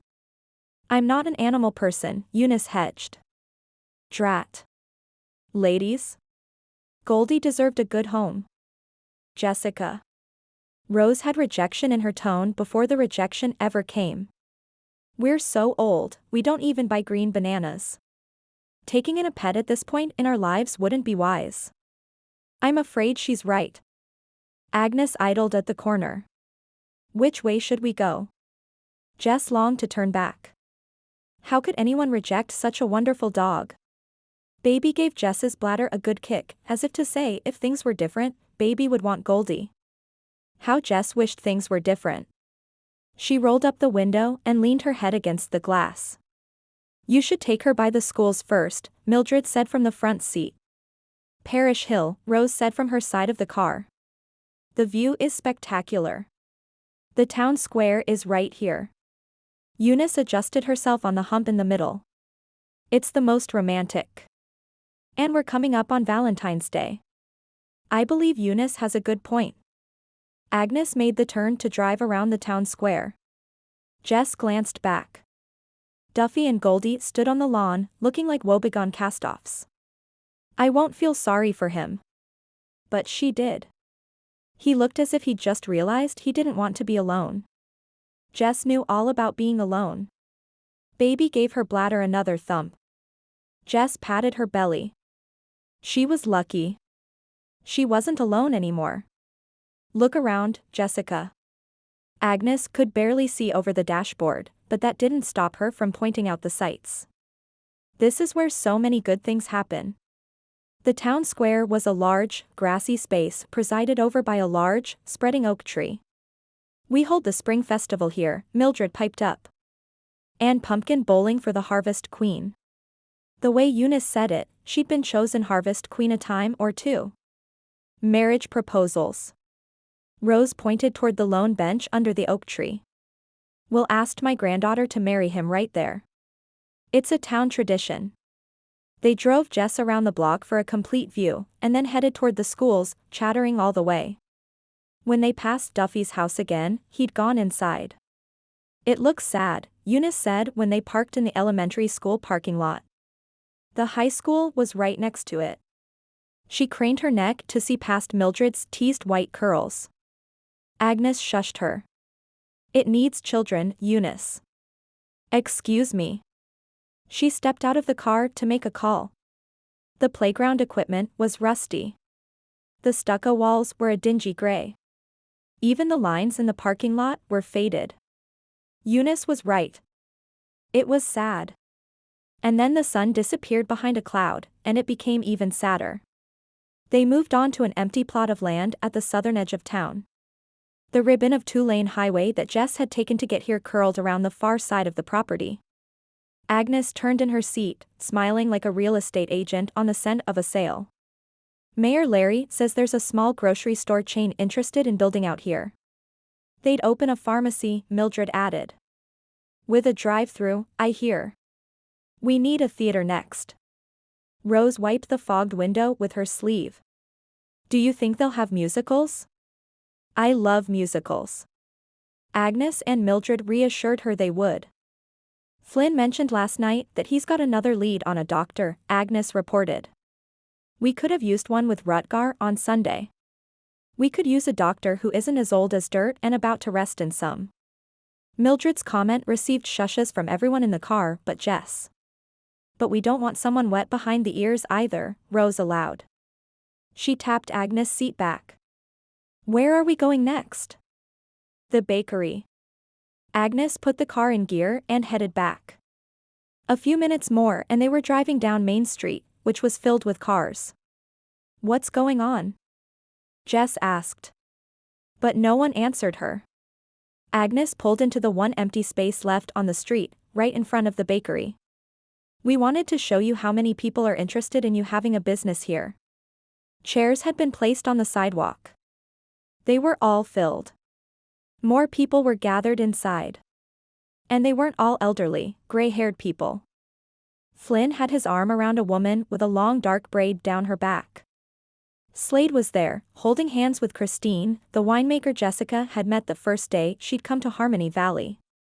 There was the young vet, Dr. Jamero, with his hand on the hip of a petite blonde woman who looked to be a few months pregnant.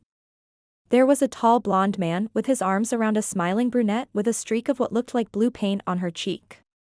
And then there was Duffy, standing on the outskirts of the crowd with Goldie at his feet. He still had that lost and rejected look about him. It took them a few minutes to get out of the car. Mildred with her walker. Eunice because she'd seen her reflection in the rearview mirror and worked like mad to fluff up her hair on one side. A weed-thin Asian man sat in a walker and reached for Jessica's hand as she approached. We're supposed to tell you what type of baked goods we'd buy from you. I got stuck with bran muffins.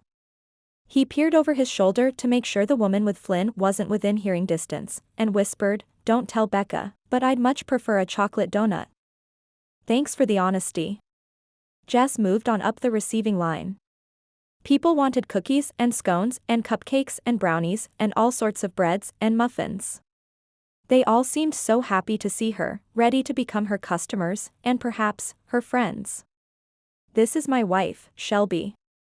Dr. Jamero looked like he was moonstruck in love with the petite blonde.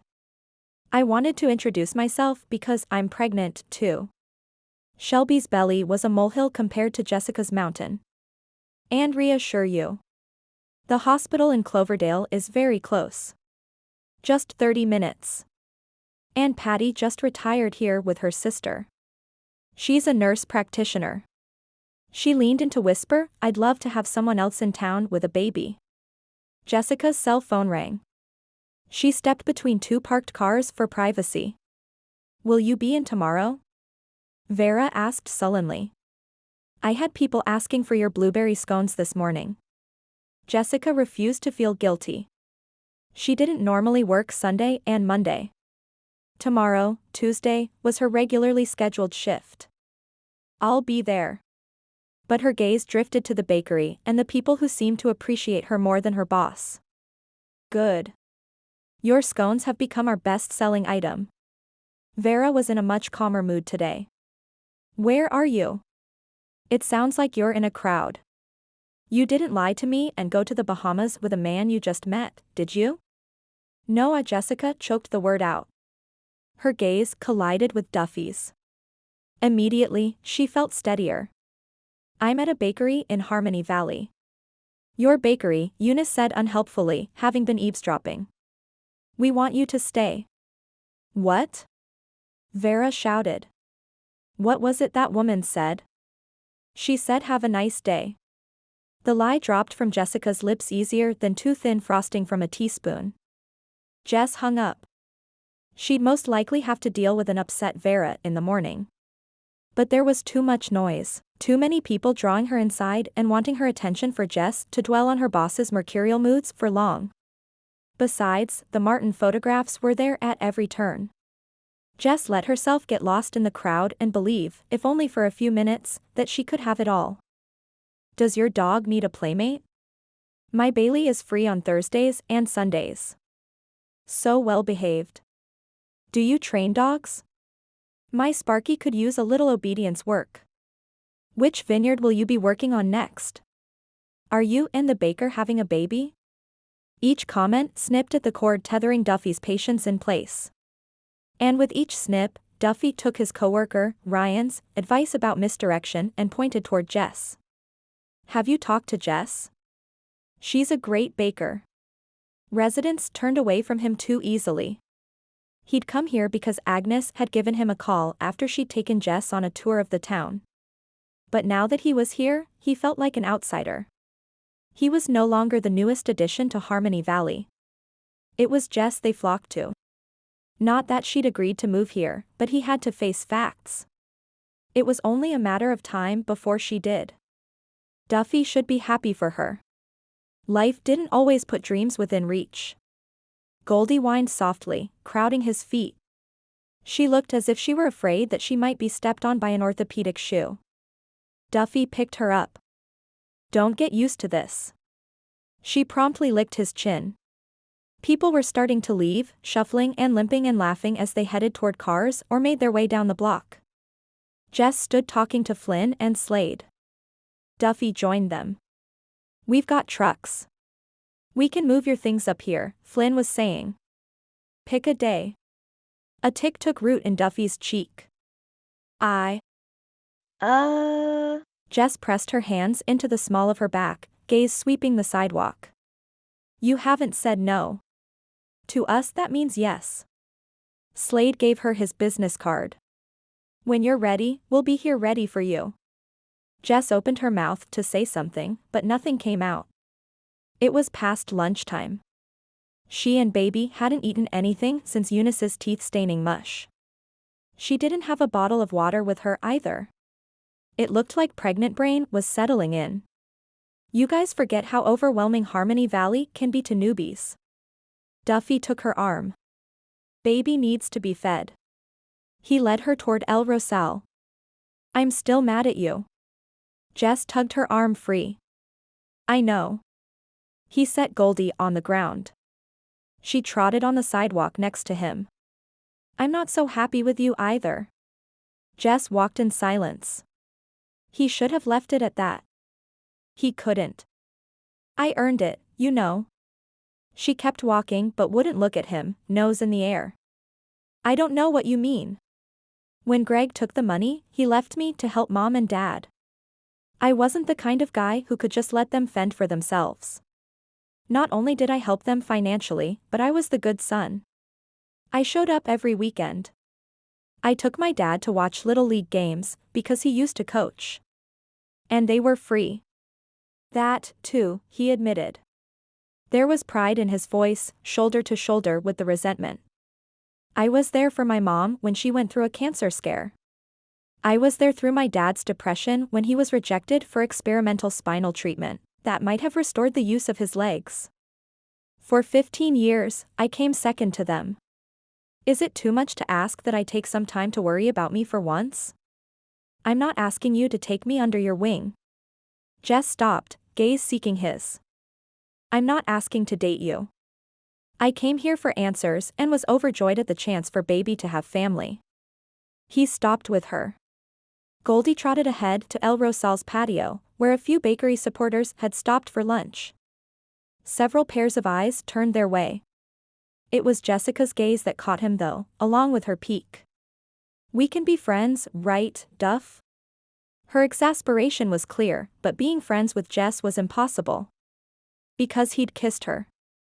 Duffy's non-answer only seemed to frustrate Jess more. I haven't asked a thing of you. I don't plan on asking anything of you. And if your aversion to making friends annoys me, that's my problem. He believed Jess. He knew her well enough now that he could tell the determined set to her mouth meant he had to explain, or she'd keep at him about having a friendship. Duffy tapped his temple. Up here, I get that you aren't going to ask for money. Up here, I get that you don't want me on call for babysitting. And then he placed a hand over his stomach. But here's where all that worry sits. All the gone wrong, what-if scenarios.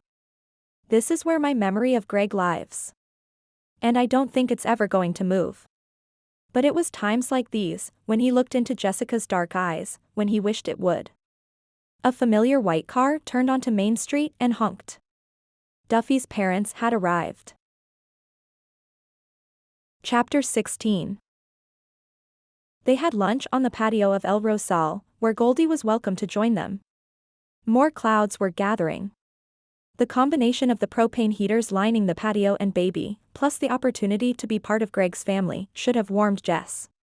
But she'd taken one look at Duffy's mother and felt a chill in her bones. I am not welcome here. Jess was guilty by association with Greg and not to be trusted. Duffy's father sat across from Jess in his wheelchair. His hair was a rumpled, gray-brown. His face was creased with lines. Knowing some of his story, Jess could have assumed the lines came from stress and disappointment, but his caramel-colored eyes had too much twinkle and his smile too much joy. You knew my boy. Thomas Dufraine reached across the table for Jessica's hands. His legs may have been bony, but his hands clasped Jessica's with strength and vitality. And this, he pointed to the belly crowding her ribs, must be my grandchild. Yes. Jessica smiled tentatively. Sitting kitty-corner from Jess, Duffy's mother, Linda, hugged herself with bony arms and glacier-like disapproval. Her shoulder-length hair was a too dark shade of brown, as if she just had it done and had used the wrong shade for her pale and pointed features. How did you make it up here so quickly? Duffy asked. Your father saw on the internet when the road was scheduled to open. Linda's tone and demeanor warmed when she spoke to Duffy. You know how your father is when he gets an idea in his head. He wanted to come right away. We don't know much about the last few years of Greg's life, Thomas said, brushing aside his wife's chill. Would you, share? He wanted Jessica's memories. Beneath the table, Jessica's knee started to bounce. Goldie had been lying on the patio between her chair and Duffy's. The little dog sat up and looked at Jess. I told you she had amnesia, Dad. Duffy's hand drifted from his lap to Jessica's knee. His hand was warm and reassuring. He may not want to be responsible for anyone but himself, yet he knew how to give comfort when needed. Jess moved her smaller hand over his, flashing him a grateful glance. I remember only a few things. Linda cleared her throat and hugged herself tighter, staring out upon the town square. The times I do remember were spent simply, Jess began in a small voice. Greg liked to go to the airport and watch the planes take off. The smile on Thomas's face broadened. I used to take you boys to the airport when you were young, remember, Michael? Duffy nodded. We went to the farmer's market a few times. He liked fresh vegetables. Jess had the vague impression that Greg enjoyed talking to farmers and said so. Linda's quite the gardener. And the boys used to help in the yard. Thomas seemed delighted with Jessica's vague recollections. I think that's why Michael went into farming. Linda's eyes filled with unshed tears and her features seemed to sharpen, pointier than before. She held on to her grudges too tight. She needed a hug and a shoulder to lean on. Jess glanced at Duffy and then back at his mother, trying to urge him to give her more support. Mom gave me a strong hatred of weeds, Duffy admitted. And Jess. Greg was kind to me. Mostly. Jess didn't want to share the fragile, incomplete memory about their fight over opening a bakery. I'm sorry, I can't remember more. You and that baby are a blessing. Thomas rubbed his wife's stiff arm. You don't question blessings. Linda wanted to. It was there in her unwelcoming gaze. She was quiet all through the ordering process, quiet through the wait for their food and all through their meal, which she barely touched. Jess had considered Duffy a hard case when they'd first met, but Linda was a hard case times 11,000. But if Greg's mother was hard-hearted, Thomas more than made up for it. He asked Jess about baking and her childhood. She asked him about his hobbies and affinity to sports. This is going to sound weird, Thomas said with a broad smile. But I watch curling competitions. You know, where they use a broom to make a curling stone move faster or in a specific direction. It puts me to sleep, Duffy admitted. I think that's why they show it late at night during coverage of the Olympics. You know, to help people doze off. You'll come to appreciate sports with more finesse as you get older, son, Thomas predicted with a laugh. Jess enjoyed watching their good-natured ribbing. When they were done eating, Duffy took his father inside to use the restroom and pay. As soon as the restaurant doors closed behind them, Linda rested her arms on the table and gave Jess all her intense scrutiny. If you know anything about Greg, you'd know he was selfish, a con man, and not to be trusted. Which makes it, she seemed to choose her words carefully. Hard to believe that you don't remember him. You understand my position, don't you? Yes. Jess swallowed. Baby pressed against her lungs. You want some kind of proof that I'm telling the truth and that I'm not out to swindle you? Linda nodded. Can you describe my son's tattoos? The chill in the air became a brittle cold that needled Jessica's bones.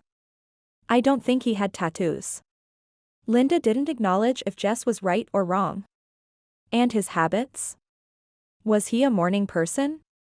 Did he drive too fast? Did he slurp his spaghetti noodles? Jess didn't remember. Baby squeezed her lungs some more. Her gaze darted to the restaurant windows, but she couldn't see Duffy. And she couldn't breathe. Don't you know? Of course, I know. Jess tried to fill her lungs with air. Failed. Shifted.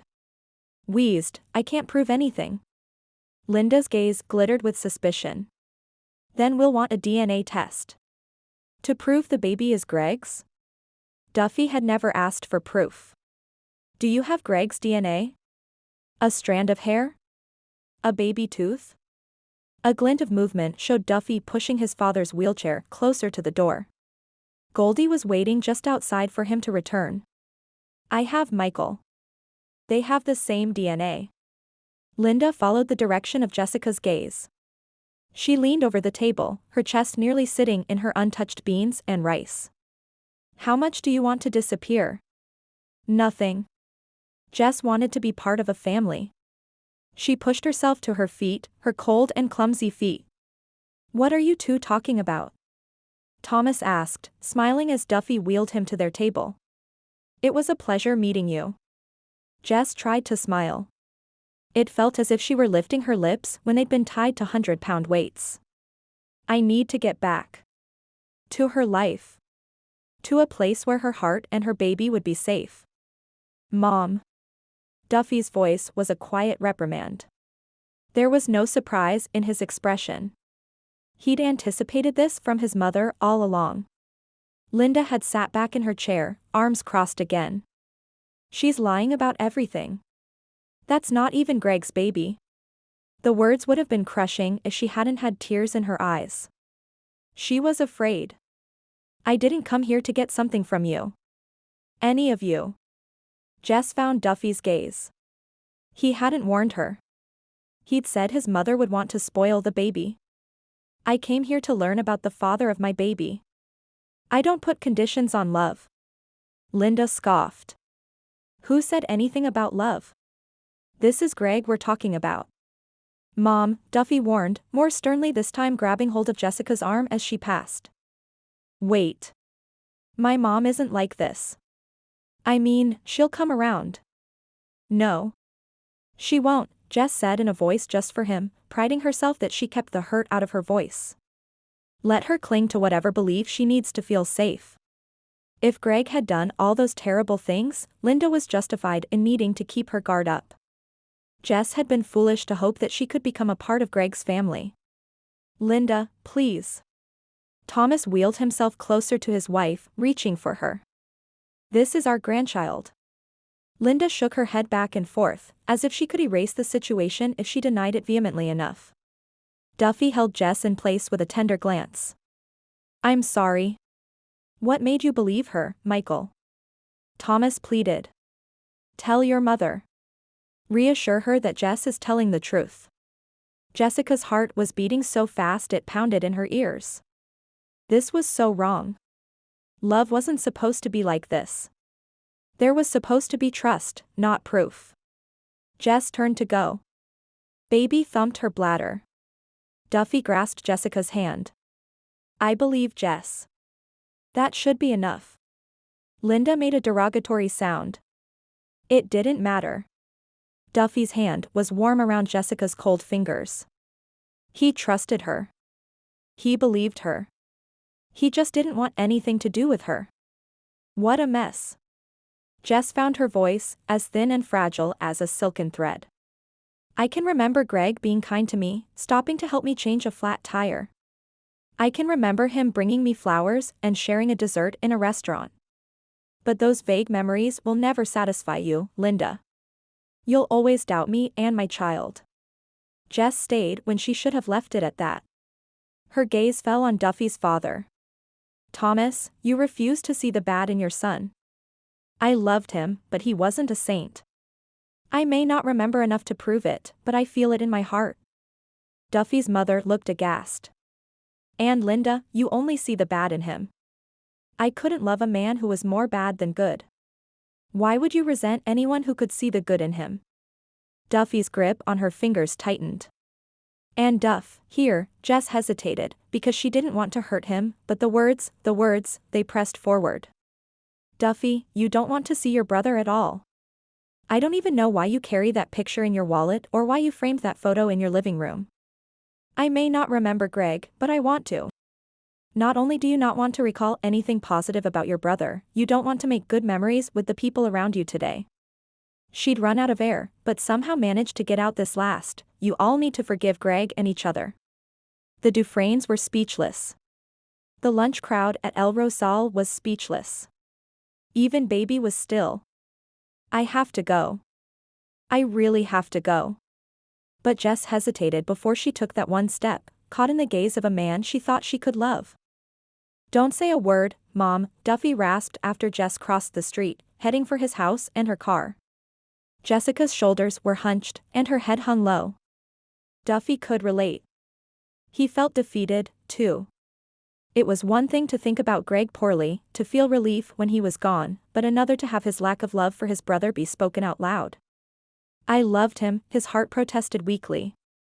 Around them, the elderly customers had fallen silent, perhaps waiting to see what would happen next. His mother looked as if she were about to launch into a repetitive chorus of, I told you so. At his frown, she pressed her thin lips together.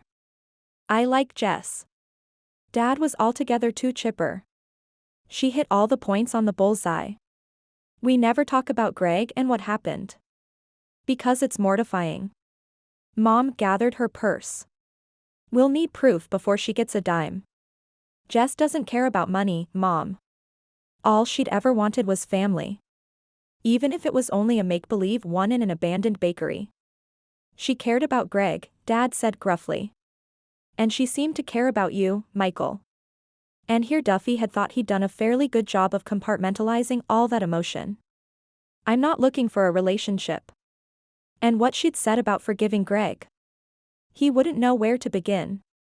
Exactly what Jess said. Dad reached for Duffy's hand. We've talked in circles about Greg for so long, kept our wounds and defenses on lockdown. It's refreshing to hear someone give it to us straight.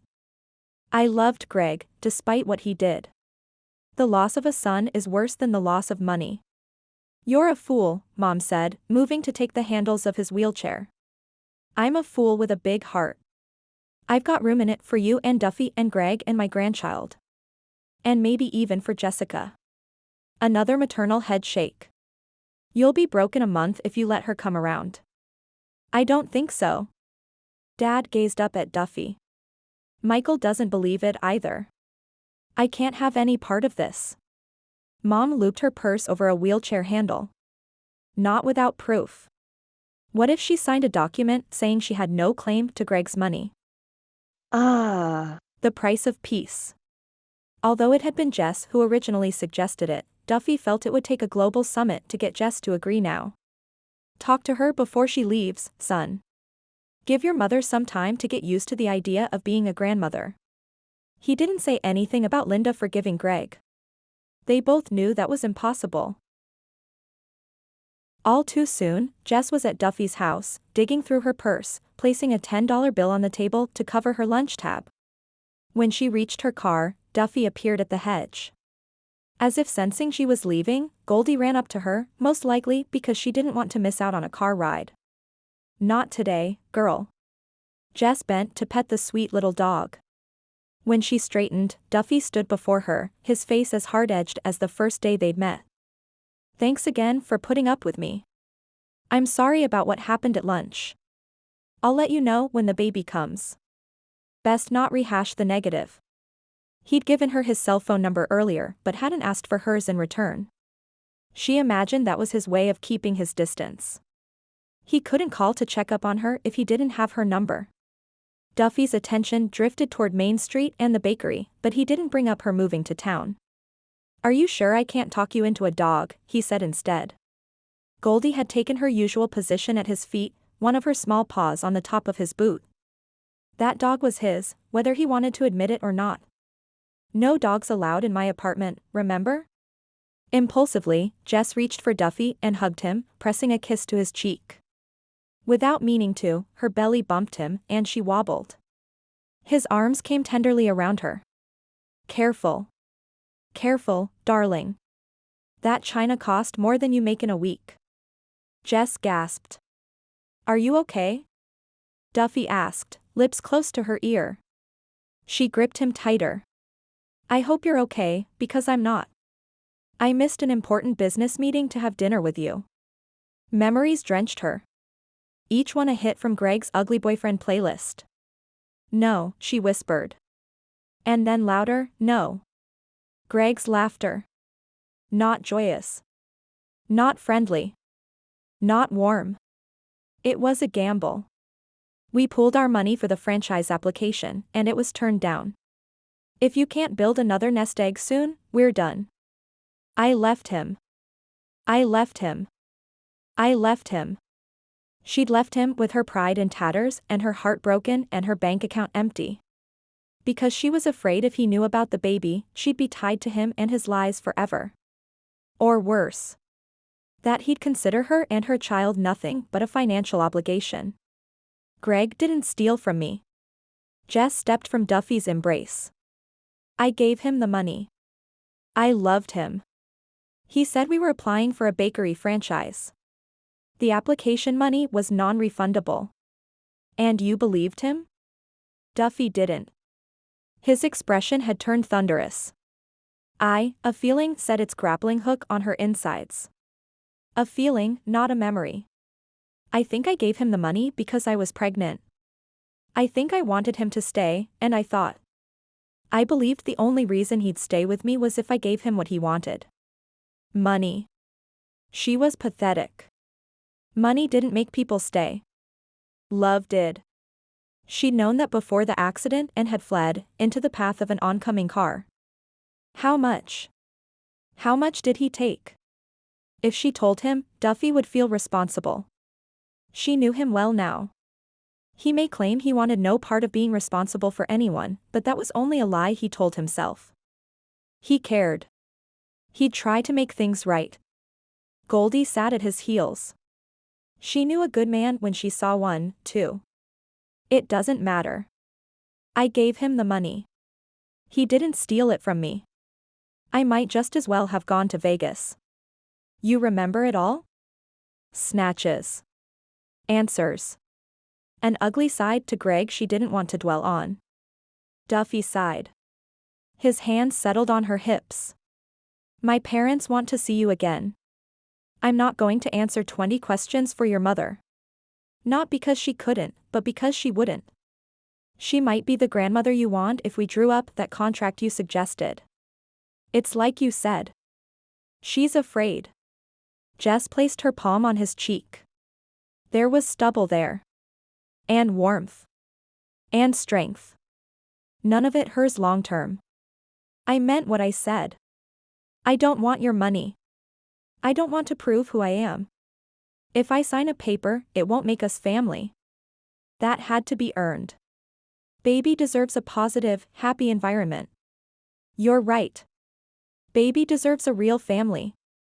His eyes were caramel soft. His voice honey smooth.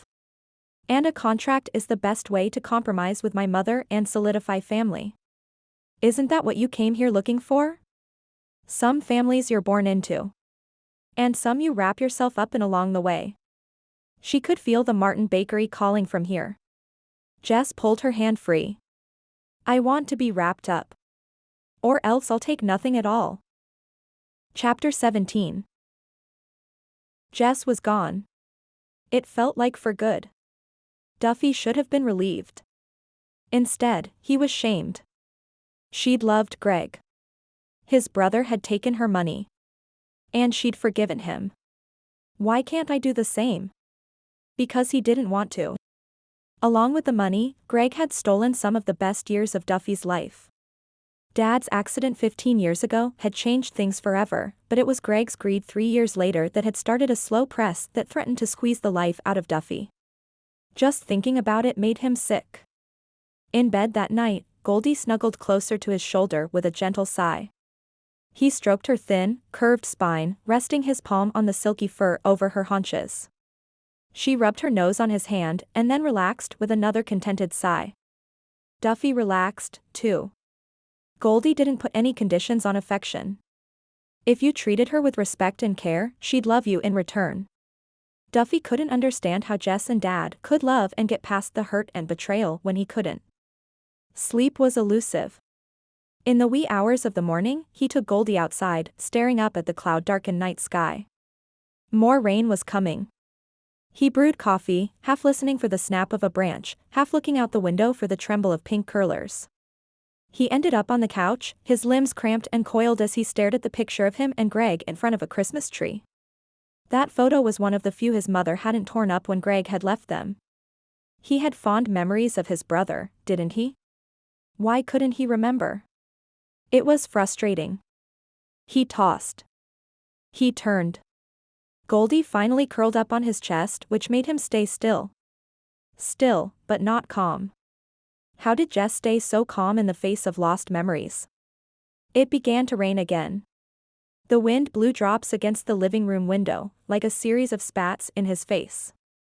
More rain. The vineyards would be too wet to work. After taking a rain day, there'd be a team meeting at the winery first thing. He should probably call Rutger and see how those nurses he'd complained about were treating him. He'd check the internet to see how the roads were looking and give Ryan a heads up before his drive from Cloverdale. He continued reviewing his mental to-do list. Unexpectedly, his otherwise occupied brain dredged up a memory: Greg stealing his Halloween candy. His brother had been wearing a superhero cape and it had snagged on the corner of Duffy's dresser after he'd fallen asleep, waking him. Duffy had chased Greg around the house until they'd both collapsed on the couch, exhausted and laughing. There'd been backseat slug-bug fights. They couldn't ride anywhere without one. Greg had given a good Charlie horse. But there'd been plenty of laughter, too. And those arguments over who'd open their birthday presents first. They'd resulted in odd years being Greg's turn. Evens, Duffy's. Once the gates had opened, the memories kept coming, like planes on a tight landing schedule. They'd played on the same little league teams with Dad as their coach. Duffy at shortstop. Greg in center field. Spring afternoons spent warming up with a game of catch, always paired up. But competitive. If Duffy got a hit, Greg tried for a home run. They'd ridden scooters and skateboards, outgrown cleats and sneakers, mowed lawns and clipped hedges. There was nothing out of the ordinary about the fights they'd had as siblings. Nothing indicative of Greg's potential to derail them all. Nothing one had done much differently than the other. They'd been in the same classes together through the 6th grade. Shared the same circle of friends. Liked the same girls. The same girls. As if they shared the same DNA and heart, wanting the same thing. Jess. He'd kissed her. Was it because Greg had dated her? Had the old competitive streak been reignited? Duffy recoiled at the idea. And Jess would spit fire at the idea he'd wanted to kiss her to put Greg in his place. That kiss had nothing to do with Greg and everything to do with the empty spot in Duffy's chest, the one he hadn't realized was empty, the one Goldie sat on, the one Jess seemed to fill. Not that Duffy needed her here or needed to kiss her to fill that void. Not that he needed the void filled at all. He liked his life. He could acknowledge his biases and follow the path he'd taken after Greg's death without remorse. No attachments. No outside responsibilities. He was free and happy. Goldie rested her chin on Duffy's hand and stared at him with those "I don't care if you lie to me" eyes. Don't get comfortable. Your owners will most likely turn up in the morning. Unconcerned, she closed her eyes. On a sigh, Duffy did likewise. He dozed off only to be awoken by a knock. The sun was up, and the rain was gone. Goldie ran to the door, wagging her tail.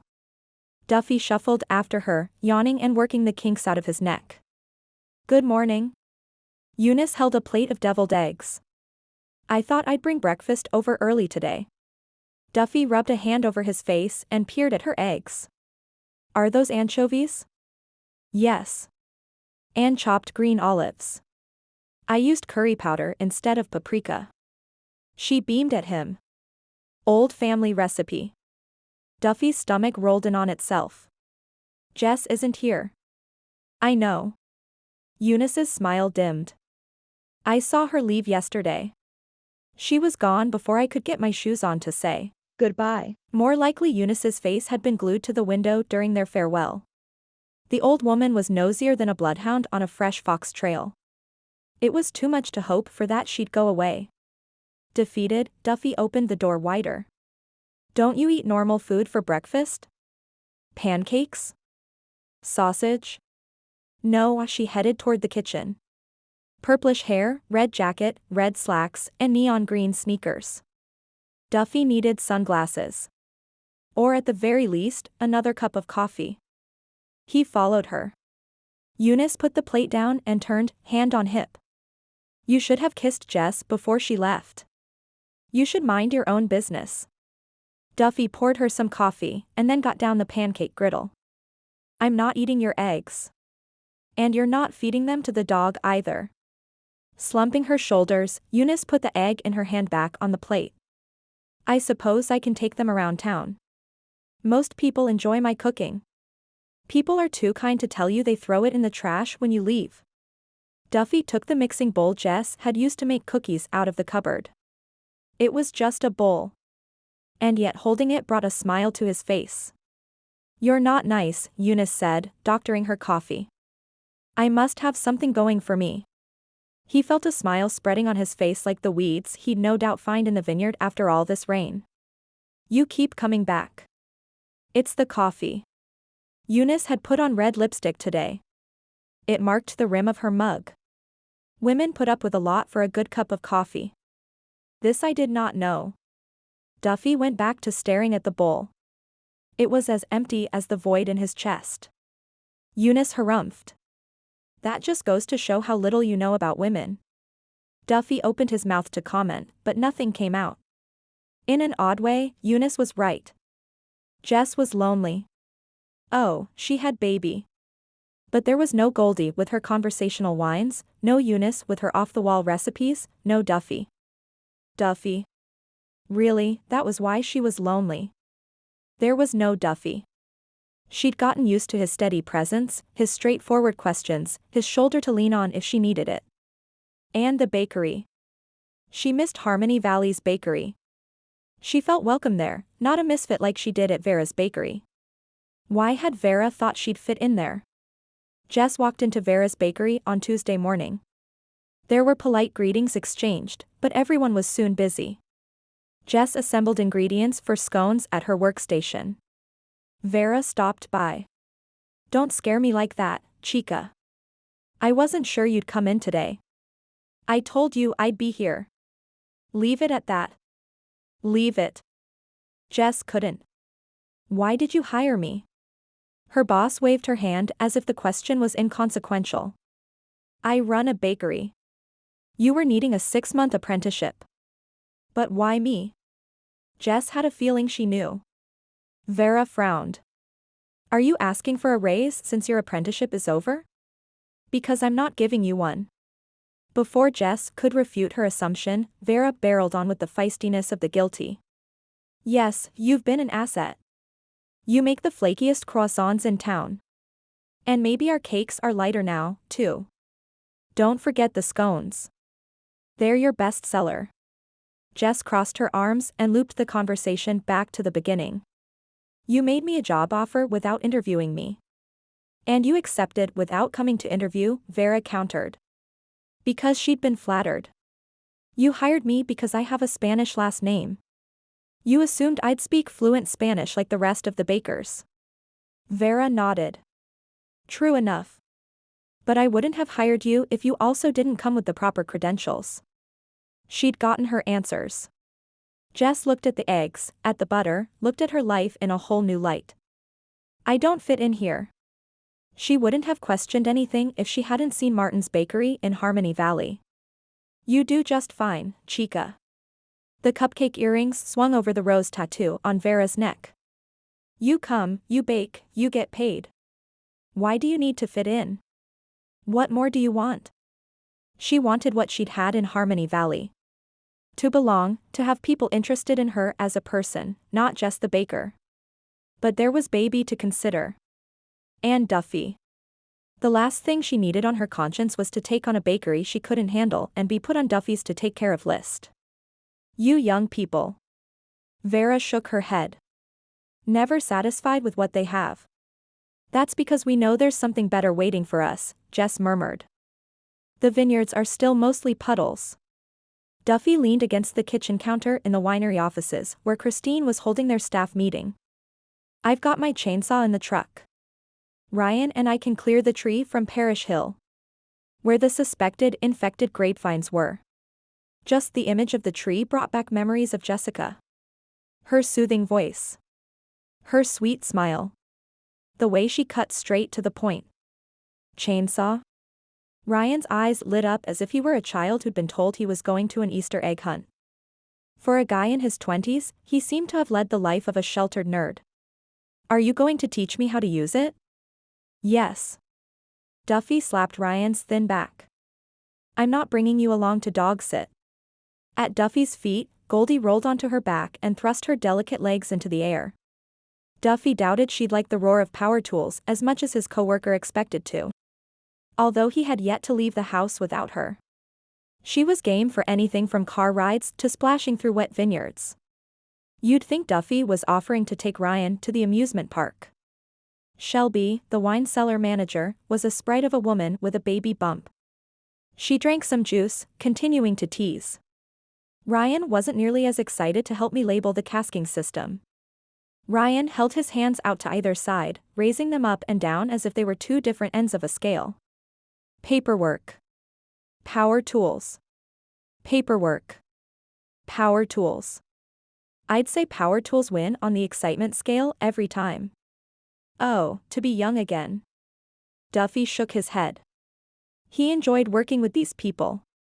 They were a young, energetic group. If you're headed up that way, Duffy, Christine topped off her coffee and returned the pot to the warmer. Would you mind helping Slade and Flynn remove the tree from Rutgar's porch as well? I saw a picture of it and I think the job might need skills outside their wheelhouse. Working on Rutgar's house wasn't in Duffy's job description. Removing the old man's tree fell under the heading of community involvement. And community involvement led to other favors, and other favors led to expectations, and pretty soon there went his weekends again. Well, I wouldn't ask, except I know Slade has never operated a chainsaw and the tree is huge. Christine's eyes held a worried plea. Plus, my grandmother said you've been calling to check up on Rutgar in the hospital. I bet he'd appreciate your help, too. Not likely.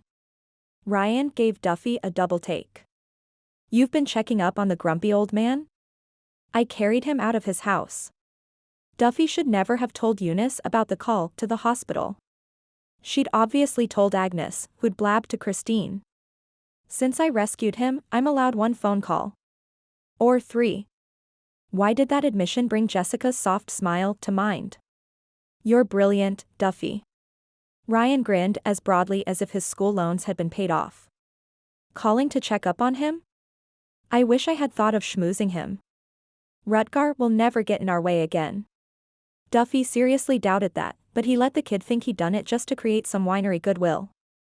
I'm writing your name on my list, Duffy, as helping to clear the trees on Parish Hill, including Rutgar's. Christine wasn't letting him off the hook.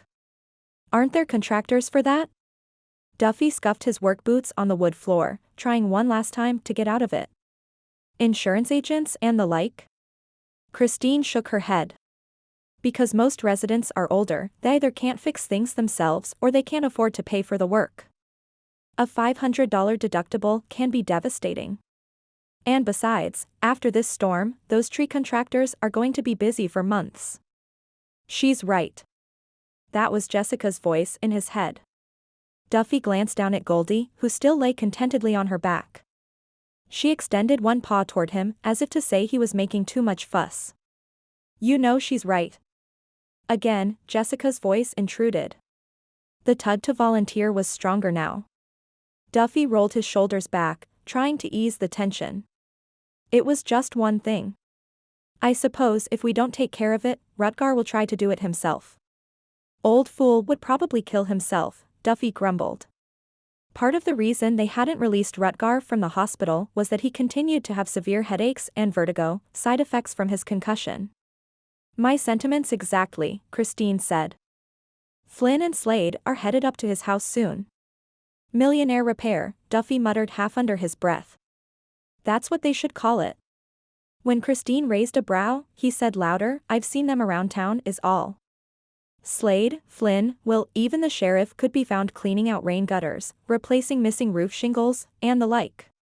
They took on every and all responsibility for the improvement and upkeep in this dated town. They must not have any free time. Christine sked. That's how they decompress from the grind of writing code and working on business expansion.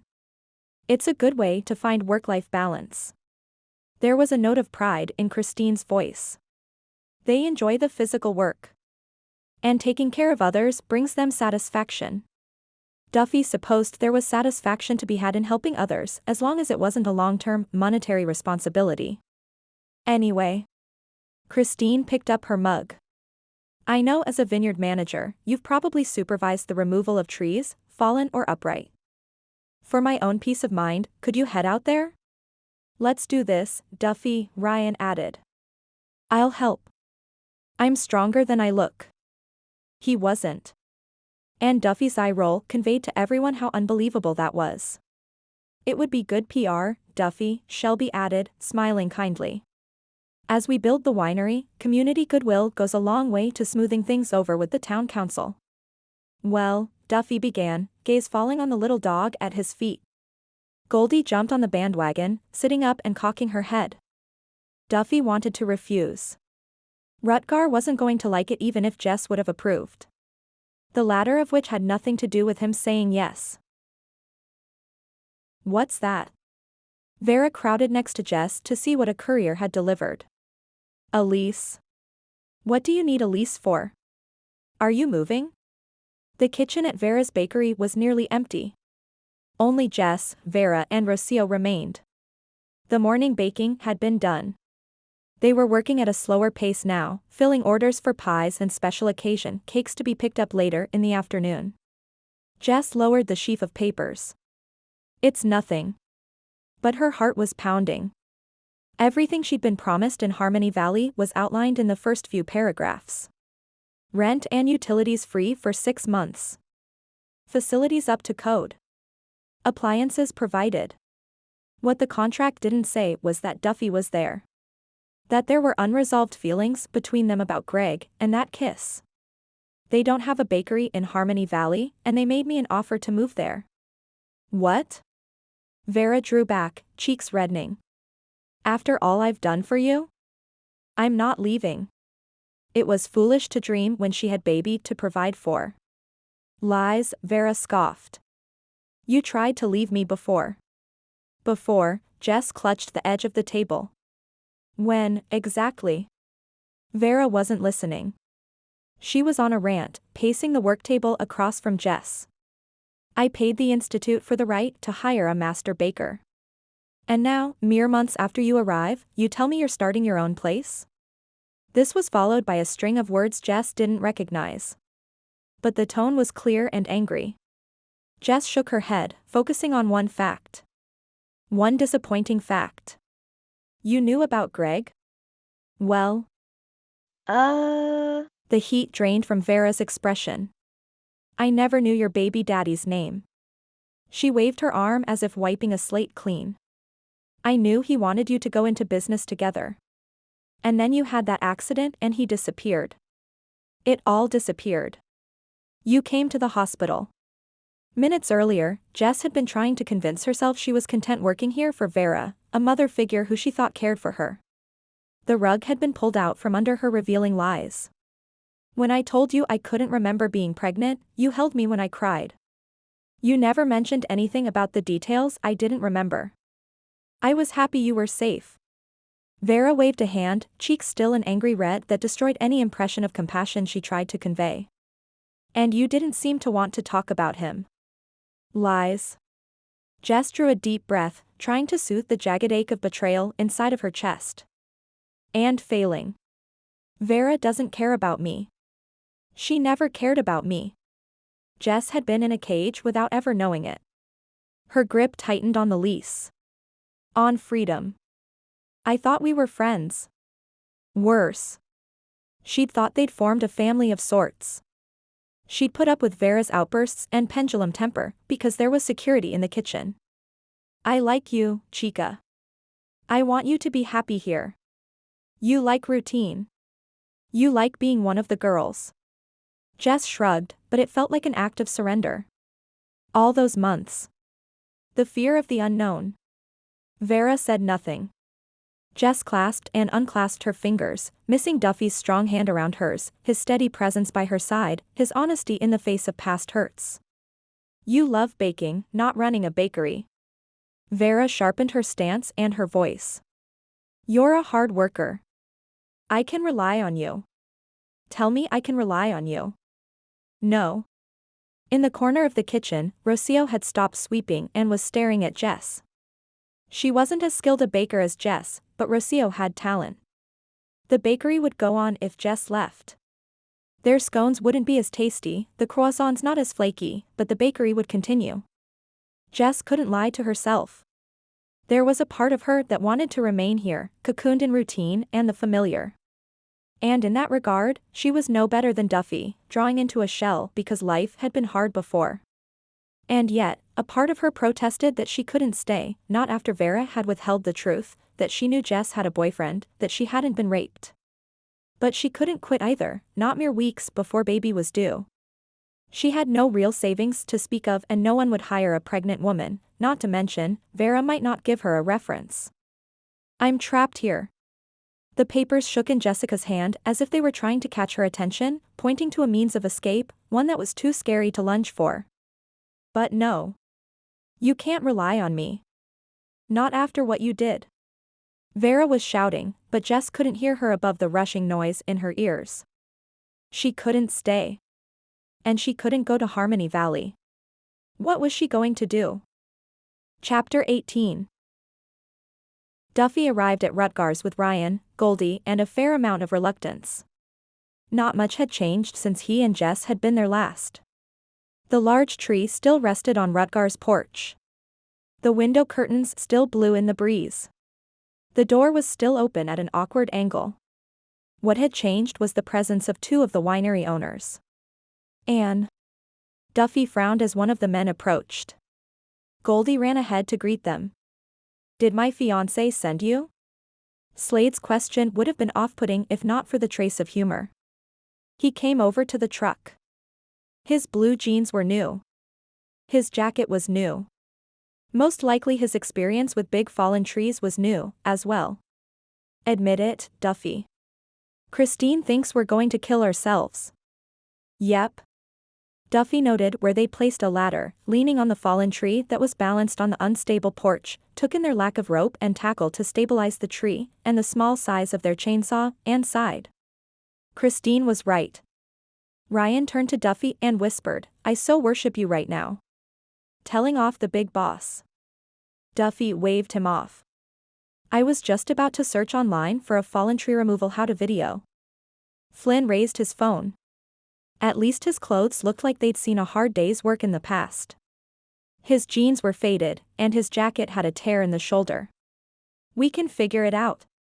I'm sure you're busy. You might figure out what not to do after one of you was flattened by that tree. Duffy didn't relish putting the men who signed his paycheck in their place. But he did want them to live so they could continue to sign his paychecks. He returned to his truck for the necessities, safety goggles, gloves, block and tackle, a big dose of patience since Flynn and Slade continued to protest his help. "We've got this." Ryan hurriedly produced his own goggles and gloves. Humans greeted, Goldie began a perimeter search, nose to the ground. Duffy hoped she didn't rile something that would eat her. It wasn't unheard of out here to come across foxes, bears or mountain lions. But she'd been on her own before. He trusted she had survival experience. Now his bosses. "Seriously, you two can go back to work." Slade pulled the boss card, too late in Duffy's opinion. "We'll be fine." "Trouble is," Duffy sighed as he tugged the goggles over his head, leaving them looped around his neck. "We don't report to you. Christine sent us to do a job." Other than a woodpecker hard at work, there was no sound on the mountain. "We're not going to win this fight," Slade admitted to Flynn.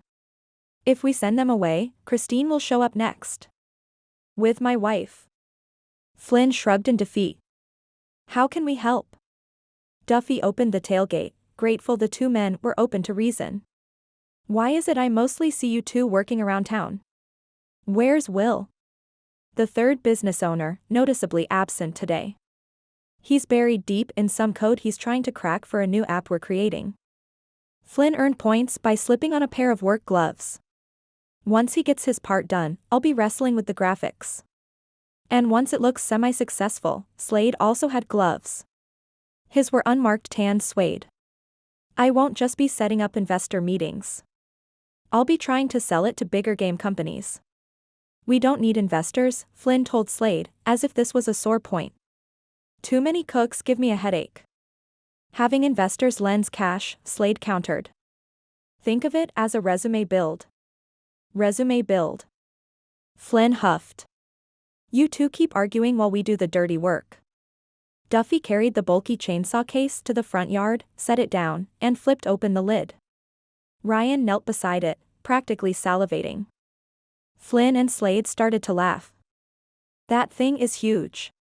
Flynn punched Slade's shoulder. "Makes the saw we bought look like a starter set." "Have you used that thing before?" Slade eyed it, and then took stock of Duffy with newfound respect. "It's like the monster truck of chainsaws. This isn't my first rodeo, boys." Duffy took in the wear and tear on the saw and smiled. He was as bad as Ryan, excited to use his power tools. Jess was right. He did have a wild side. It took several hours to clear the tree and cut it into chunks that dropped safely to the ground. All the men took a turn at hefting the big saw. "Best workday ever." Ryan grinned as he dragged branches over to a pile. "I apologize," Duffy told him with a grin of his own. "You are stronger than you look." Ryan beamed under his praise. Once they had the tree clear of the porch, the winery owners were more in their element while Duffy and Ryan continued to cut the tree into manageable pieces. Flynn and Slade shored up the porch with support beams and removed the cracked and damaged wood. They boarded up the window and tried to temporarily fix the door frame, which would need replacing. While Duffy took a break from cutting to oil the saw and refill the tank with gas, Goldie came trotting up, gazing at him with adoration in her eyes. "Having a good time, girl?" Goldie gave him a happy dog smile. She wasn't so gold anymore. Her coat was mud-darkened and wet. But the look on her face was dog nirvana. She'd barely flinched when they ran the chainsaw. "You must have been a Labrador in another life, hanging out at construction job sites." Duffy removed a glove to give her a few friendly pats, brushing off a layer of dirt. "Seems odd that she'd be a stray," Ryan said before drinking some water. "She's a really good dog." "Do you want her?" Duffy asked automatically, trying to ignore a pang of disappointment or the look in Goldie's eyes that suddenly turned sorrowful. "Dude, I don't even do my own laundry." Ryan shook his head. "I don't think I'm ready for a dog." Duffy was unaccountably relieved. Flynn's father stopped by at one point. He was a grayer, wirier version of Flynn with a long ponytail. His truck wasn't new or shiny. He had a lockbox filled with tools in his truck bed and wore work boots that looked as if he'd had them for 20 years. The older man surveyed their progress, nodded at Duffy and said, "You'll do." He left them a box of shingles, roofing nails, and a new rain gutter. Thanks for coming by. Slade shook Duffy's hand when the tree work was done. You can tell Christine it was the right call. Maybe you should just thank her with flowers or something, Duffy told him. Thanks for all your help. Flynn shook Duffy's hand. What are you doing later? There are more trees and branches around town that need removal. And we can always use a helping hand when things come up. Warning bells rang in Duffy's head. Ding dong, freedom is dead. He drew back. Like a regular thing? Yeah. Slade wasn't picking up on Duffy's hesitation. What are you doing this weekend? We were thinking the reason we aren't successfully luring any doctors here is that the old clinic is, well, old. Needs some work, Flynn agreed. A gust of wind worked its way past Duffy's jacket, tensing his shoulders. Sorry, guys. I was planning on driving up the coast this weekend. Flynn and Slade regarded him as if he were one of their unsolved strings of code. Ryan shook his head as he retreated to the truck. Duffy could only imagine what Jess might have said had she been here. But he couldn't say yes. He just couldn't. Well, Flynn said, filling the awkward silence, if you change your mind, you won't have to look far to find us. Guilt gripped the back of Duffy's neck. Or maybe it was muscle fatigue from hours of wielding a chainsaw. Flynn turned to Slade. When we're done, let's stop by the bakery and see if they got the power turned on. Why? Duffy blurted. Is Jess opening the bakery? He didn't like the eager way he'd asked, as if he cared if she accepted or not. His life would be easier if she turned them down. Goldie stood on her hind legs, placing her front paws on Duffy's leg as if to say, I miss Jess. She hasn't said yes. Not yet. Slade exchanged a look with Flynn that Duffy couldn't interpret. But I have a good feeling about her. The mayor sent Jess the lease today, so she'd have the offer in writing. You were trapped in a moat-flooded town for 3 days, and your life changed. Ryan dragged a branch off to the side of the vineyard's drive an hour later. Duffy looked up from gassing up the chainsaw. What are you talking about? You got a dog and a girlfriend now. The wind seemed to swirl at Duffy's ankles, circling, shackling him to obligations he hadn't asked for. Duffy chose his next words carefully. I'm fostering a dog, and my brother's ex-girlfriend/baby mama came to visit. Duffy saw again Jessica's soft smile, heard her gentle laughter, could almost feel her small hand in his. He planted his feet firmly on the ground and frowned at Ryan. Nothing's changed permanently. You gossip like an old lady. That's because I hear all the news from old ladies. Grinning, Ryan didn't flinch under Duffy's annoyance. He tugged another branch free of the tangled, downed mess. I get it. None of my business. Exactly. It's just that. Ryan.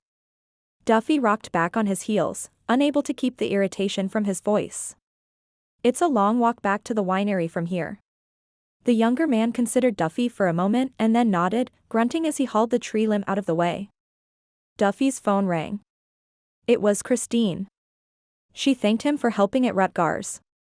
Ask Ryan when we're getting results from the lab on the Parish Hill samples we sent in. Duffy did.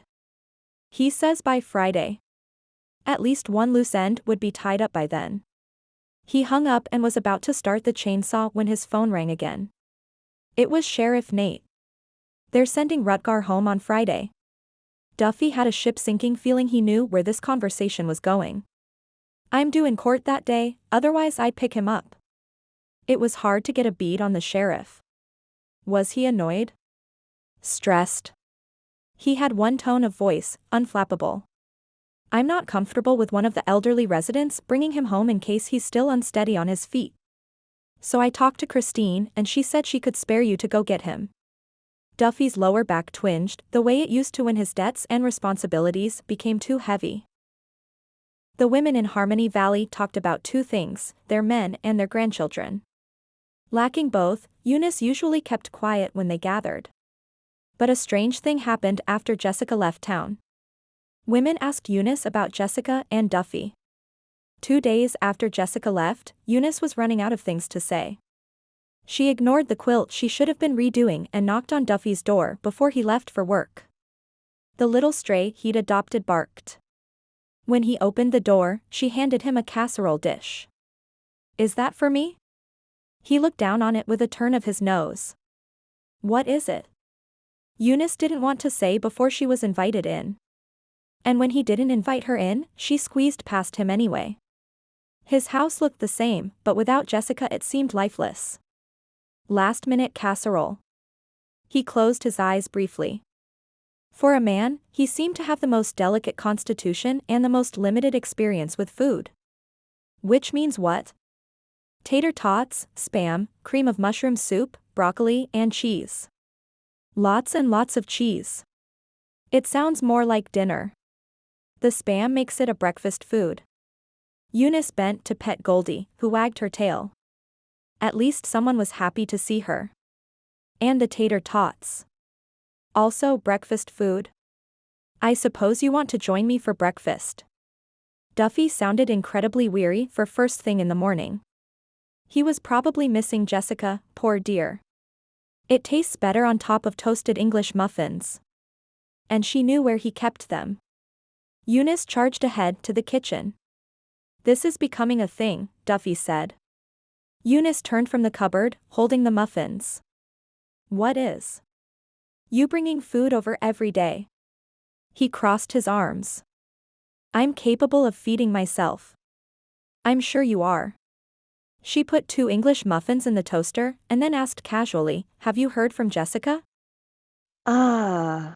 I should have known. You're the conduit to the town grapevine, looking for grapes to share. I'm not following, Eunice fibbed. The trouble with Duffy was that he was too smart. I know how things work in this town. He had the most annoying way of looking at a person, as if he could see inside their brain and tell exactly what they were thinking. One person gets the goods and tells everyone else. You say that like it's a bad thing.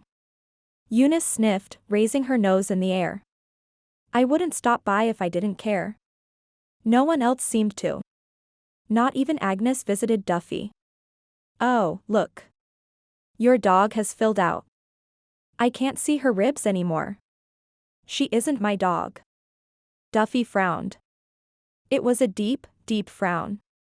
She's only staying here until her owners turn up. Eunice might have believed him if not for one thing. Goldie was a dainty little dog, the kind of dog single men didn't usually own. If Duffy didn't love her, he'd have gotten rid of her days ago. Last fall, Shelby, the vet's wife, found a St. Bernard, and the family came to claim him a few weeks afterward. She'd scared, watching Duffy closely for any sign he might fear losing the dog. Letting go nearly broke Shelby's heart. She's not mine. Duffy sounded adamant and looked just as determined not to show Eunice he cared. Goldie sat next to Duffy with her paw on top of his foot. Anyone could see that dog was here to stay. It was typical of Duffy to overlook the good things that passed through his life. Why, the man needed a good pair of glasses. Chapter 20. Jess was in trouble. No job. No job prospects. No job paycheck. No one wanted to hire a master baker who'd be needing time off in a few weeks. Not that they told her that specifically. She dropped by every bakery she could find in town, resume in hand, bun in the oven. Surprise, surprise. No one had an opening. She wanted to phone a friend. Too bad she'd fallen out of touch with her foster home sisters. And she was too embarrassed to call her fellow culinary school students. That left Duffy or Eunice or. Instead of calling, Jess paced the living room of her small apartment Friday morning. The lease, Slade's business card, the newspaper clipping with Duffy's photo, and her cell phone sat on her second-hand dining table. Each time she completed a circuit around the table, baby kicked.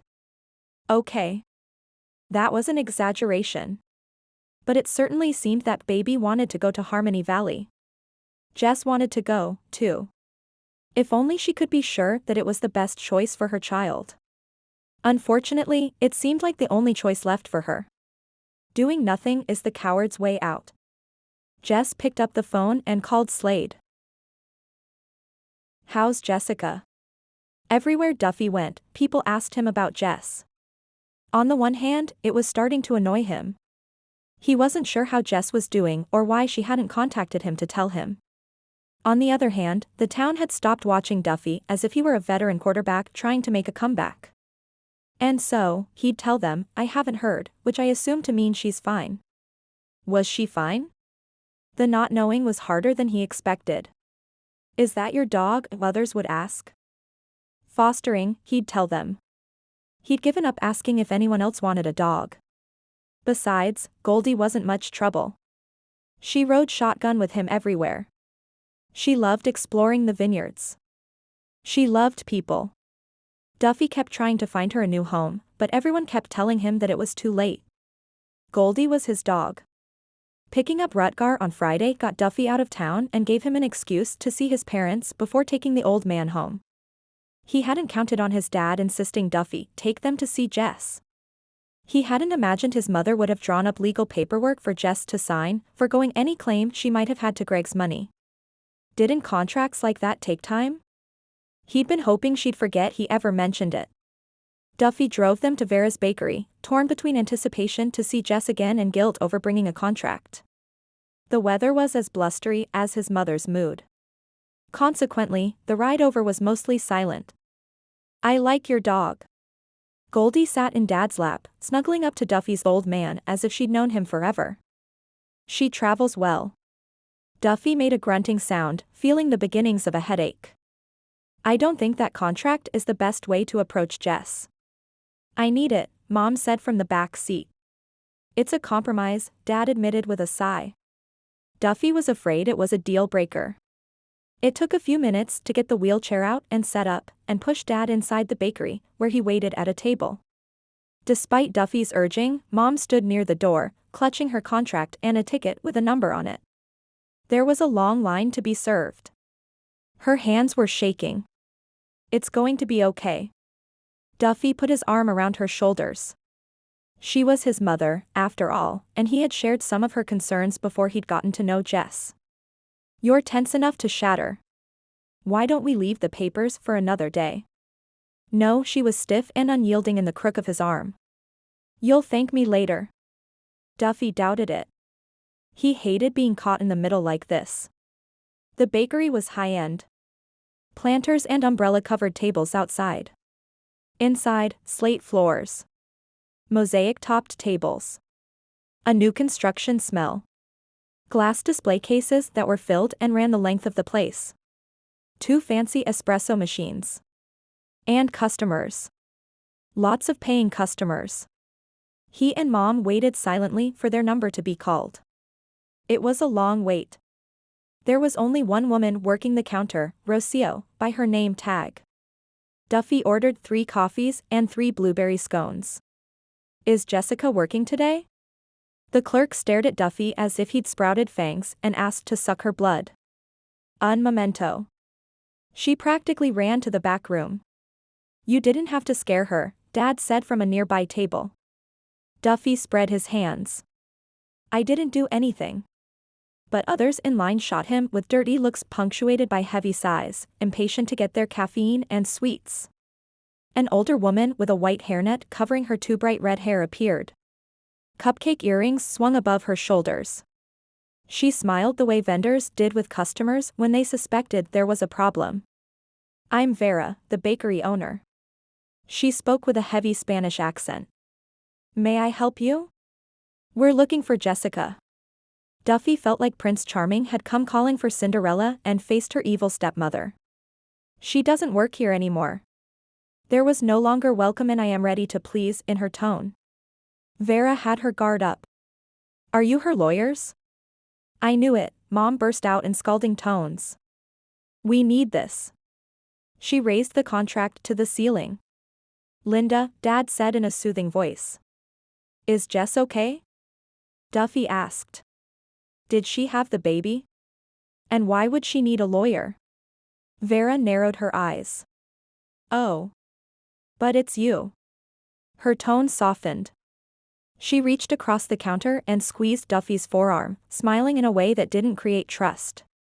She picked up the plated scones. "I recognize you from the newspaper. Come. Sit." She came around the counter and joined them at Dad's table. "You are the baby's family."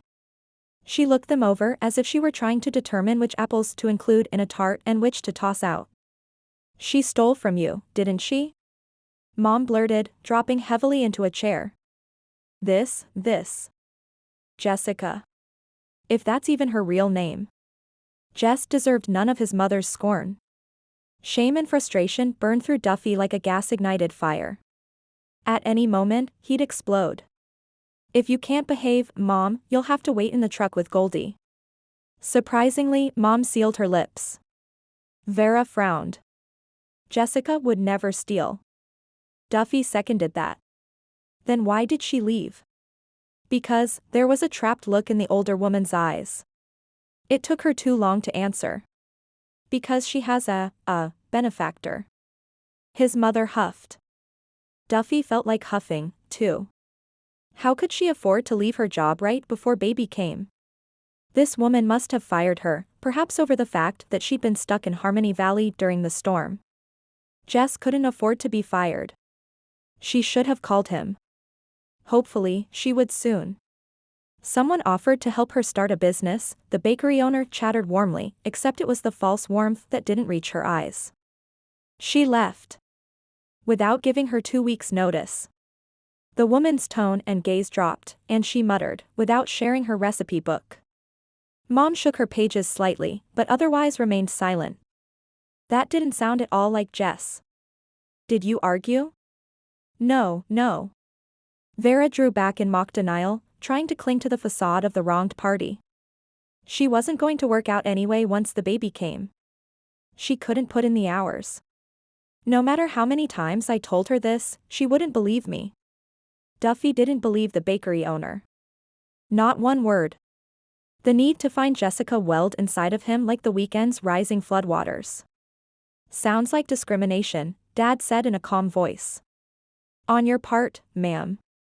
Surprisingly, Mom nodded. "I would never fire Jessica. Her skills have made my bakery trendy." Vera waved to Rocio and said something in Spanish, then gave them that fake smile again. "Take a dozen cookies. On the house. She's bribing us." Mom crossed her arms and frowned at Vera. Duffy nodded, agreeing. He scowled at the bakery owner. "Dos docenas." "Dos." Vera called to Rocio. "Rapido." 2 dozen. Now Dad looked as uptight as Mom. He leaned forward. "What have you done?" he demanded of Vera. "I can give you 3 dozen, Vera offered, glancing around to see if anyone was listening. "Final offer. We'd rather have her." A sense of urgency snapped Duffy's shoulder blades back. They were wasting time. Something had happened, something that wasn't right if Vera thought they were Jessica's legal team. "We need Jessica's address and phone number. It would be inappropriate for me to give that to you." Vera stood and backed away. "Enjoy your cookies." "I'm going to choke on your dry cookies and then sue this place," Mom declared loudly, causing several patrons to stare. But she'd already pivoted. "Michael, why don't you have Jessica's phone number?" Because you didn't want anything to tie yourself to her," Dad said with a disappointed shake of his head. "A phone number would mean you'd feel responsible to call." The 3 of them stared at each other. The father with unshakable love. The mother with a broken heart. And the brother who boxed up his relationships and stored them out of reach. Duffy couldn't speak for his parents, but he was afraid of what he might lose if he opened up that box. Not fear for his bank account. Not fear for his free time. This was a fear that hit harder and had the potential to devastate. He feared for his heart. Chapter 21. "This is all your stuff?" Flynn scanned the suitcases, the few boxes and sparse furniture in Jessica's apartment Friday afternoon. Once Jess had accepted their offer, the young entrepreneurs had wasted no time coming to get her. "I don't have much." Jess had more boxes marked kitchen than she did clothing in her 2 suitcases. It had been too easy to pick up empty boxes from a local grocery and pack them. "Am I moving too fast?" She still had doubts about moving. What Harmony Valley was offering felt like a handout. And then there were the unknowns, starting with how she'd sustain her energy level through to the end of her pregnancy, continuing to what Duffy's reaction to her showing up would be, ending with how much time she'd need off when baby came. And what had they said about daycare? Not enough. The unknowns. They sat on her chest, squashing her lungs, making it hard to breathe. Slade's tall frame filled the doorway. He took inventory quickly. We didn't need 2 trucks for this. You don't have a dining room set? Flynn seemed stuck in a state of disbelief. I have a kitchen table. No chairs. Jess tried not to agonize over her lack of possessions. What about a crib? Slade glanced into her bedroom. Or a rocking chair. I haven't bought any furniture for baby yet. And she'd have to balance that need with the cost of buying supplies for the bakery. She desperately wanted an espresso machine. Do you really want me to come? Of course, we do. Flynn shed his doubts as easily as he adopted a fresh smile. Let's take out the couch first. In no time, Jess was back in Harmony Valley. Where's your woman? Rutger asked, petting Goldie, who sat next to him on the center console in Duffy's truck. Did you trade her in for this poor excuse of a dog? Duffy resisted the urge to defend Goldie because Rutger was obviously full of hot air. He was petting her, wasn't he? Jess went home. Duffy's voice was louder than necessary, but he was worried, his ego bruised by her lack of contact. He couldn't wait to get back to Harmony Valley and track down Slade. Surely, he had Jessica's contact information. Why hadn't she called him when things went sour with her job? Because I made it clear I'm not interested in taking on more responsibility. Even friendship. In my day, Rutger's voice was sandpaper coarse, pumicing Duffy's jangled nerves. If you wanted a woman, you asked her to stay and made the offer attractive with a ring, a big juicy steak and the promise to remodel the house. I don't need your advice, Duffy said through gritted teeth. She's not. We're not. She dated my brother. He carefully avoided using the word love. The more he dwelled on Jess loving and forgiving Greg, the more his own unresolved feelings tumbled about his gut, demanding resolution. I wouldn't hold a grudge against her for that. Rutger's chuckle was as rough as his voice. Heard your brother's dead. That baby's gonna need a father. They passed vineyards recently purchased by Harmony Valley Vineyards, flanking the 2-lane highway. Overgrown vines undulated in the breeze, calling to Duffy to transform them into neat, tidy vineyards. A change of subject was in order. Flynn and Slade fixed your porch. Rutger ignored him, drawing Goldie into his lap. Ha! You young bucks nowadays need a masculine influence. If you aren't going to be there for the girl, I will. What? Duffy nearly choked. You heard me. I'll need her address, so I can write her. Forget for the moment that Duffy didn't have Jessica's address. There's a new invention you might not have heard of, a telephone. I read in the Wall Street Journal or somewhere that no one calls anyone anymore. Rutger read the Wall Street Journal? Duffy's head hurt. They were right. People don't call, they text. I could text Jess. If I had her cell phone number. Duffy chewed on the inside of his lip. Well, I type, Rutger said firmly. I have a perfectly good electric typewriter. And I trust the U.S. mail to deliver messages for me. Duffy made the turn toward Harmony Valley. Do you need to pick up anything downtown before I take you home? El Rosal had a mini-mart in their lobby area that sold the essentials. I do. He pointed to the road ahead. Now, what you'll want to do is take this road for 3 miles, then turn right on Kennedy, then right on Main Street. You do realize I live in Harmony Valley. And had for nearly a month. Duffy knew the way. That doesn't mean you know how to get there the right way, the old man grumbled. There were only 2 roads into town from the highway, one to the east, one to the west. They'd taken the latter. That tree hit you harder than I thought, Duffy deadpanned. I didn't ask for a comedian, Rutger spat, splaying his fingers through his massive beard. I asked for a ride. Jessica parked on Main Street late Friday afternoon.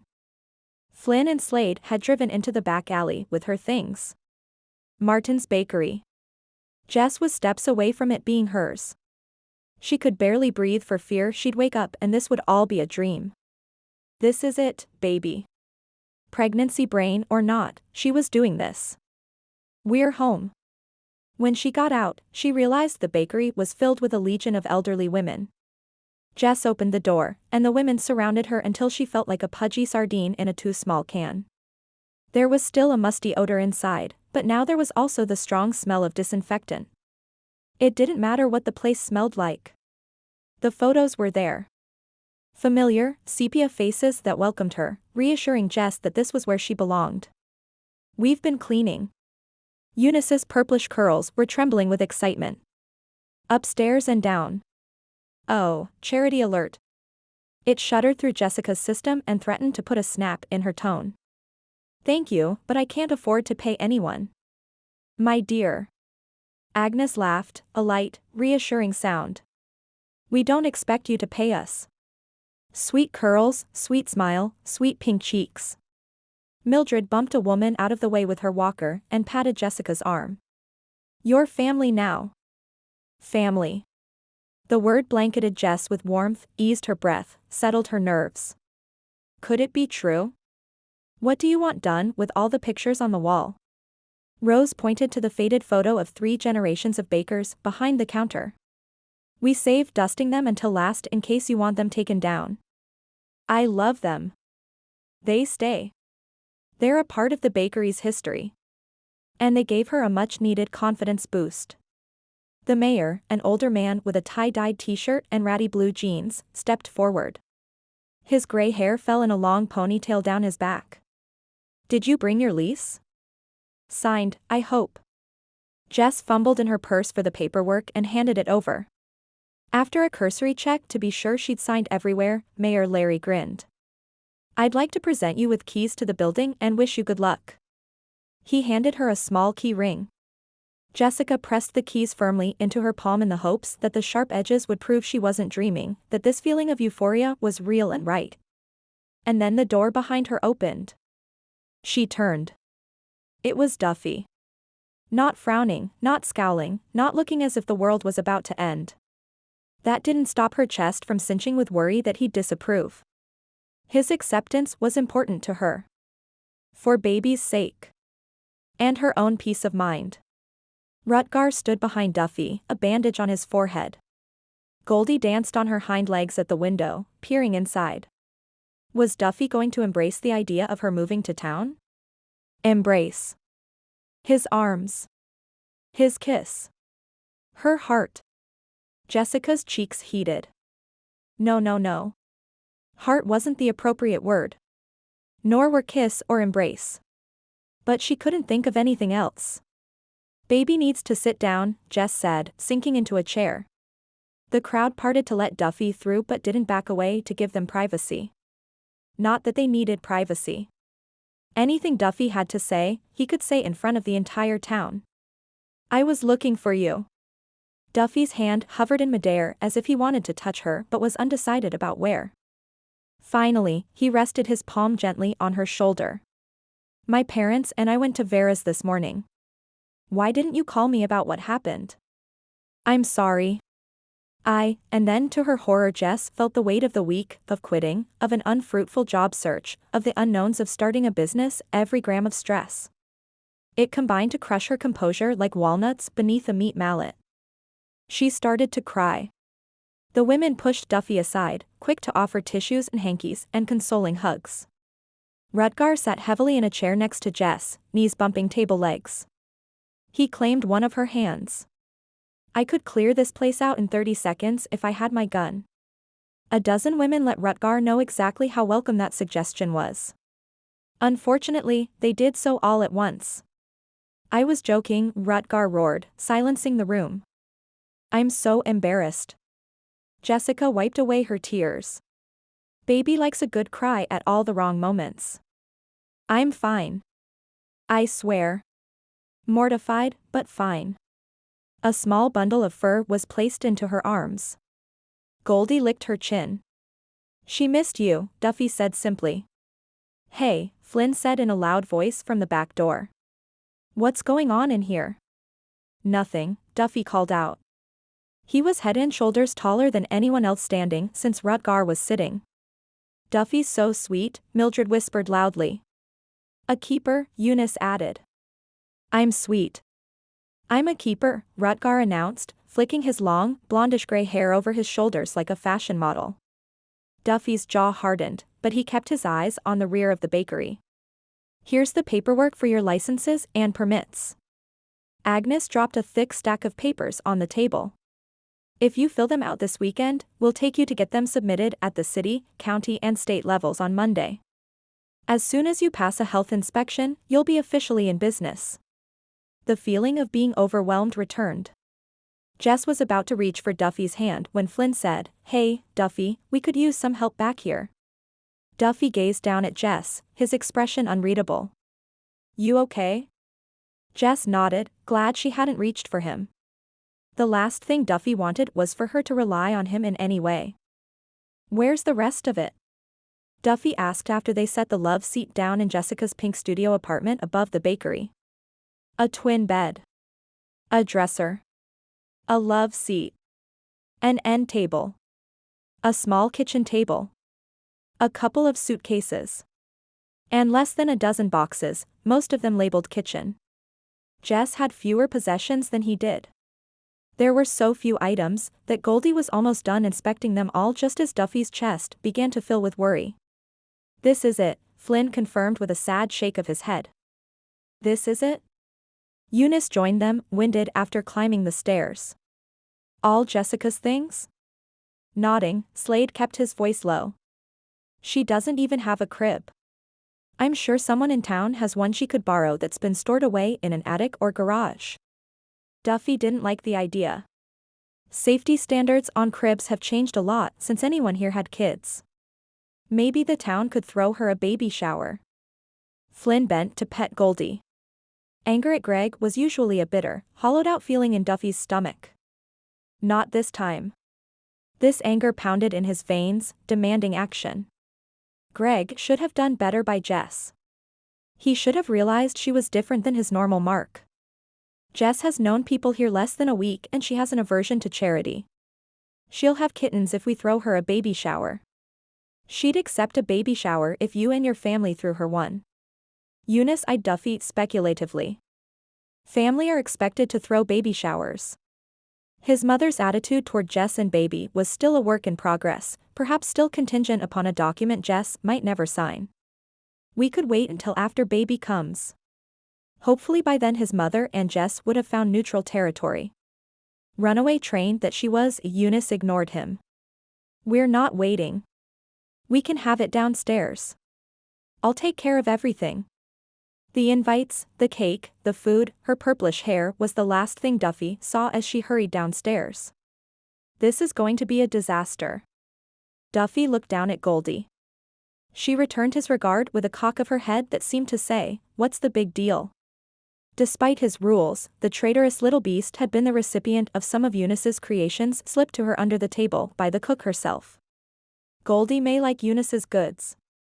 Duffy did not. "Come on."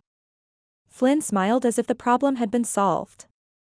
"Women love this stuff. Let Eunice take over." His boss didn't realize that the problems were just beginning.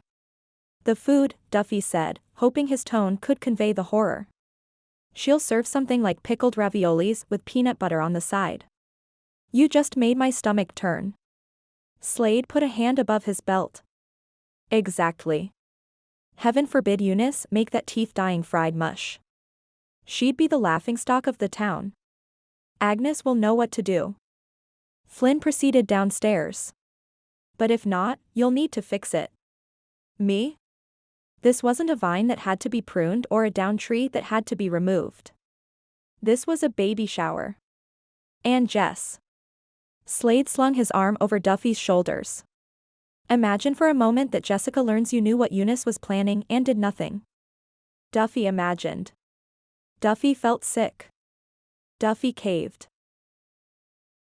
"But I wanted to do this," Eunice said when Duffy stopped by her place after dinner. From what he could see, the inside of her house looked like it had been preserved from the 1950s. Wingback chairs with doilies on the backs and arms. Mid-century modern wooden coffee tables.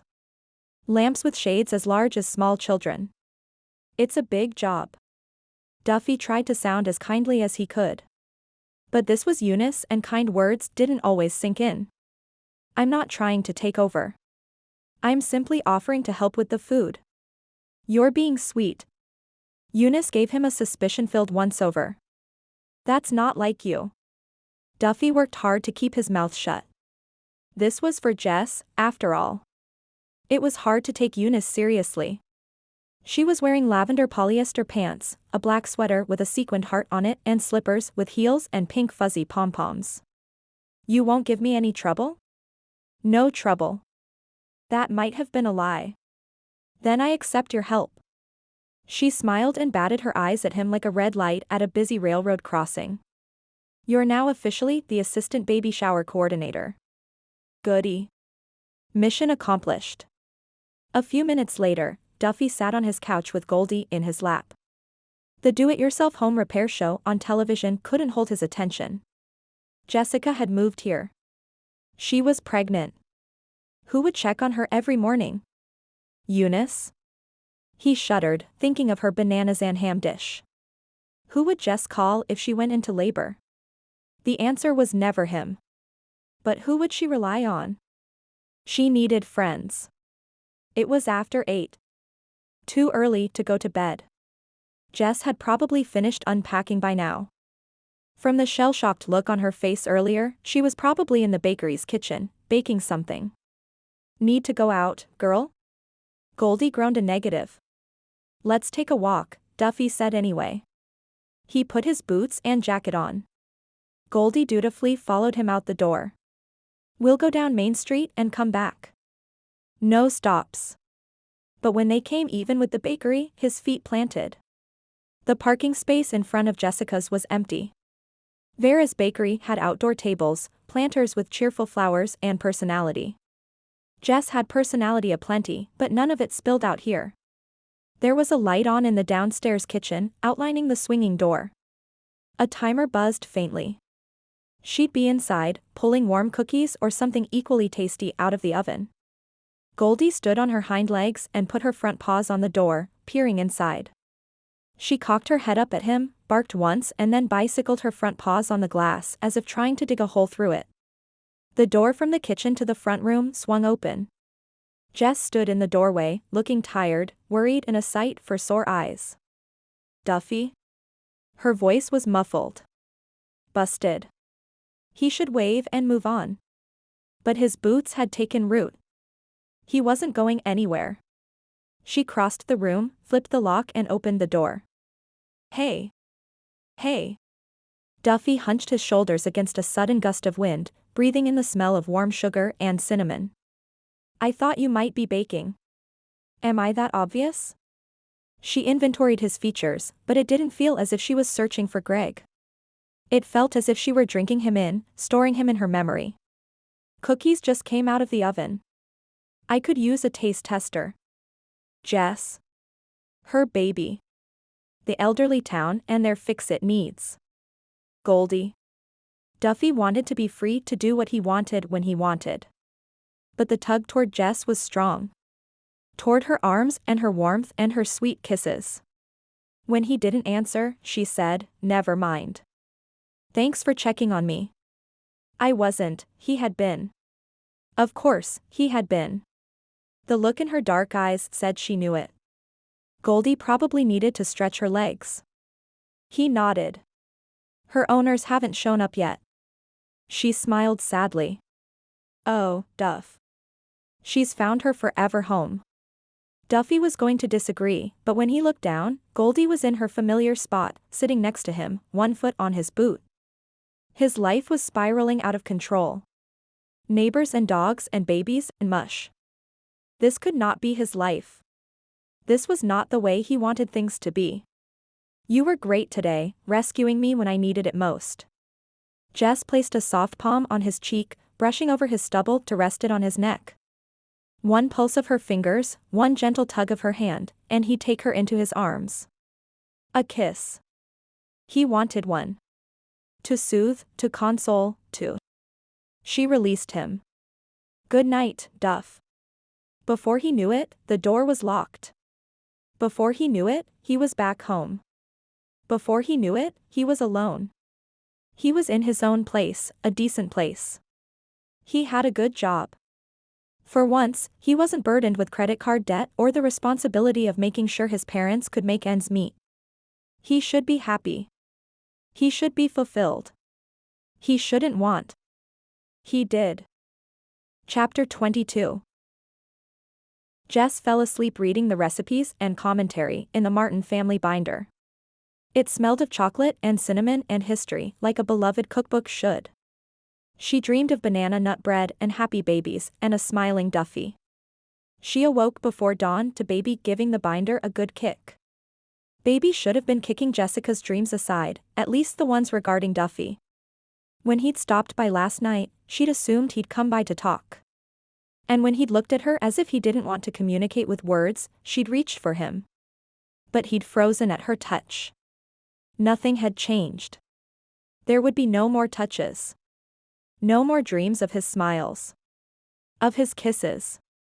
The people in Harmony Valley had stocked the bakery's kitchen before Jess had arrived. To avoid the stigma of charity, Jess insisted on repaying them with baked goods this morning. She'd made snickerdoodles and cream cheese brownies last night, trying to calm her nerves. It wasn't enough to fill the bakery case. She smoothed a hand over the cinnamon roll recipe. The page was lightly dusted with flour. Written in the margin were the words, "Satisfies a crowd." Jess hoped some of the Harmony Valley residents would come by this morning. She'd love to give back by giving them a taste of what her bakery would eventually become. Because we don't take handouts, she told Baby, who wiggled into a more comfortable position as Jess sat up. After a quick shower, Jess was downstairs, hard at work baking cinnamon rolls. Baby was an easy rider this morning, so she also made vanilla scones. She arranged her offerings in the bakery case on the colorful pottery serving plates the ladies claimed to have found in the cupboards. Jess still had her doubts about the plates.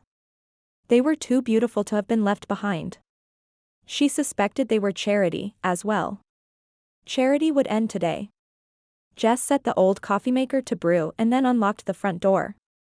Someone had deposited 2 oblong planter boxes made from redwood in front of the window.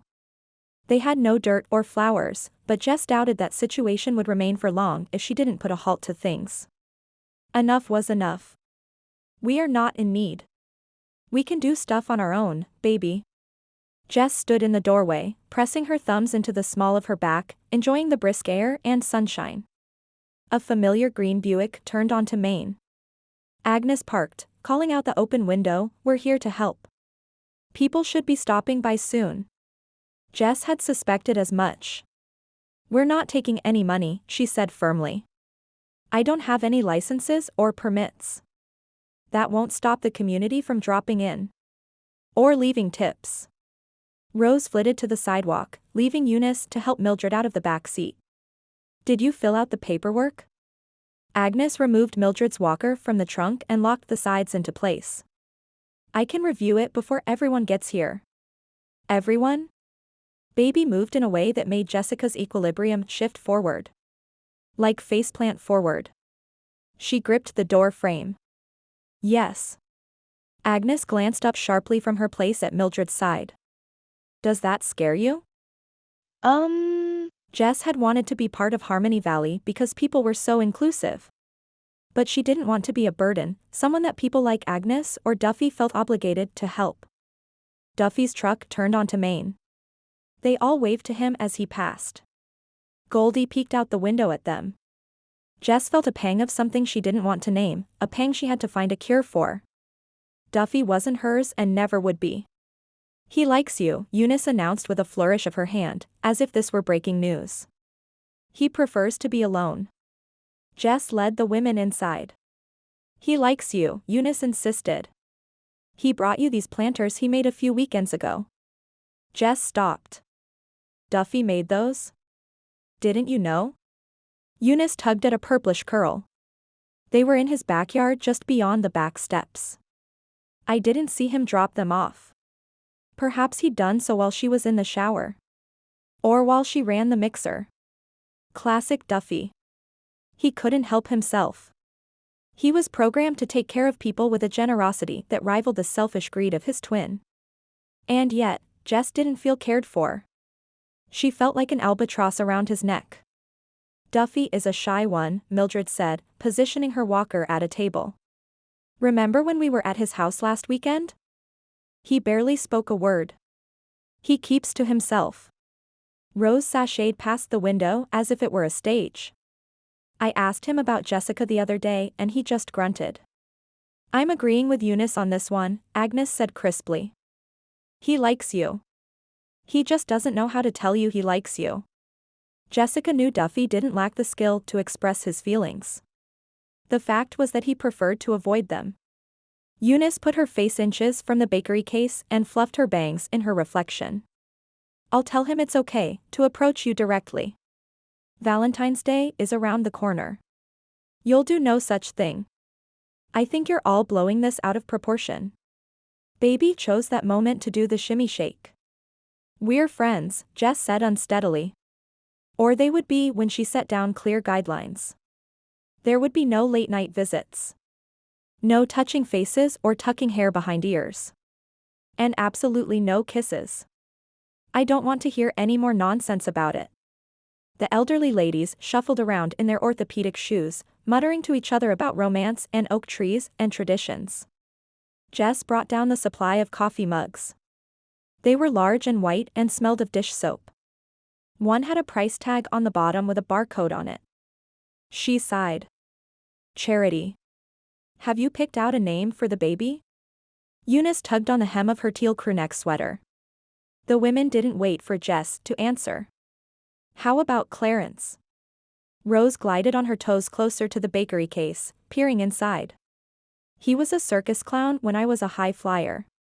Big muscles. Hair as black as night. What a man. Shirley. Mildred sat in her walker. I always wanted a daughter named Shirley. Her baby's name should mean something to Jessica. Eunice leaped back into the fray. Respect for the loss of a loved one or honoring a dear, dear friend. Well said. Agnes nodded. Rose bounced on her toes. She just wants Jessica to name her baby girl Eunice. A timer went off in the kitchen and Jess left the women to argue. She hadn't decided upon a name for baby because she was with Eunice, she wanted the name to mean something, to be linked to family. She'd have to ask Duffy about family names. And wouldn't that conversation go over well? Not. She removed a tray of mini chocolate muffins. The voices in the front room dropped to whispers. What are you ladies talking about? If it concerned more donations, Jess was putting her foot down. Nothing, they chorused in faux innocence. Jess carried the muffins into the main room. Flynn and his wife entered the bakery, smiling, followed by Slade and Christine. And then the bakery was a crush, as if it were the most popular restaurant in New York City. Jess had never felt so happy. The only thing missing was Duffy. No disease? Duffy looked at the results Ryan had given him again. He sat at his desk upstairs in the winery, examining the numbers in a chart with tiny print. Christine took the report from him. Ryan, are you sure we sent them a sample from the last row of the vineyard on Parish Hill? I'm beginning to sense doubt in my abilities. Ryan placed his elbows on his desk and tapped the folder in front of him with his fingers. I walked to the bottom of the vineyard, just like you said. I took samples from the smallest vines, just like you said. I sent the samples to the lab we use in Davis, just like you said. His smile lacked his usual easygoing charm. Duffy had been so sure the vineyard was infected. He stared at Goldie's small head resting on his boot. She clearly had every confidence in him. He went back to trying to identify what they'd missed. And you requested they test via RT-PCR? A reverse chain reaction laboratory test. Yes, no. Ryan's smile faded. That test was uber expensive. I had them test using the ELISA method. Ah. That explained it. ELISA is enzyme-based and not all the leaf roll virus enzymes have been identified, Christine said gently. So, we test again? Ryan looked as sad as Goldie when she didn't get table scraps. We test again, Duffy confirmed with a nod. Ryan grabbed his coat and told them he was headed out to Parish Hill. And here I thought I was saving a few bucks. We appreciate it, Christine said brightly. But we need the broader test. Goldie raised her head to watch Ryan hurry down the stairs. Nice dog. Christine placed the test results in the trash. You got lucky with her. I'm merely a foster home until her owners show up. A foster home. Goldie didn't treat him like a foster parent. Or his home as if it were temporary. She had a water bowl in the kitchen and a pillow by the fireplace. He'd found a tennis ball in the Mayanetti's vineyard that she somehow got her small jaws around. She loved playing fetch. Was this how Jess had been in foster care? Had she settled in, intending to stay with a family? Only to realize that she was just a number on a balance sheet? Another set of footsteps mounted the stairs. Shelby appeared, slightly winded. She rested her hand on her baby bump. Goldie trotted over to greet her, sniffing her boots with interest. She smells my goose. Don't you, girl? Shelby knelt to pet Goldie. If there was one thing Duffy could rely on, it was the unpredictability of Harmony Valley residents. Though he hadn't expected it from someone under the age of 70. You have a goose? Yep. Shelby stood, drawing her sweater over her baby bulge. She mothers the kittens I rescued from the wine cellar walls a few months ago. Shelby will take in any animal. Christine looked up from her email. She could take Goldie for you until someone comes to claim her. Duffy's mouth went dry. You having trouble with this girl? Shelby's voice pitched higher, into the baby talk zone. I don't believe it. My husband might make a fuss, but I'll take her. Duffy had to swallow twice to work up enough saliva to speak. She's fine.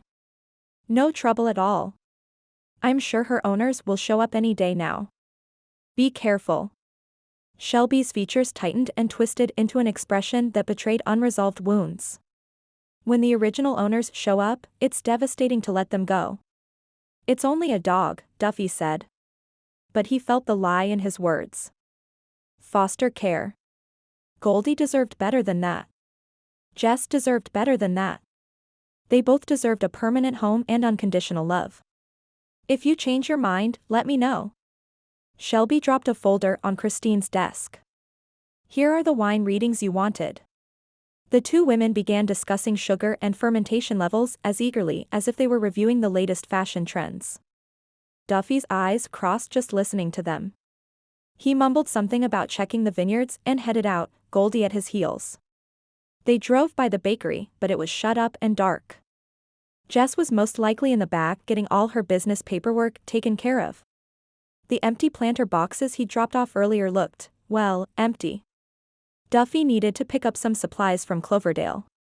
And he'd seen a nursery along the way. Jessica was baking when she should have been resting. But her nerves were jangled, and her head was fuzzy from all the paperwork she'd filled out with Agnes. Her cell phone rang. Jess jumped. Baby jumped. Even the pan of biscotti she was filling seemed to jump. It was a robocall. A pre-recorded message. This is a reminder that your Lamaze class starts this coming Friday night. Jess had forgotten about Lamaze. Or, like everything else, she put it to the back of her mind, which had, of course, lost it. Stupid pregnant brain. Remember to bring a yoga mat or a blanket and pillows. You will be working with your partner on the floor. See you soon. Jess had been meaning to ask Vera to help her through childbirth. That was no longer an option. She was left with Eunice or... Dare she consider Duffy? She'd prefer Duffy's steadiness. He'd most likely agree, not because he wanted to, but because he felt obligated to. I shouldn't ask him. Movement flashed past the window in the kitchen door, drawing her attention. Jess set the timer and hurried to the front door, where Goldie danced on her hind legs for attention. Jess knelt to oblige. The sidewalk was cold beneath her knee. She swept Goldie into her arms. Flowers? Duffy finished potting some geraniums and stood, wiping the dirt from his hands on a small towel. Bakeries need flowers. Jess silently agreed. But that wasn't the point. How much do I owe you? For the planters and the flowers? She couldn't afford to pay him, not when the bakery needed an espresso machine and baby needed a crib. But the flowers were colorful and cheerful. They made the bakery look loved. They made her feel loved. Careful now. Nothing, Duffy told her. It's a gift. Jess was weary of accepting charity under the guise of such an innocent word, resentful that gifts kept showing up. She had to draw the line. Take them back to your house. No. How much then? She recognized the determined tilt to his chin but was equally adamant that people began to respect her boundaries. You want to pay me for these? She nodded. Fine. Let's barter. Duffy smiled, but it wasn't a smile of compromise. It was the smile of a conqueror. I'll take payment in coffee and a Danish. She clutched Goldie so tight, the poor dear whined. That's not enough to pay for all this. Okay. His eyes took on a mischievous glint, the one that melted her heart. Coffee and Danish for a week. It still wasn't enough. She put Goldie down so she could cross her arms and frown at him. Duffy's smile dimmed. Coffee and Danish every day until baby's born? Deal. Thank you for doing business with me. Jess stretched up on her toes and pressed a kiss to his cheek. Duffy stared at her with that same look of longing he'd had in his eyes last night when she'd laid her palm on his cheek. Jessica's chest fluttered. Baby bumped her back into the doorway because baby knew she didn't need to make a fool of herself. Have you had dinner yet? Duffy's gaze dropped to her lips. Her lips. Her lips. Her hungry for a kiss lips. No. Pregnant brain was back in control, robbing her of speech. I'm roasting eggplant with potatoes. His gaze cooled, which did nothing to stop the nervous fluttering in her chest. Baby needs sustenance. Every time I come by, you're baking. You're probably in pregnant brain mode and have forgotten to eat real food. He paused, looking as if he hadn't realized he'd just invited her to dinner. And then he rushed on. What do you say? Vegetables? My house. 15 minutes? I have. Biscotti. She glanced over her shoulder. She had biscotti somewhere. In the oven. This was good. She'd completed a sentence. Okay. You get there when you get there. I'll keep dinner warm for you. Duffy gathered up the empty, plastic flower pots and bags of potting soil and walked away with Goldie, whistling. Jess hurried back into the kitchen, baby bouncing enthusiastically all the way. Don't get any ideas, baby. He's your uncle. But it wasn't baby she needed to worry about. Duffy set the table. He loaded the dishwasher.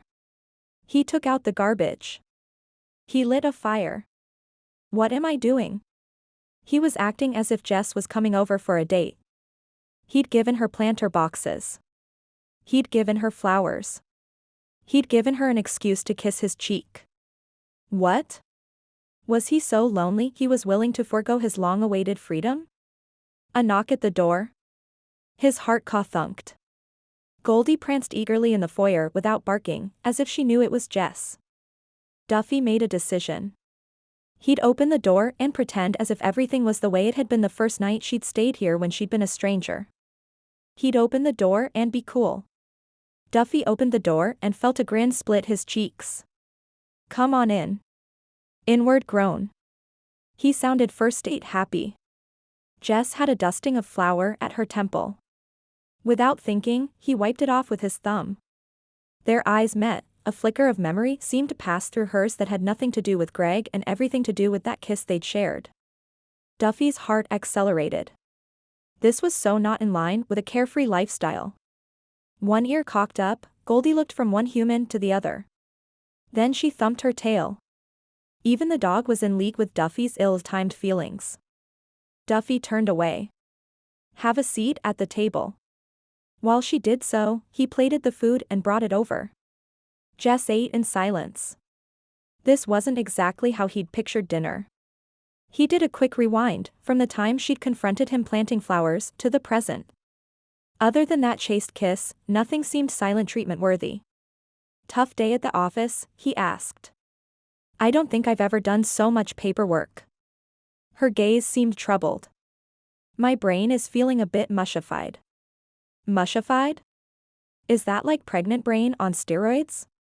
That got a smile out of her, but it didn't reach her eyes. Something like that. Jess gestured toward a plastic container with brownies. I brought dessert. Duffy should have let her distant mood go. He couldn't. Have you remembered something about Greg that upset you? No. For the most part, my memory is back. It's just, she set her fork on her plate and met his gaze levelly. I need a Lamaze partner. Lamaze. Labor.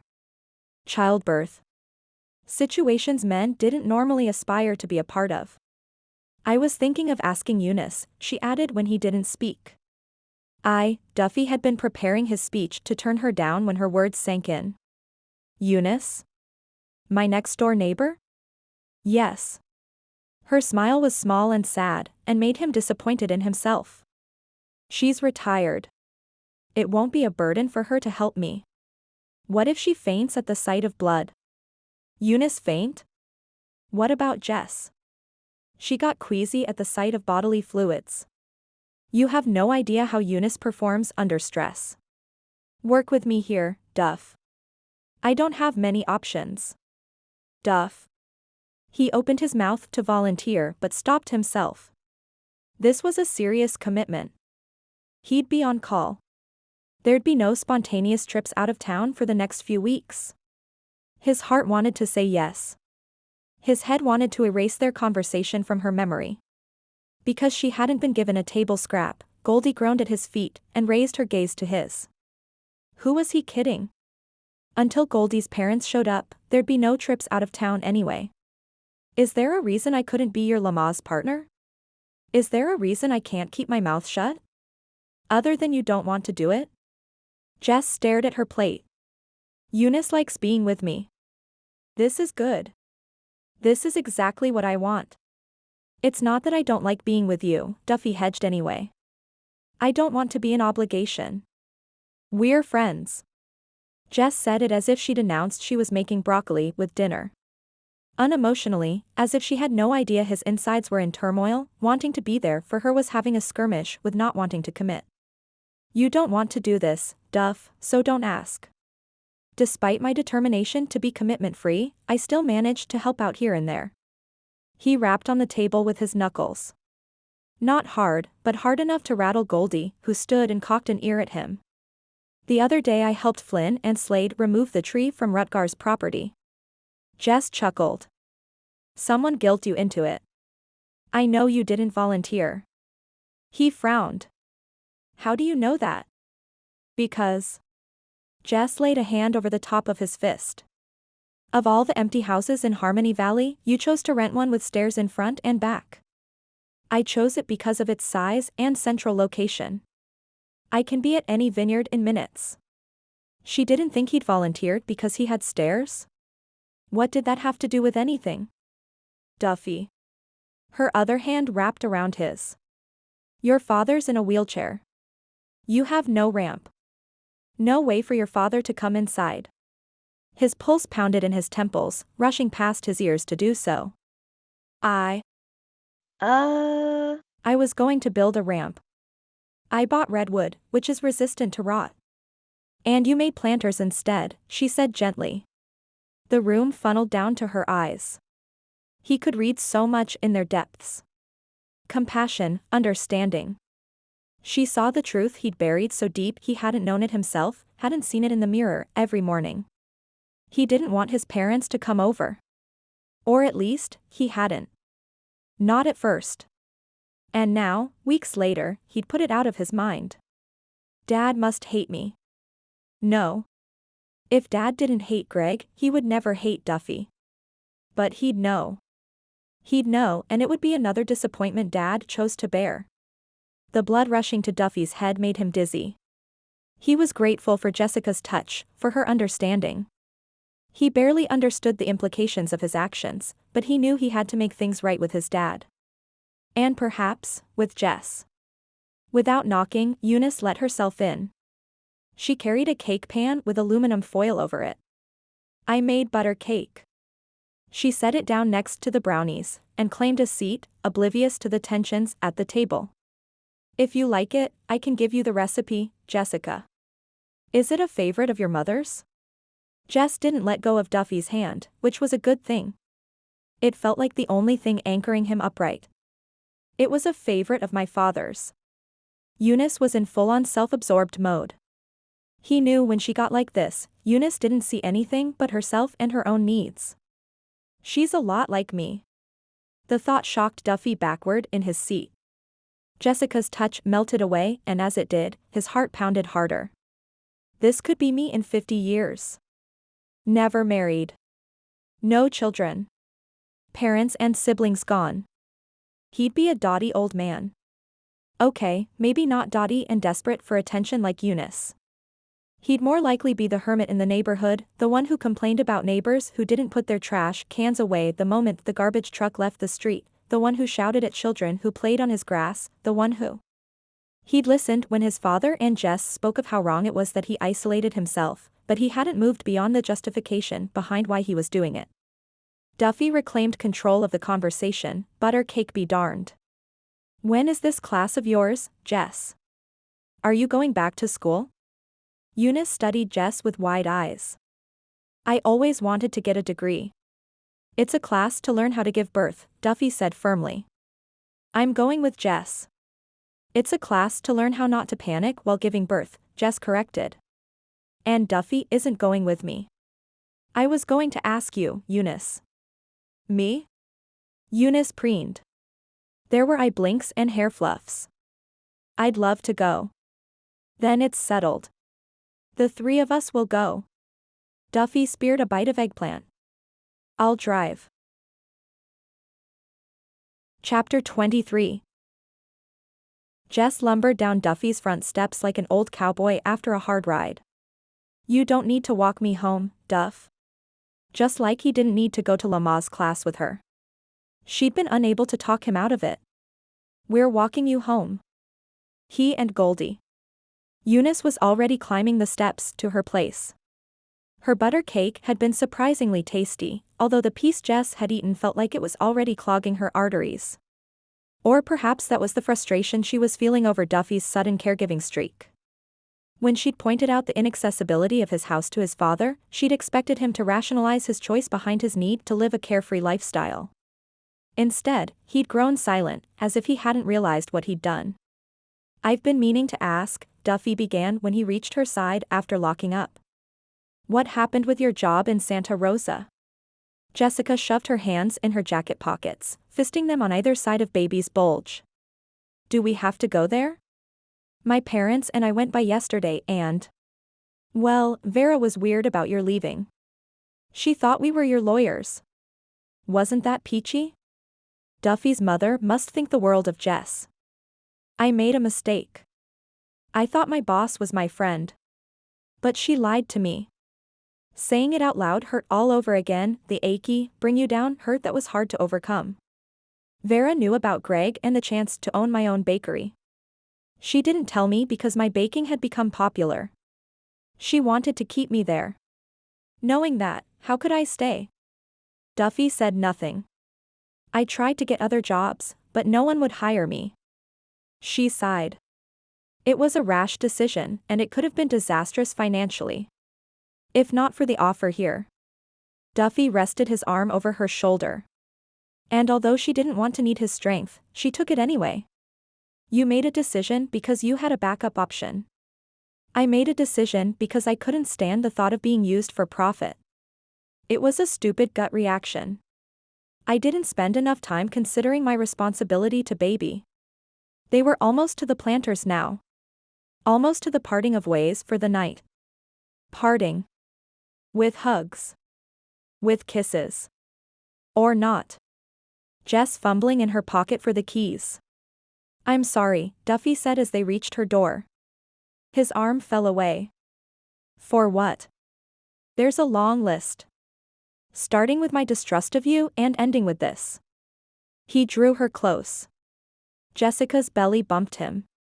Lama's chauffeurs don't kiss their passengers. A weak, awkward attempt at humor and avoidance of what could only lead to more weak, awkward moments. But she didn't move from the shelter of his arms. You're a strong, principled woman, Jessica Aguirre. And I'm proud to call you, his smile slipped. Friend, Jess finished for him, taking the opportunity to rise up on her toes and plant a kiss on his cheek. She stepped back, and he let her go. She waited until she was upstairs to admit to Baby that she was disappointed. Duffy and Goldie were at the bakery before Jess unlocked the door in the morning. It was nippy, but the sun was out and there was a promise of warmth in the air. He hoped the warmth would carry over to human interactions. Jess opened the door. I didn't make Danish, but you can have lemon loaf or bundt cake. I'll take whatever came out of the oven. It smells awesome. He stepped inside, then grabbed a couple of chairs and took them out front. What are you doing? He carried a table out next, attaching Goldie's leash to a table leg. I called my parents last night. They're coming this morning. Best tell her and rip off the band-aid quickly. Now. So much panic stuffed into one word. In a few minutes. Duffy noticed the empty coffee pot. I'll make the morning Joe. I'll have the nervous breakdown. Jess wasn't kidding. She stood in the middle of the bakery, pale and still. Duffy wanted to take her in his arms and tell her everything would be fine. Instead, he tucked a strand of hair behind her ear. My mom has made progress since you saw her last. She wants this. At least, Mom wanted to want this. There was the release of claim paperwork, which Duffy was sure Jess would object to. But he knew better than to try to stop his mother once she'd made up her mind. That's what you told me before, and Linda didn't want any part of Baby or me. Jess gazed up at him with liquid eyes. And I said all those awful things. You spoke from the heart. As she always did. And my family took it to heart. Jess didn't look as if she believed him. A timer went off in the kitchen, a call to action she didn't ignore. By the time the coffee was done, Duffy's parents were pulling up. He helped them get settled at the outdoor table, told Jess they'd arrived, brought them coffee and slices of bundt cake. This is the best cake I've ever eaten, Dad proclaimed happily. Is Jess coming out? Mom had the contract in her lap, but she looked torn. She's in the midst of making something. She'll be out soon. Duffy was glad they had time alone. He needed to clear the air. Dad, I owe you an apology. He scratched his head. For what? I rented a house here without thinking about you and your needs. The words came out of Duffy's throat as if they'd been scraped from a barrel bottom. Mom stared into her coffee. Great. She'd known it, too. Dad went with pretending he didn't know what Duffy was talking about. It's your place, son. I don't know why. The stairs, Dad. Duffy's throat was threatening to close. He had to work to get the words out. I never should have rented a house that wasn't wheelchair accessible. You should always do what's right for you. Dad reached for Mom's hand. We'll get by. Duffy appreciated the sentiment, even as he realized it might not always be possible. I'm going to build a ramp on my back stairs today. They're near the driveway. When it's done, you can come inside anytime. Jess joined them. She set a plate of biscotti and shortbread cookies on the table. Her gaze bounced everywhere, landed nowhere. Thank you for coming. It must be exciting to open your own bakery, Mom said carefully. And be your own boss. Jess risked a look at Mom's face, risked a small smile. I hope my experience makes me a better boss. When I'm in a position to hire someone, that is. Sit down, my dear. Dad gestured toward a chair. You're putting a kink in my neck. Jess sat with a mumbled apology. I'm joking. Dad smiled. Everyone puts a kink in my neck. Hazard of my condition, I'm afraid. Oh, Thomas. Duffy's mother raised her gaze skyward, and then she smiled at Duffy. I don't think we would have made it through the lean years without your father's humor. Duffy nearly fell out of his chair. Mom's gaze brushed over all three of them. He's as quick with a quip as I am with a barb. We're all a work in progress. Dad's sunny smile infected Mom, infected Jess, infected Duffy. They all smiled at each other. A green Buick parked nearby. Agnes poked her head out the window. Is this a private party? Or can anyone come? The more the merrier. Dad waved them over. Welcome to Harmony Valley, Duffy said under his breath. But this time his nosy, overly friendly neighbors didn't seem so bad. Jess retreated to the kitchen as soon as she heard a timer buzz. She had nothing in the oven. She'd set it as an excuse in case she couldn't handle Duffy's mother. Agnes, Rose and Mildred had invited themselves to sit with the Dufraines. It had taken the pressure off Jess, but she welcomed a little breather. Linda walked into the kitchen, holding a tightly rolled set of papers. Clips held her too dark hair smooth and tight away from her face. She wore a black button-down that was buttoned up, every last button. Everything about her proclaimed controlled unhappiness lived here. Need any help? No, thanks. The words came out like a nervous twitter. Jess swallowed and tried again. Do you need anything? Coffee? Water? A wooden stake to drive through my heart? A glance at the photograph with 3 generations of Martins decorating a wedding cake calmed Jessica's nerves. She was safe here. She belonged. Nothing Linda could say could take that away. I do need something. Linda unrolled the papers and handed them to Jess. A gaping pit formed in Jessica's stomach and dropped in front of her toes. What's this? A peace treaty, of sorts. Linda's smile was equal parts apology, embarrassment and determination, making her seem like she had a soul. Jess began to read. The gaping hole at her feet widened. Vertigo set in. Jess felt as if she were teetering on the edge, fully expecting to be pushed into the abyss from behind. The contract proposed she sign away all rights to Greg's assets. In exchange, she'd receive $1,000. And a happy grandmother for her child. I brought my checkbook, Linda said softly. Jess felt the shove, felt the tumbling nausea of defeat. And then her gaze found the wedding cake photo, the one with 3 bakers working in harmony. She held on. Does Duffy know about this? In theory. Her lips barely moved. He hasn't read it. In fact, he advised me against it. If Jess signed, she'd have everything she ever wanted for baby, grandparents and a family. If Jess signed, things would be easier between Duffy and his mother.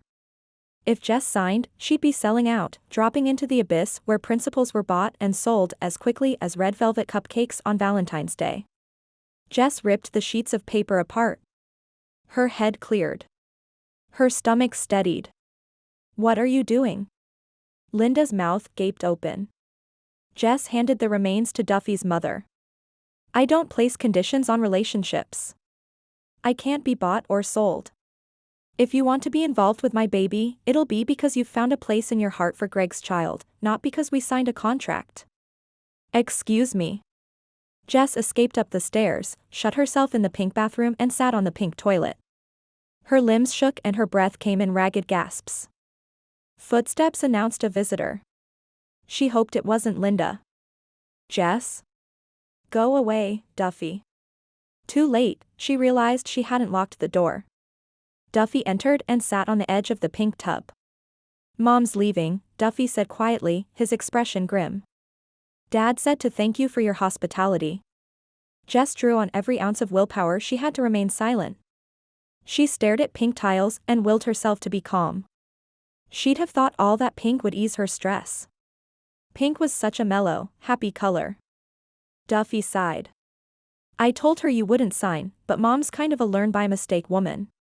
She's afraid. We're all afraid, Jess. Even you. There was compassion in his gaze. Jess wanted none of it. Don't lump me in there. I made my peace with Greg. Yep. He nodded slowly. But you haven't made peace with your past. You view every gesture of friendship as having strings. That's not true. Jess, I couldn't even give you flowers. He touched her knee. A brief connection that he immediately broke. At some point, you're going to have to take your own advice. Move past the fear and let go. He left her, shutting the door behind him. Leaving Jess wondering if he was right. Chapter 24.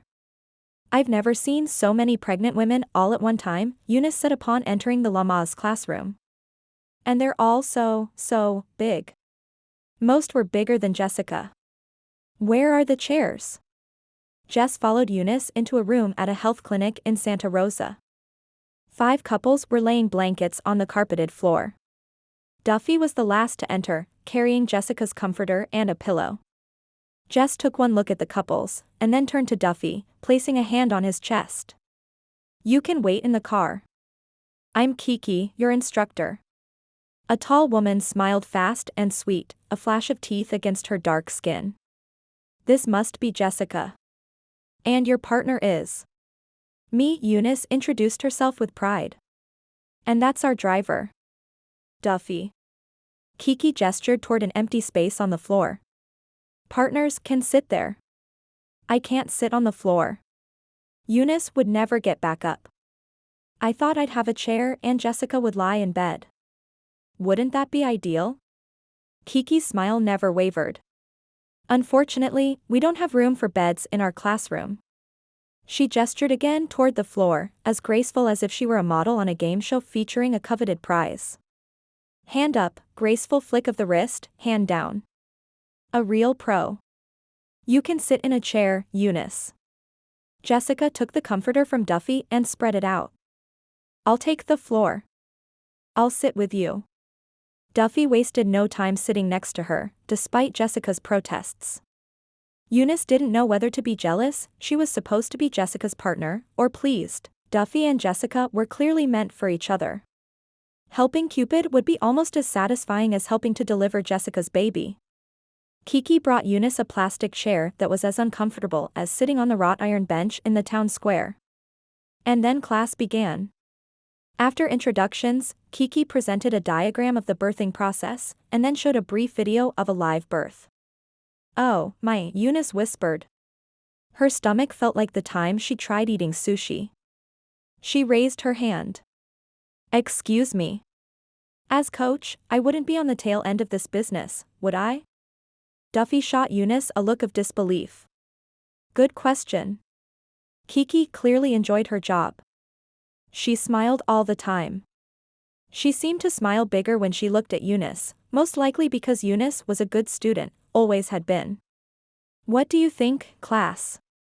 Where should your support partner be during delivery? A pretty blonde who looked like she was carrying twins said, wherever mom wants you to be. That's right. Mom's doing all the work. She gets to decide who goes where. Kiki moved on, demonstrating breathing techniques and basic types of massage to relax mom-to-be, and then encouraged the partners on the floor to practice massage.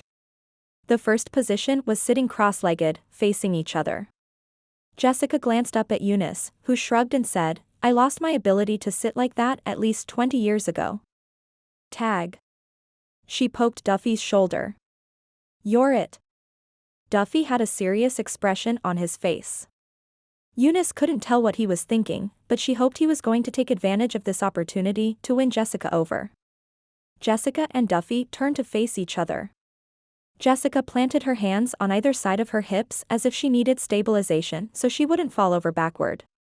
Duffy reached out.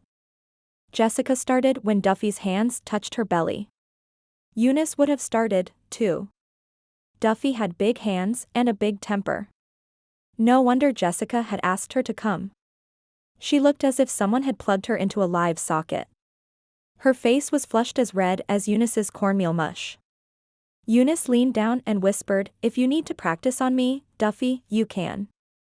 Because, clearly, he needed practice. Chapter 25. Duffy's palms made small circles on Jessica's belly, sending a myriad of signals, all of which Jess tried hard to ignore. His touch soothed baby. His touch heated her skin.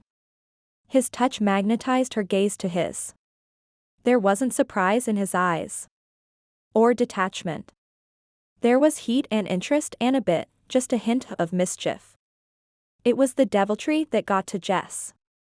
They'd been dancing around this attraction of theirs. Now they were waltzing right into it with intimate touches, soft sighs and a hint of a grin. Right there. At the corner of his mouth. Didn't he realize that they needed to get past this? Didn't he understand that she valued him more as baby's uncle rather than a boyfriend? If they kissed, if they dated, if they spent time together as a couple, there was no guarantee that it would be long-term. And then there was his aversion to commitment and his declaration that she didn't know how to accept help or gifts from friends. They were as incompatible as bananas and ham and hollandaise sauce. Jess drew a breath, prepared to stop this. Time to change positions. Kiki was the harbinger of good cheer. She had no idea that Jess was on the verge of a panic attack. Supporting partners are going to sit with their legs in a V, knees bent for support. Moms will sit in that V, which is a great position to relieve the stress of back labor by receiving deep massage. Jess felt no stress relief from the first position, facing Duffy. She doubted she'd feel any more relaxed from the second position, sitting between his legs. Duffy dutifully assumed the position. He held out his arms. Jess didn't move. Need help? Duffy asked when Jess didn't move to sit with him. Again, she prepared to call this off. Eunice leaned forward, whispering, "This is more physically demanding than I realized. I'm going to have to go into training and lift weights or something." Duffy had his back to Eunice. His grin. So rare. Her heart pounded out a beat to a happy dance. Without a word, Jess moved between his legs. She carefully kept her distance, looping her arms around his knees, looping a hold on her dancing heart. Kiki talked about different massage techniques and focal points. Jess had a focusing thought: baby needs an uncle. At Kiki's instruction, Duffy's fingers kneaded the muscles of her shoulders. "Geez, you're tense." "You think?" At Kiki's instruction, Duffy ran his big hands up and down her arms. "Tell me if this bothers you." "It bothers my peace of mind." Because it felt good and made her want to unloop herself and sink back against him. At Kiki's instruction, Duffy used his thumbs to loosen the muscles at the small of her back. "Heaven, help me. Give me my pillow. I'm ready for bed." Jessica's confession gave everyone in the room a good laugh. Somehow, Jess made it through the rest of class without making a fool of herself. Somehow, Jess made the drive home without interrupting Eunice's monologue about the raw nature of the birthing process, and how hard it was going to be to assist her. Somehow, Jess didn't protest when Duffy dropped Eunice off first. And then they parked in front of the bakery. Duffy helped Jess out of the truck and walked her to the door. Jessica's blood was humming. And the tune wasn't a lullaby. How was she going to make it through more classes? "Good night," she said, fumbling with her keys. Duffy took Jessica's chin in his hand and turned her to face him. Now was the time to protest. Now was the time for common sense to prevail. Jessica's eyes drifted closed as Duffy's lips neared hers. Their first kiss had been a surprise, a reaction. It had been spontaneous and unexpected. This kiss was as deliberate as the man himself. A gentle meeting, a warm greeting.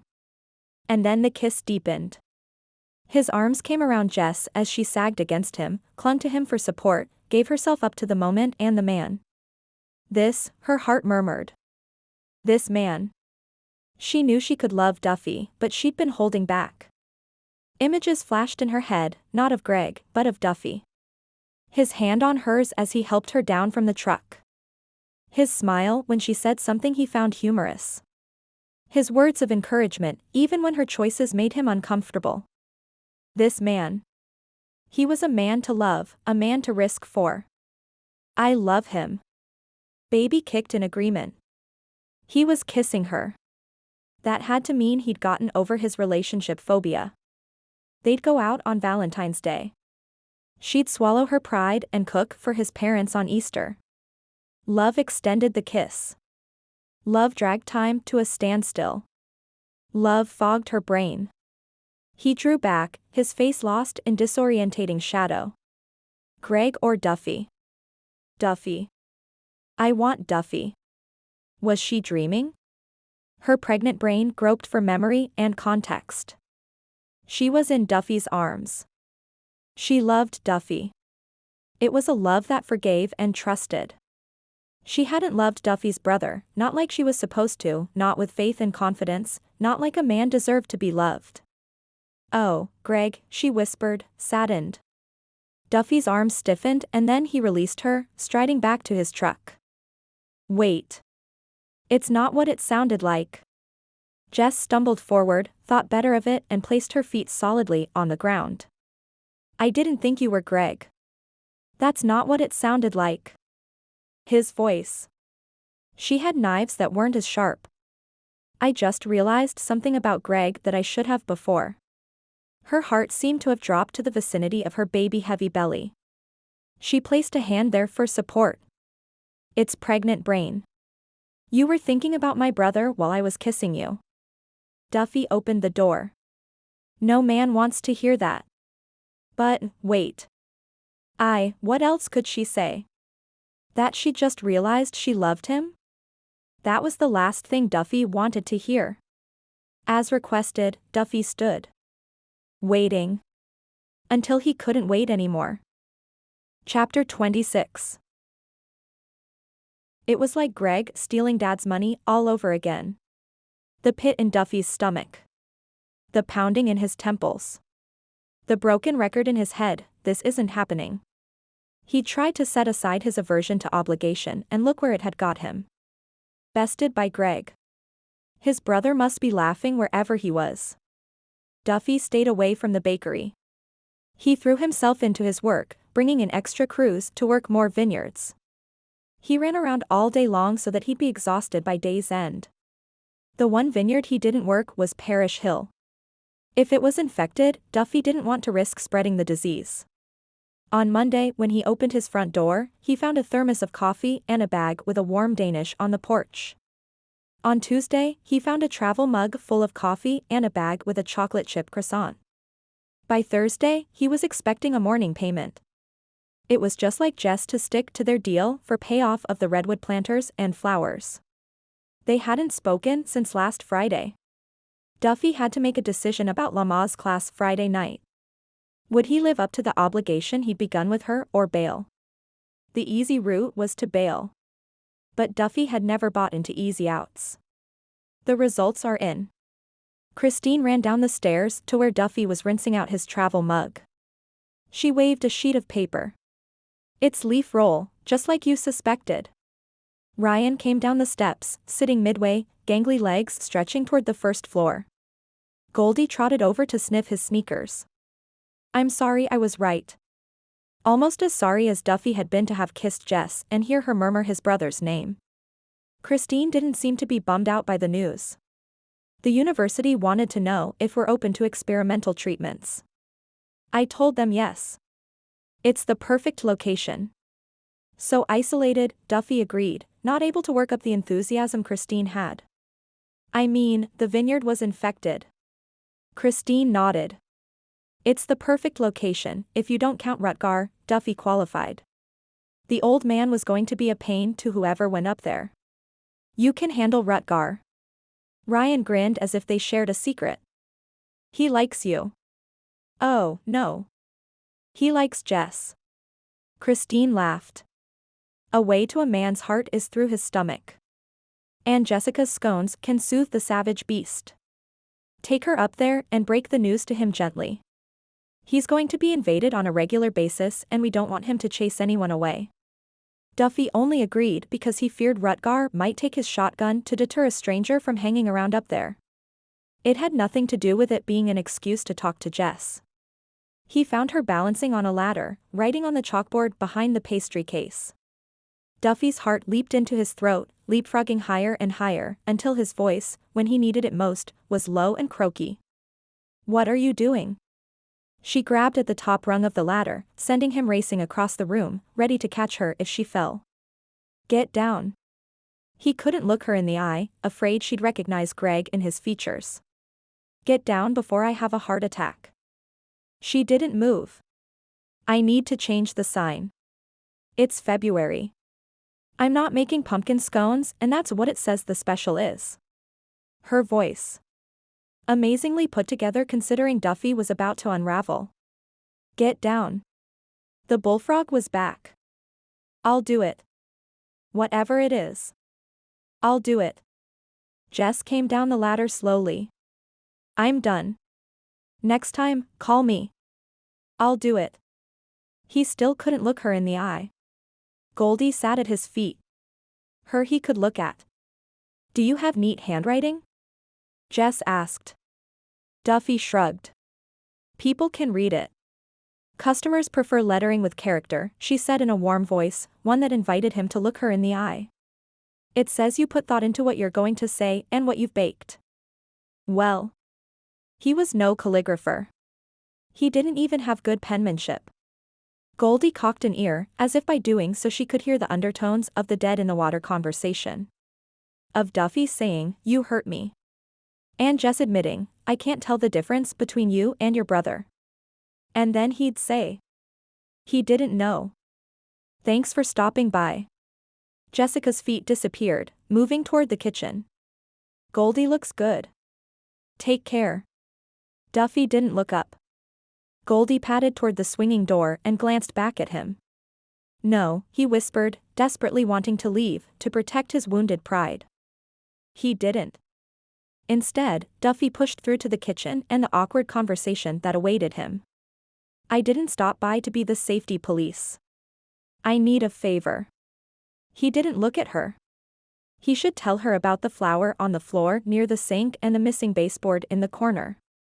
I don't grant favors to people who can't look me in the eye, she said evenly. He'd missed her straight-shooting talk far too much. He manned up and met her gaze squarely. Much better. Jess gestured toward a plate of cookies and a glass of milk. You can view that as my peace offering or a bribe to get you to stay while we talk this through. I don't want to rehash the crime. Now, see. That's where we differ. I made a mistake, but it wasn't a crime. Jess was joking, until she wasn't. I was befuddled. You confused me with Greg. Duffy didn't move forward, didn't touch her supposed peace offering. Jess wrapped her arms around her belly, which seemed to be sagging more than it had nearly a week prior. I didn't confuse you. I was lost in your kiss, Duff. So lost that I found something I'd been hiding away from myself. She worried her lip, before having the courage to say, I have feelings for you, and when I compared them to how I felt for Greg, well, my feelings for him came up wanting. Duffy took a step back, nearly stumbling over Goldie. This was worse than he thought. She had feelings for him? But.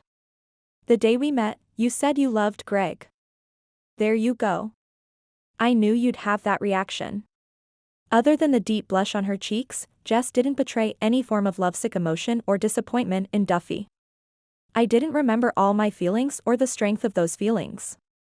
When I said Greg's name, I was sorry that I hadn't loved him. I said, oh, Greg, because this is his baby and it should have been made out of love. What I felt for him was hope for love. And what I feel for you. He wanted her to complete that sentence almost as desperately as he didn't want her to. Jess laughed without amusement. There. You see. This is why I didn't want to fall for you. I mean, just look at me. I'm a package deal. And you want to sow some wild oats and maybe settle down without so much as a goldfish in the house. I'm flattered? More like terrified. And confused. What does it mean? Falling for me? And she'd referenced something about deeper feelings than she'd had for Greg. Nothing. Her tone flattened, became guarded. Just because my feelings for you run deeper than they ever did for your brother means nothing. Or at least, it doesn't have to mean a thing. Chalk it up to pregnancy brain. I.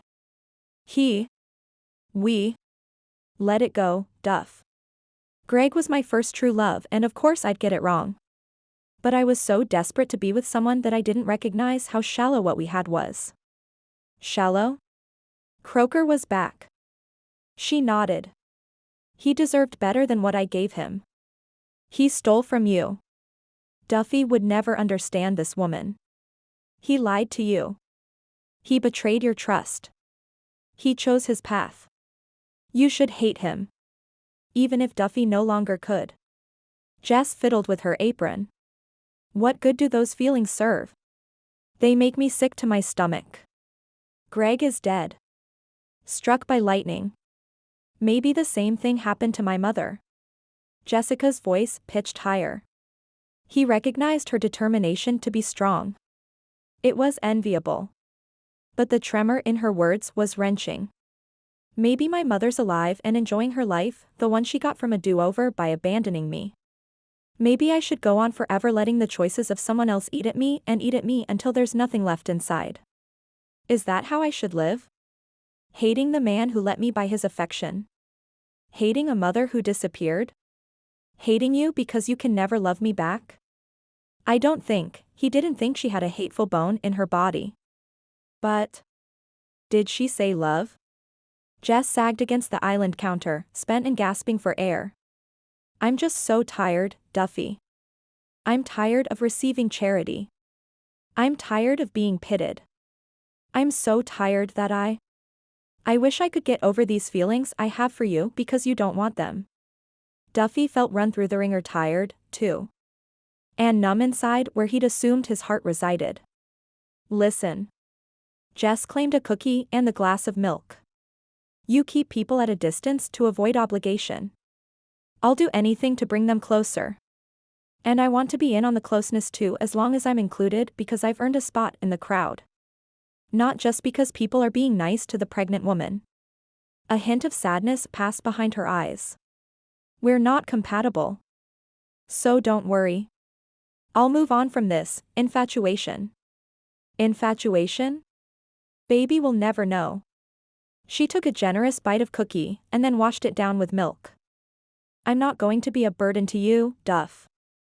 I probably shouldn't have said a word about how I feel, but I couldn't let you go on believing I was thinking about Greg when I was kissing you. She finished her cookie. Thanks. I think. Honestly, Duffy didn't know what to think. He'd never had a woman tell him she loved him before, much less apologize for it and promise to fall out of love with him. All without the drama of tears. If it had been any woman other than Jess, he'd. Now, what was this favor you came to ask for? Jess, suppose there came a point in your pregnancy where you lost all decorum and bared everything, stretch marks and all. Without jaw-dropping embarrassment or heart-stopping mortification. Hadn't she seen it in the live childbirth video the other night? That woman had spread her legs to the camera and then bared her breast when it came time to breastfeed. Jess had done the same thing with Duffy. Laid herself bare. Emotionally, that is.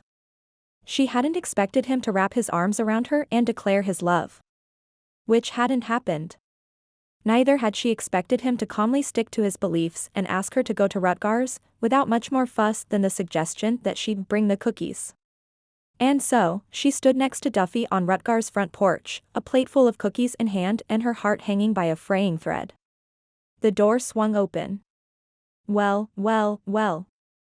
You brought your woman to see me. Rutgers' voice was like a bullhorn. And bribes, too. Glad to see you didn't greet us with the shotgun. There were equal parts levity and gravity in Duffy's voice. Having been on the business end of Rutgers' shotgun and agreeing with Duffy on the import of keeping university researchers safe on the mountain, Jess put on her sweetest smile, her sweetest voice, and revealed her sweetest creation, death by chocolate cookies. They were still warm. You're right. We're here to bribe you. Duffy rolled his eyes. I like you. Rutger claimed a cookie and took a bite, swallowing half. Him, not so much. He grows on you. Understatement of the year. He can't have grown on you too much. Didn't put a ring on your finger. Haven't heard you're moving in together either. Rutger shook his shaggy, gold-gray mane. Stubborn, that one. Can't take advice. All true, Jess agreed, because it was. Some people take longer to get to the truth than others. Duffy made an unintelligible noise. Goldie slipped past him and went into the house to greet Rutger. And some people get smart and don't wait around, Missy. Rutger popped the rest of the cookie in his mouth and reached for another. If you're ready for a real man, you just let me know. I'd renovate my house for a woman like you. Annoyance fell off Duffy like fall leaves in a windstorm. He exhaled deeply and shifted his stance. Jess ignored him, but she couldn't ignore the smile blooming on her lips. You'd get rid of all the dead animal heads, Rutger? That is true love. Since Duffy didn't seem able to convey why they were here, Jess did, emphasizing the importance of the visiting researcher's work, not that she understood what it was exactly, and the need to keep whoever it was safe. I see now why he brought you, Rutger said, accepting the plate of cookies. And I accept your bribe. He shooed Goldie out the door and closed the door on them. Baby did a bladder bounce, confirming Jessica's assessment. I declare our trip a success. Time to go. She waited until they got in the truck to deliver the hard news. The decision that cracked her heart in places she hadn't known she could hurt. I've decided Eunice should be my Lamaze partner. You don't need to drive us. He didn't argue. Duffy was trying to watch a movie, but mostly he was staring at the screen and stroking Goldie's fur on Friday night. Jess loves me. He glanced at the empty couch corner. The thought should have scared him. Instead, he felt oddly at peace, as if he was adrift in space, but tethered by this one thought: Jess loves me. Eunice charged inside. I need your help. She ran around the couch, blocking the television with her purplish hair, which nearly stood on end. Duffy sat up. Who died? No one died. She shook her head. Now I know how Agnes feels. Stomping her foot, she exclaimed, It's Jessica. I need your help with Jessica. Duffy rocketed to his feet, sending Goldie tumbling to the couch. Did something happen at class tonight? Is she in labor? She's fine. It's me. I need help being her coach. Eunice put a hand over her stomach. They showed a film on C-sections tonight. I almost lost my meatloaf surprise. Is that all? Duffy sat back down, body drained from a false alarm. No, she shook a finger at him. I couldn't make her relax. I tried to help her breathe and nearly passed out myself from hyperventilation. I panicked. Kiki had to take me out to the corridor. I am not cut out for this job. She doesn't want me, Duffy said, which was a half-truth. She wanted more from him than he could give.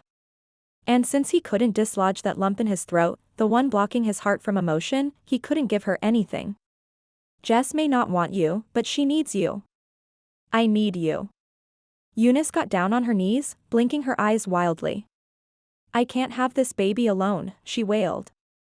Calm down. Duffy patted her shoulder clumsily. No, Eunice, did the pendulum head shake. You don't understand. I've never had a baby. I may be a woman, but I am not made for childbirth. Okay. All right. I'll talk to her. Or Agnes. Agnes seemed like the type who'd be a good Lamaze partner. Eunice threw herself at Duffy. She smelled of hairspray and lemon drops. Oh, thank you. Thank you. He managed to set her on her feet. Don't thank me until I talk to Jess. But Eunice was ecstatic. She practically ran out the door yelling, I'm saved. I'm saved. The door slammed and then almost immediately opened again. Don't forget. Tomorrow is the baby shower. Duffy knew he should have felt apprehensive about talking to Jess. Instead, he felt an odd sense of anticipation. Chapter 27. Much as I like hanging out with you, Shelby said to Jess Saturday afternoon, running a hand over her mid-size baby bump, shouldn't you be working? Jess had her feet up on a chair outside the bakery. I didn't pass the health inspection. Turns out the state now requires a bigger sink or 2 sinks for the size of my kitchen.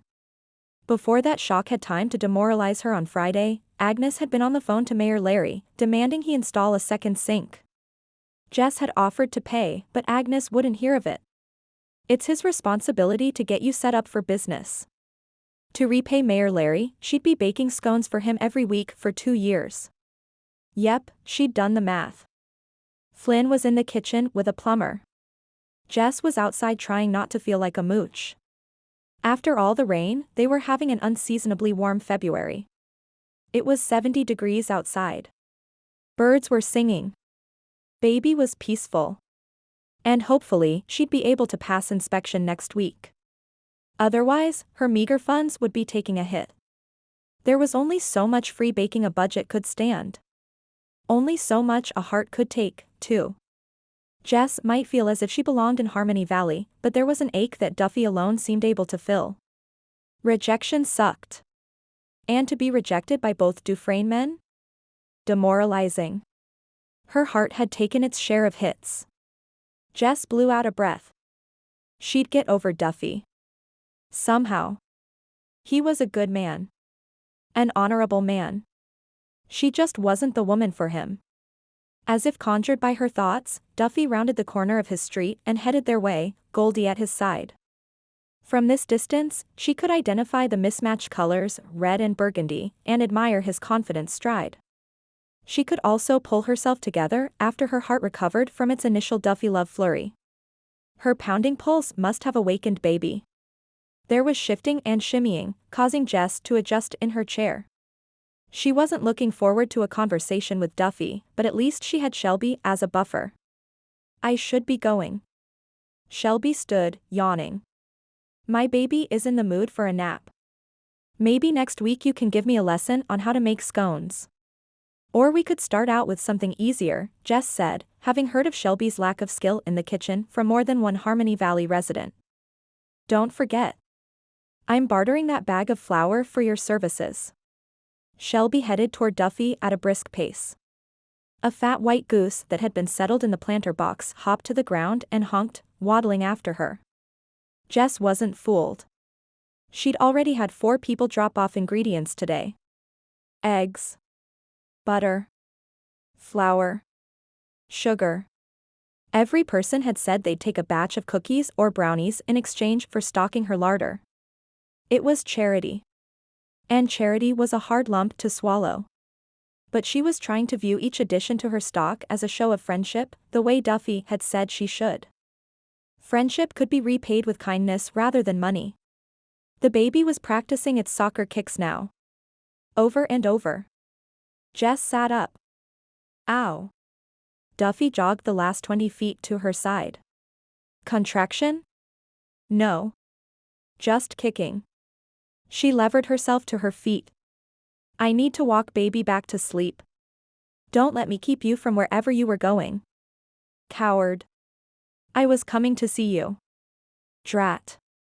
Jess walked faster. It felt more like the waddle of Shelby's goose.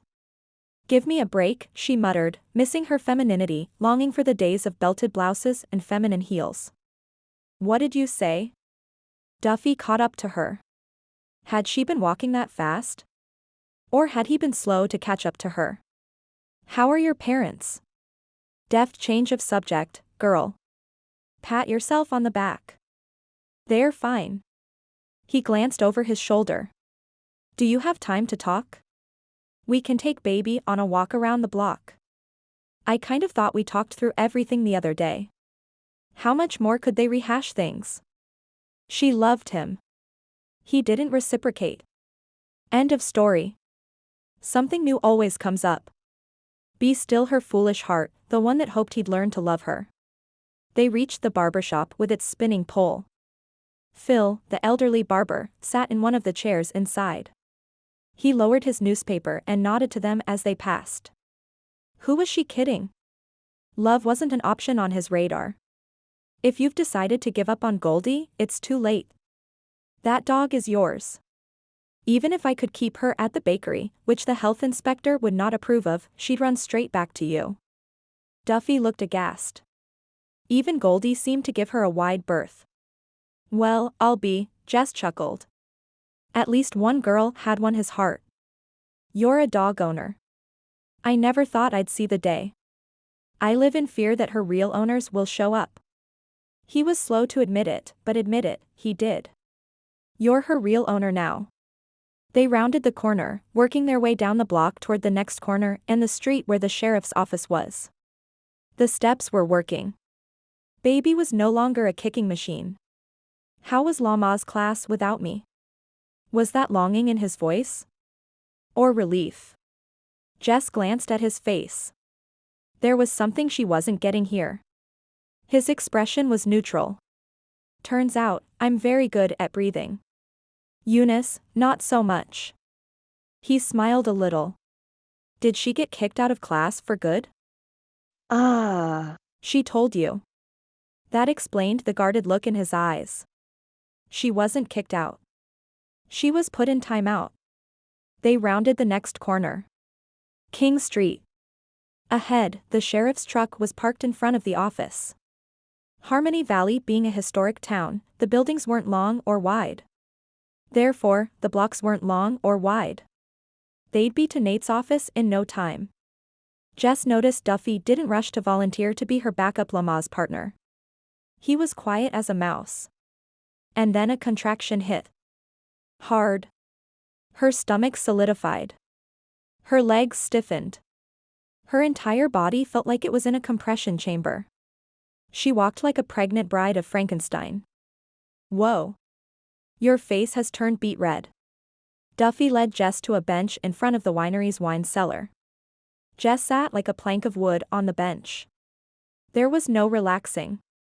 Can I do anything for you? Get you water? Remind you to breathe? Breathing. Air. Duh. Jess did several rounds of hee-hoo.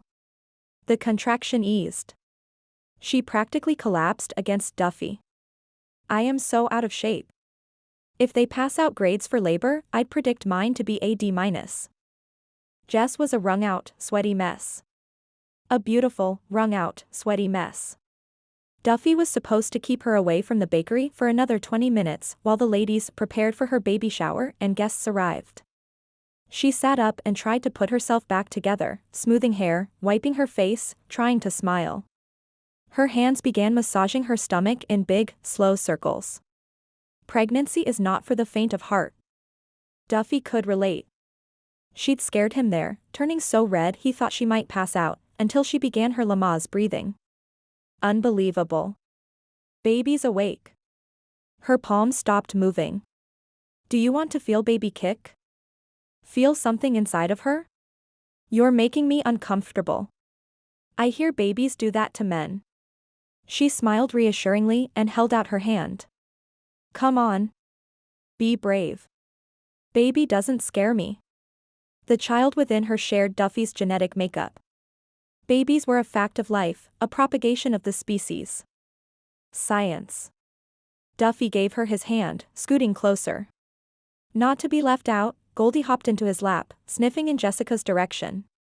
Jessica's touch was gentle, yet she pressed his palm firmly against the fullness of her stomach. Nothing. That wasn't exactly true. Duffy felt the warmth of Jessica's body, the strength of the muscles cradling the child and the contrasting softness of her skin. Baby can be shy. Jess chuckled. And then her stomach moved beneath his palm. Not a seismic shift, but more like a gentle flick of a tiny fist against his hand. Again. And again. And again. The detachment that Duffy had been trying to uphold fell away. There's a baby in there. His gaze rose to meet Jessica's. She smiled broadly. You betcha. And not just any baby. Greg's baby. A part of Greg. His father's words upon first learning the news returned to him, a do-over. Greg, the brother he loved. Greg, who'd changed the lives of everyone he loved and then opted to live alone. Greg, who had given Duffy Jess and baby. Holy moly. Duffy had just found 2 good reasons for forgiving Greg, Jess and baby. Goldie turned and licked his chin. He grinned. It felt brighter than the sun, that grin. A beam from within. This is awesome. Jessica's face was near his. She was smiling and beautiful.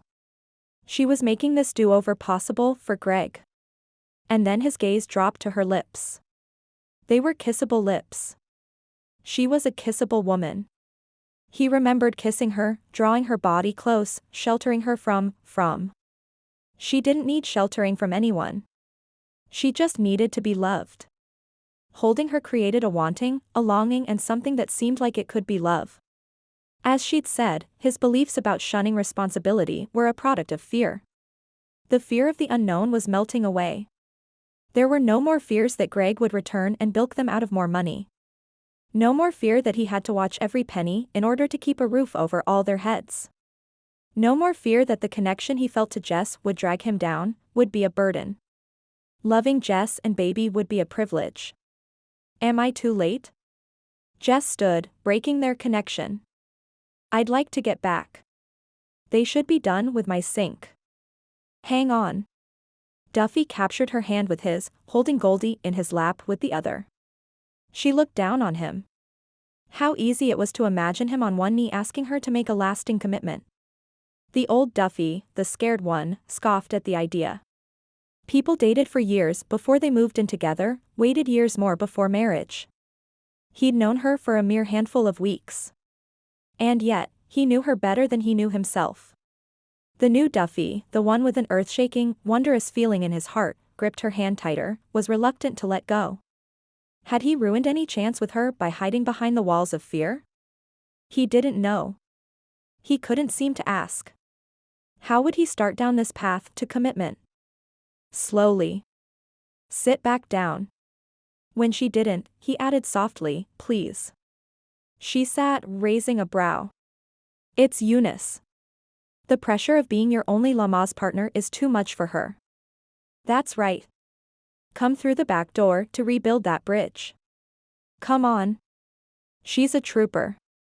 And she trooped right into my house after you dropped her off last night. Duffy still held her hand. That was success, wasn't it? It was the C-section video that did her in. Her free hand crept up to cover her mouth. Hey. That was intense. He didn't want to imagine.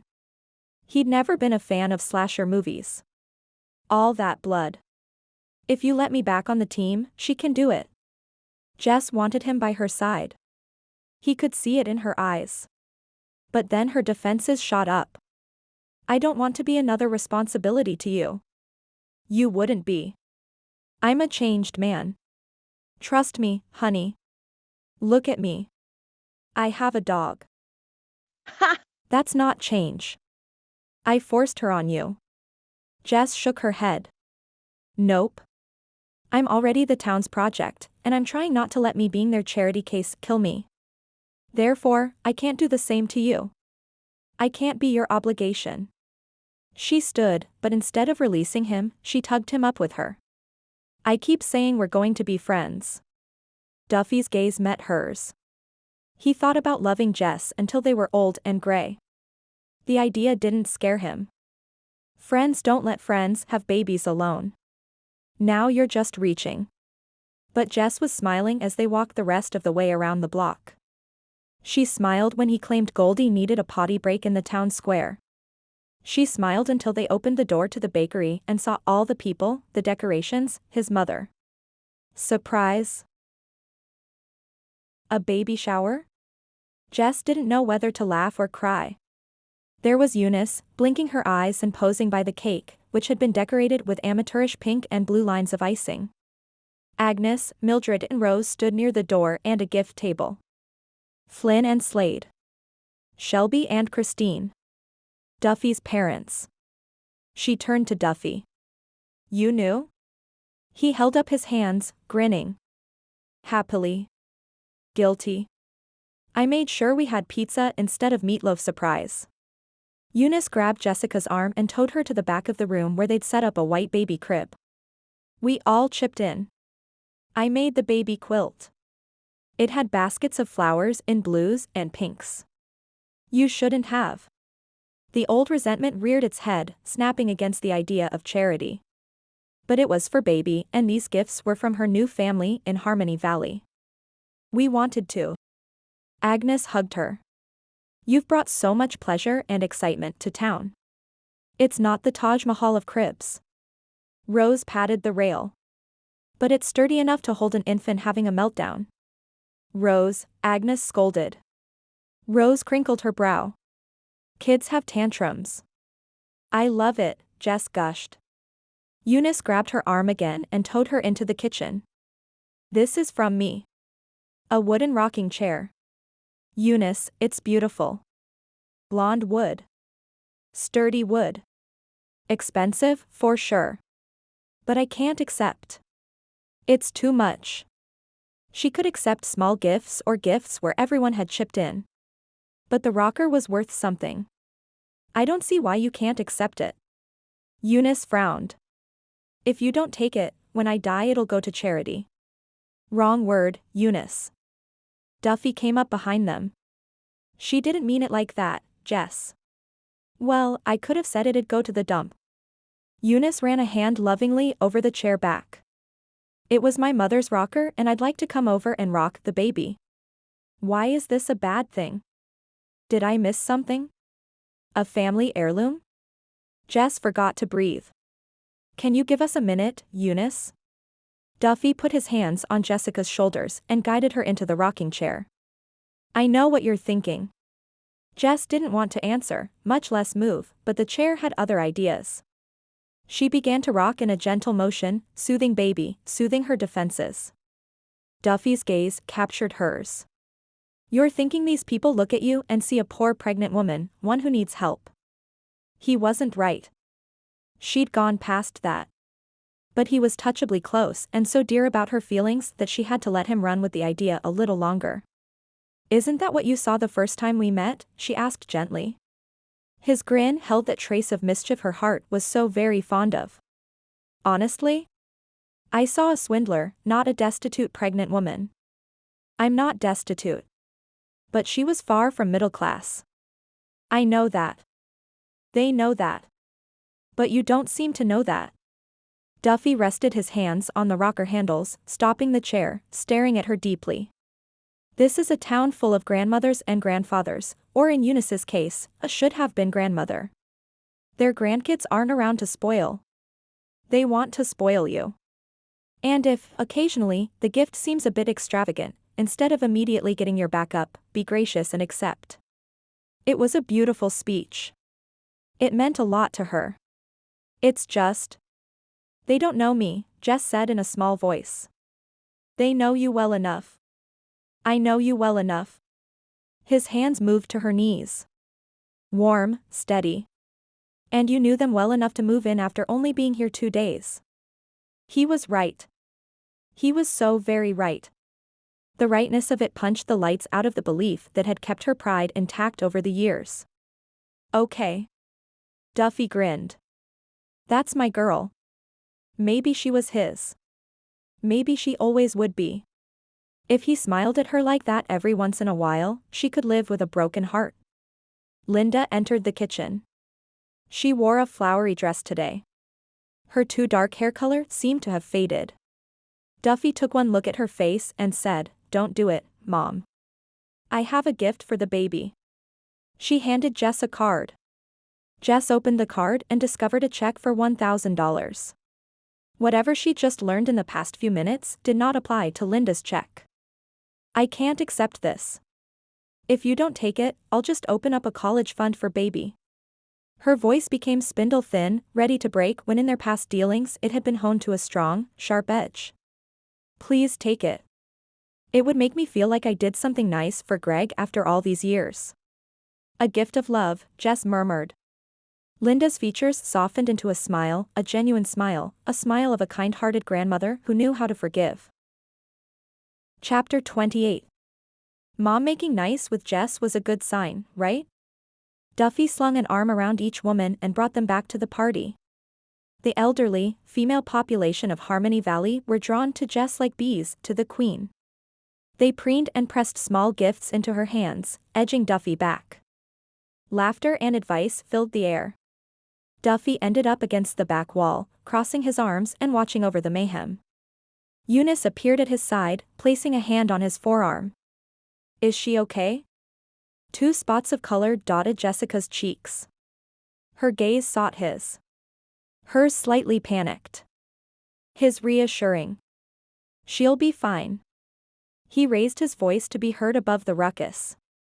Ladies, we're all friends here. Why don't we sit down and let Jess breathe? Perfect, Eunice murmured, rushing off to direct a circle of chairs be made around the mom-to-be. Shelby was sitting in the corner next to Christine. Her hand rested on her baby bump. Remind me to have you run my baby shower, Duffy. I have a wedding that needs planning, too, Christine added with a teasing smile. Not a chance, Duffy told his coworkers. This is a one-time deal. For the woman he loved. Eunice called him over to help. He asked Mildred to move over and make room for his mother in the circle. He doled out slices of pizza. He handed out glasses of punch. He sent Jess bolstering smiles. He cut the cake and distributed pieces. He was being an all-around supportive guy while the women played baby shower games and shared birthing stories that made him cringe. I love Jess. Everything is going to be all right. Outside the bakery, Flynn and Slade sat with Duffy's dad and Goldie.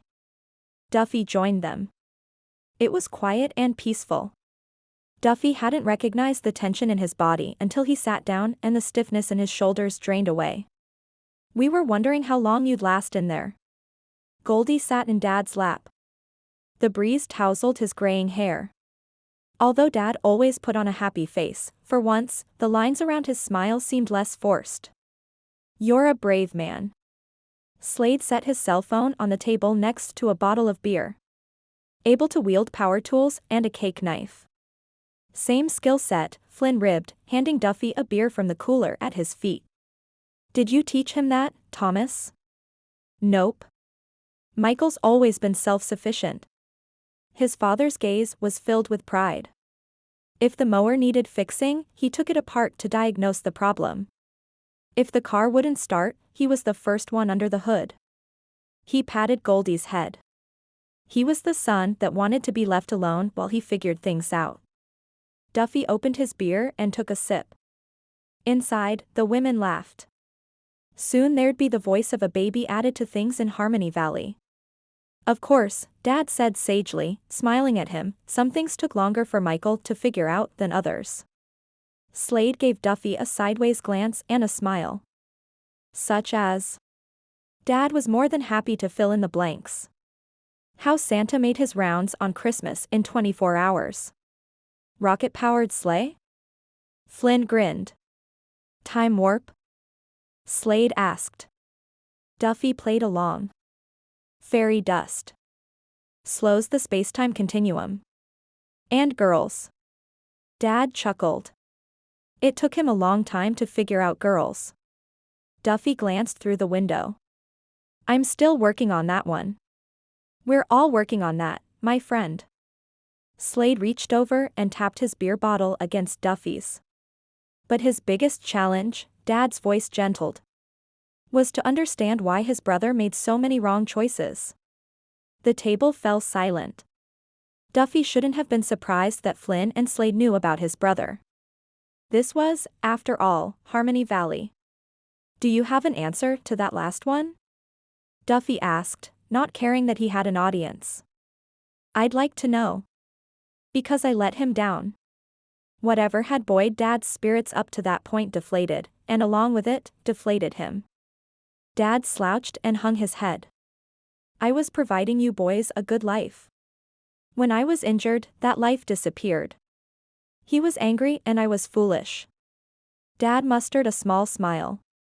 I let an 18-year-old handle my finances.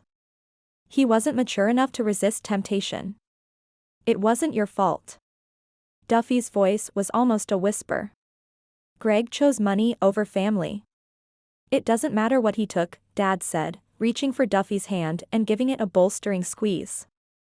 He gave us back so much more. They both looked inside. To Jess and what would soon be a baby. Want to come over for dinner tonight? Duffy asked as he put the last of the bakery chairs back where they belonged. Jess was still in a state of awe from the friendship and caring those in town had shown her. Thomas and Linda had long gone home. The ladies had left, even Eunice. They'd taken home leftover pizza and cake.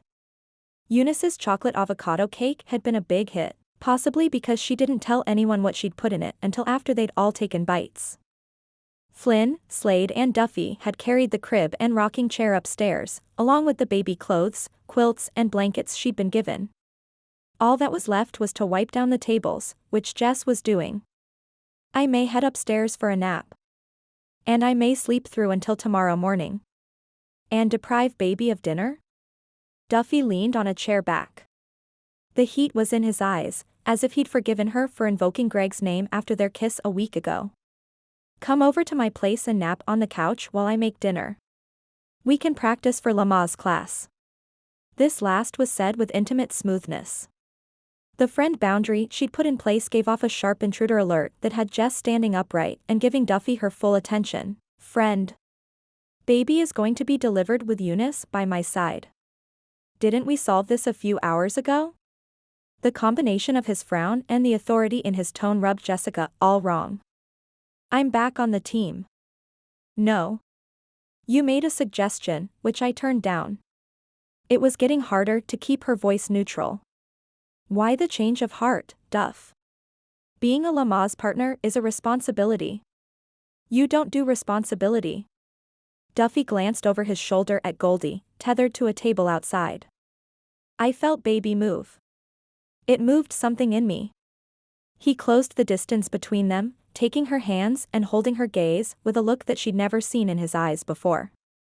It was kind and warm and loving? I don't understand. Not his change of heart. Not that look in his eyes. I realized today that I want you in my life. Both of you.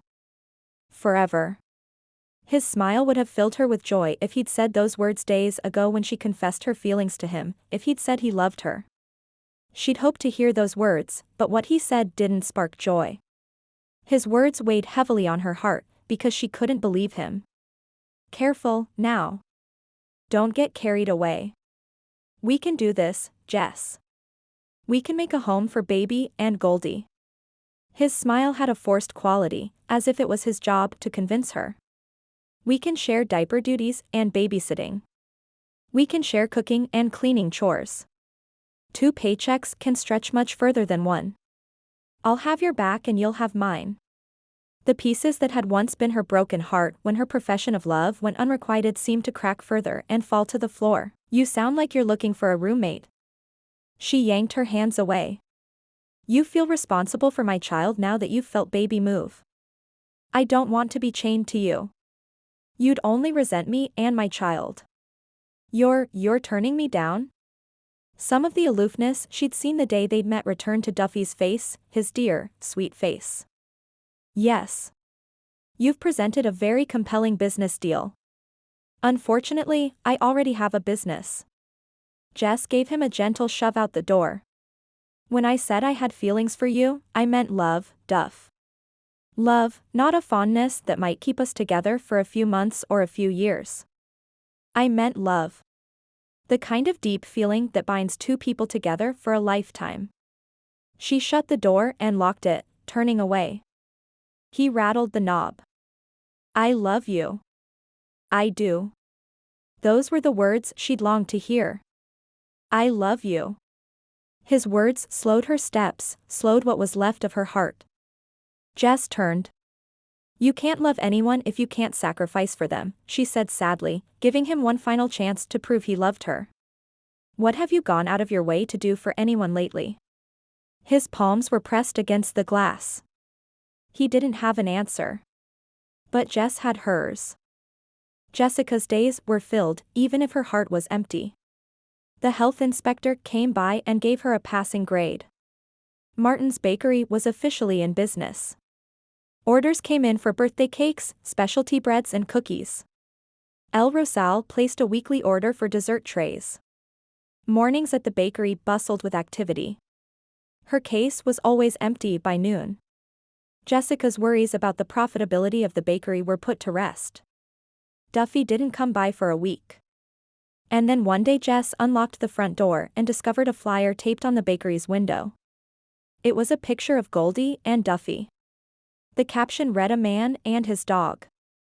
At the bottom was the instruction, "Please return this flyer to Martin's Bakery." Jess took it down. She shouldn't have bothered. The talk in the bakery that morning was all about Duffy. He posted these all over town. Agnes added hers to the growing stack on the counter. "He's lost his mind since Jess dumped him." Eunice gestured toward Jess with her coffee mug. "You can't dump someone if you weren't a thing in the first place," Jess said, sounding as grumpy as the Duffy of old.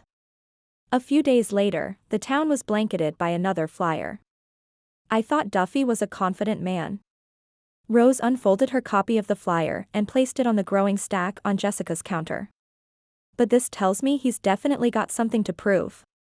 The flyer featured the headline, "Committed to helping our community." There was a picture of Duffy replacing the siding on Bessie Harrington's mobile home. And the now familiar instruction to return the flyer to the bakery. "Is he running for office?" Mildred asked. "He's lobbying for Jessica's heart," Eunice guessed, smiling knowingly. Jess pressed her lips closed. The third flyer went too far. "I'm lobbying for Jessica's heart," Rutgar read the caption. "He's serious." I took this picture of Duffy, down on one knee, next to the bench in the town square, holding a ring box toward the camera. In addition to the usual instruction Duffy had printed on the bottom, he'd added, "If you think that's a good idea, let Jessica Aguirre know." "You helped him, Rutgar?" Jess felt betrayed. And embarrassed. Her customers got some good laughs out of it. And then there was her heart, which had somehow managed to reassemble a piece or two and root for Duffy. "I thought you were on my side. I admit the boy has a habit of rubbing me the wrong way." And then Rutgar leaned over the counter and whispered, "But he's changed. He's changed." She wasn't sure she could believe it. "He told you to say that." Jess dropped a few coins into his humongous palm. Rutgar straightened and drew himself to his full, massive height. "Nobody tells me to do anything." Jess pressed her lips together as Eunice edged beneath Rutgar's arm. "I told him not to do this. It goes too far, asking you to marry him on a flyer." "You knew?" Jess rolled her eyes. "I helped him pick out the ring." Eunice hunched her shoulders as if in shame, but her smile belied that notion. She was enjoying Duffy's campaign. Jess couldn't believe he'd won over the town and bought a ring and hadn't come by in days. "Same time tonight for Lama's class?" Eunice asked. Jess nodded tightly. For the first time since moving to Harmony Valley, she longed for the anonymity of working in a large town. But she couldn't help but wonder what Duffy had in mind next. Chapter 29. The call came in the middle of the night at a time when sleep was its deepest. Duffy fumbled with his cell phone and managed a bleary answer. "Yeah." "Duffy?" It was Eunice. She spoke in a small, scared voice, a whisper really. "It's time. For baby?" He swung his feet out of bed and ran a hand across his face. "I'll pick you up in 5 minutes." "No, Duffy." Eunice continued to whisper, "We're already here. At the hospital." "What?" Duffy flipped the light on and searched for a clean pair of jeans. "The plan was you'd call me when she called you." "I know," Eunice said miserably. "But she went into labor during Lamaze, and we went directly to the hospital next to the classroom." Her voice became muffled and hard to make out, as if she'd put her hand over the phone. "I thought they were sending us home, but the doctor came by and..." There was a wail in the background. It sounded like Jess. "Get here, Duffy. Get here." Eunice hung up. Duffy dressed, took Goldie out and then bid her "Goodbye." He was on the road to Santa Rosa in record time. He parked and ran into the hospital.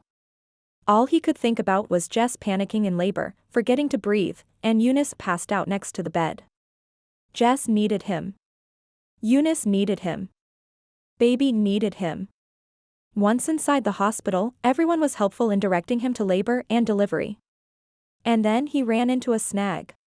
Your relationship to Ms. Aguirre, the labor and delivery nurse asked. I'm her fiancé, he lied, trying to catch his breath. The nurse glanced at a sheet of paper. Ms. Aguirre doesn't have you listed on those permitted inside the delivery room. Not your name, not even the word fiancé. Okay. We had a falling out. Duffy lowered his voice. But I love her. I love her, he repeated. And she's in there right now with our good friend, who is squeamish and may pass out during touchdown time. He tried to look harmless and helpless and sincere. Please. Just ask her if I can come in. She needs me. And I need her. Something about his plea must have worked, because the nurse nodded and headed down the hallway, ducking into a room. There were blank sheets of paper in the printer. Duffy took one, along with a pen, and began writing. You called him? Jess couldn't keep the panic from her voice. Her body was a knotted ball of fire. She'd been in labor for hours and was exhausted. If this was how babies came into the world, she was never having another one. The nurse slipped out the door with Jessica's answer, no. Duffy wasn't allowed inside. The birthing room had bright green walls and pictures of carousels and airplanes. Cheerful things that contrasted against Jessica's pain. Eunice held Jessica's hand, a worried look on her face. Her purplish hair had long since flattened from Eunice tugging nervously on the ends. Yes, I called him. Duffy may not be your rock, but he's mine. I need him. Oh, Eunice. Another contraction was building. Jess could feel it at the base of her spine. She glanced at the monitor, but it hadn't even begun to climb. Please let him in. The muscles around Jessica's abdomen began to tighten. He doesn't love me. I'm just a responsibility to him. She clenched her teeth. The nurse came back in. He said to give you this note. She placed it on the bed next to Jess. The contraction was reaching its peak. Jess clung to Eunice's hand as if it was the only thing keeping her on the bed. Eunice cringed. Ow. I think you just broke a bone. The nurse loosened Jessica's grip. Breathe. Oh. Yeah. Jess often got lost in the pain and forgot her hee-hoo. How much longer, she asked when the contractions subsided and the nurse finished checking the history of her contractions and how far she'd dilated. You should read the note, the nurse said in a commanding tone of voice. For her sake. She pointed toward Eunice, who was sagged in the chair next to the bed looking as if she'd just given birth. Jess couldn't read it. Her brain function had fallen so far below pregnant brain, she doubted she could comprehend the words. Eunice, can you read it for me? She handed it over. The old woman wiped her forehead and unfolded the note. He's making you an offer to be part of the baby's life. How sweet. How much? Jess ground out. How much is my baby worth to him? Priceless, came a deep voice outside her door. That baby is priceless. How much, Eunice? Eunice held the paper up for Jess to see.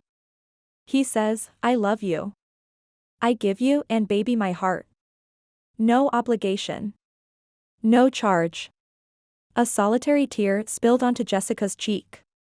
He loves me. He did change. Come in, Duff. Please come in. He came into view. Her same, solid Duffy, hesitating by the door.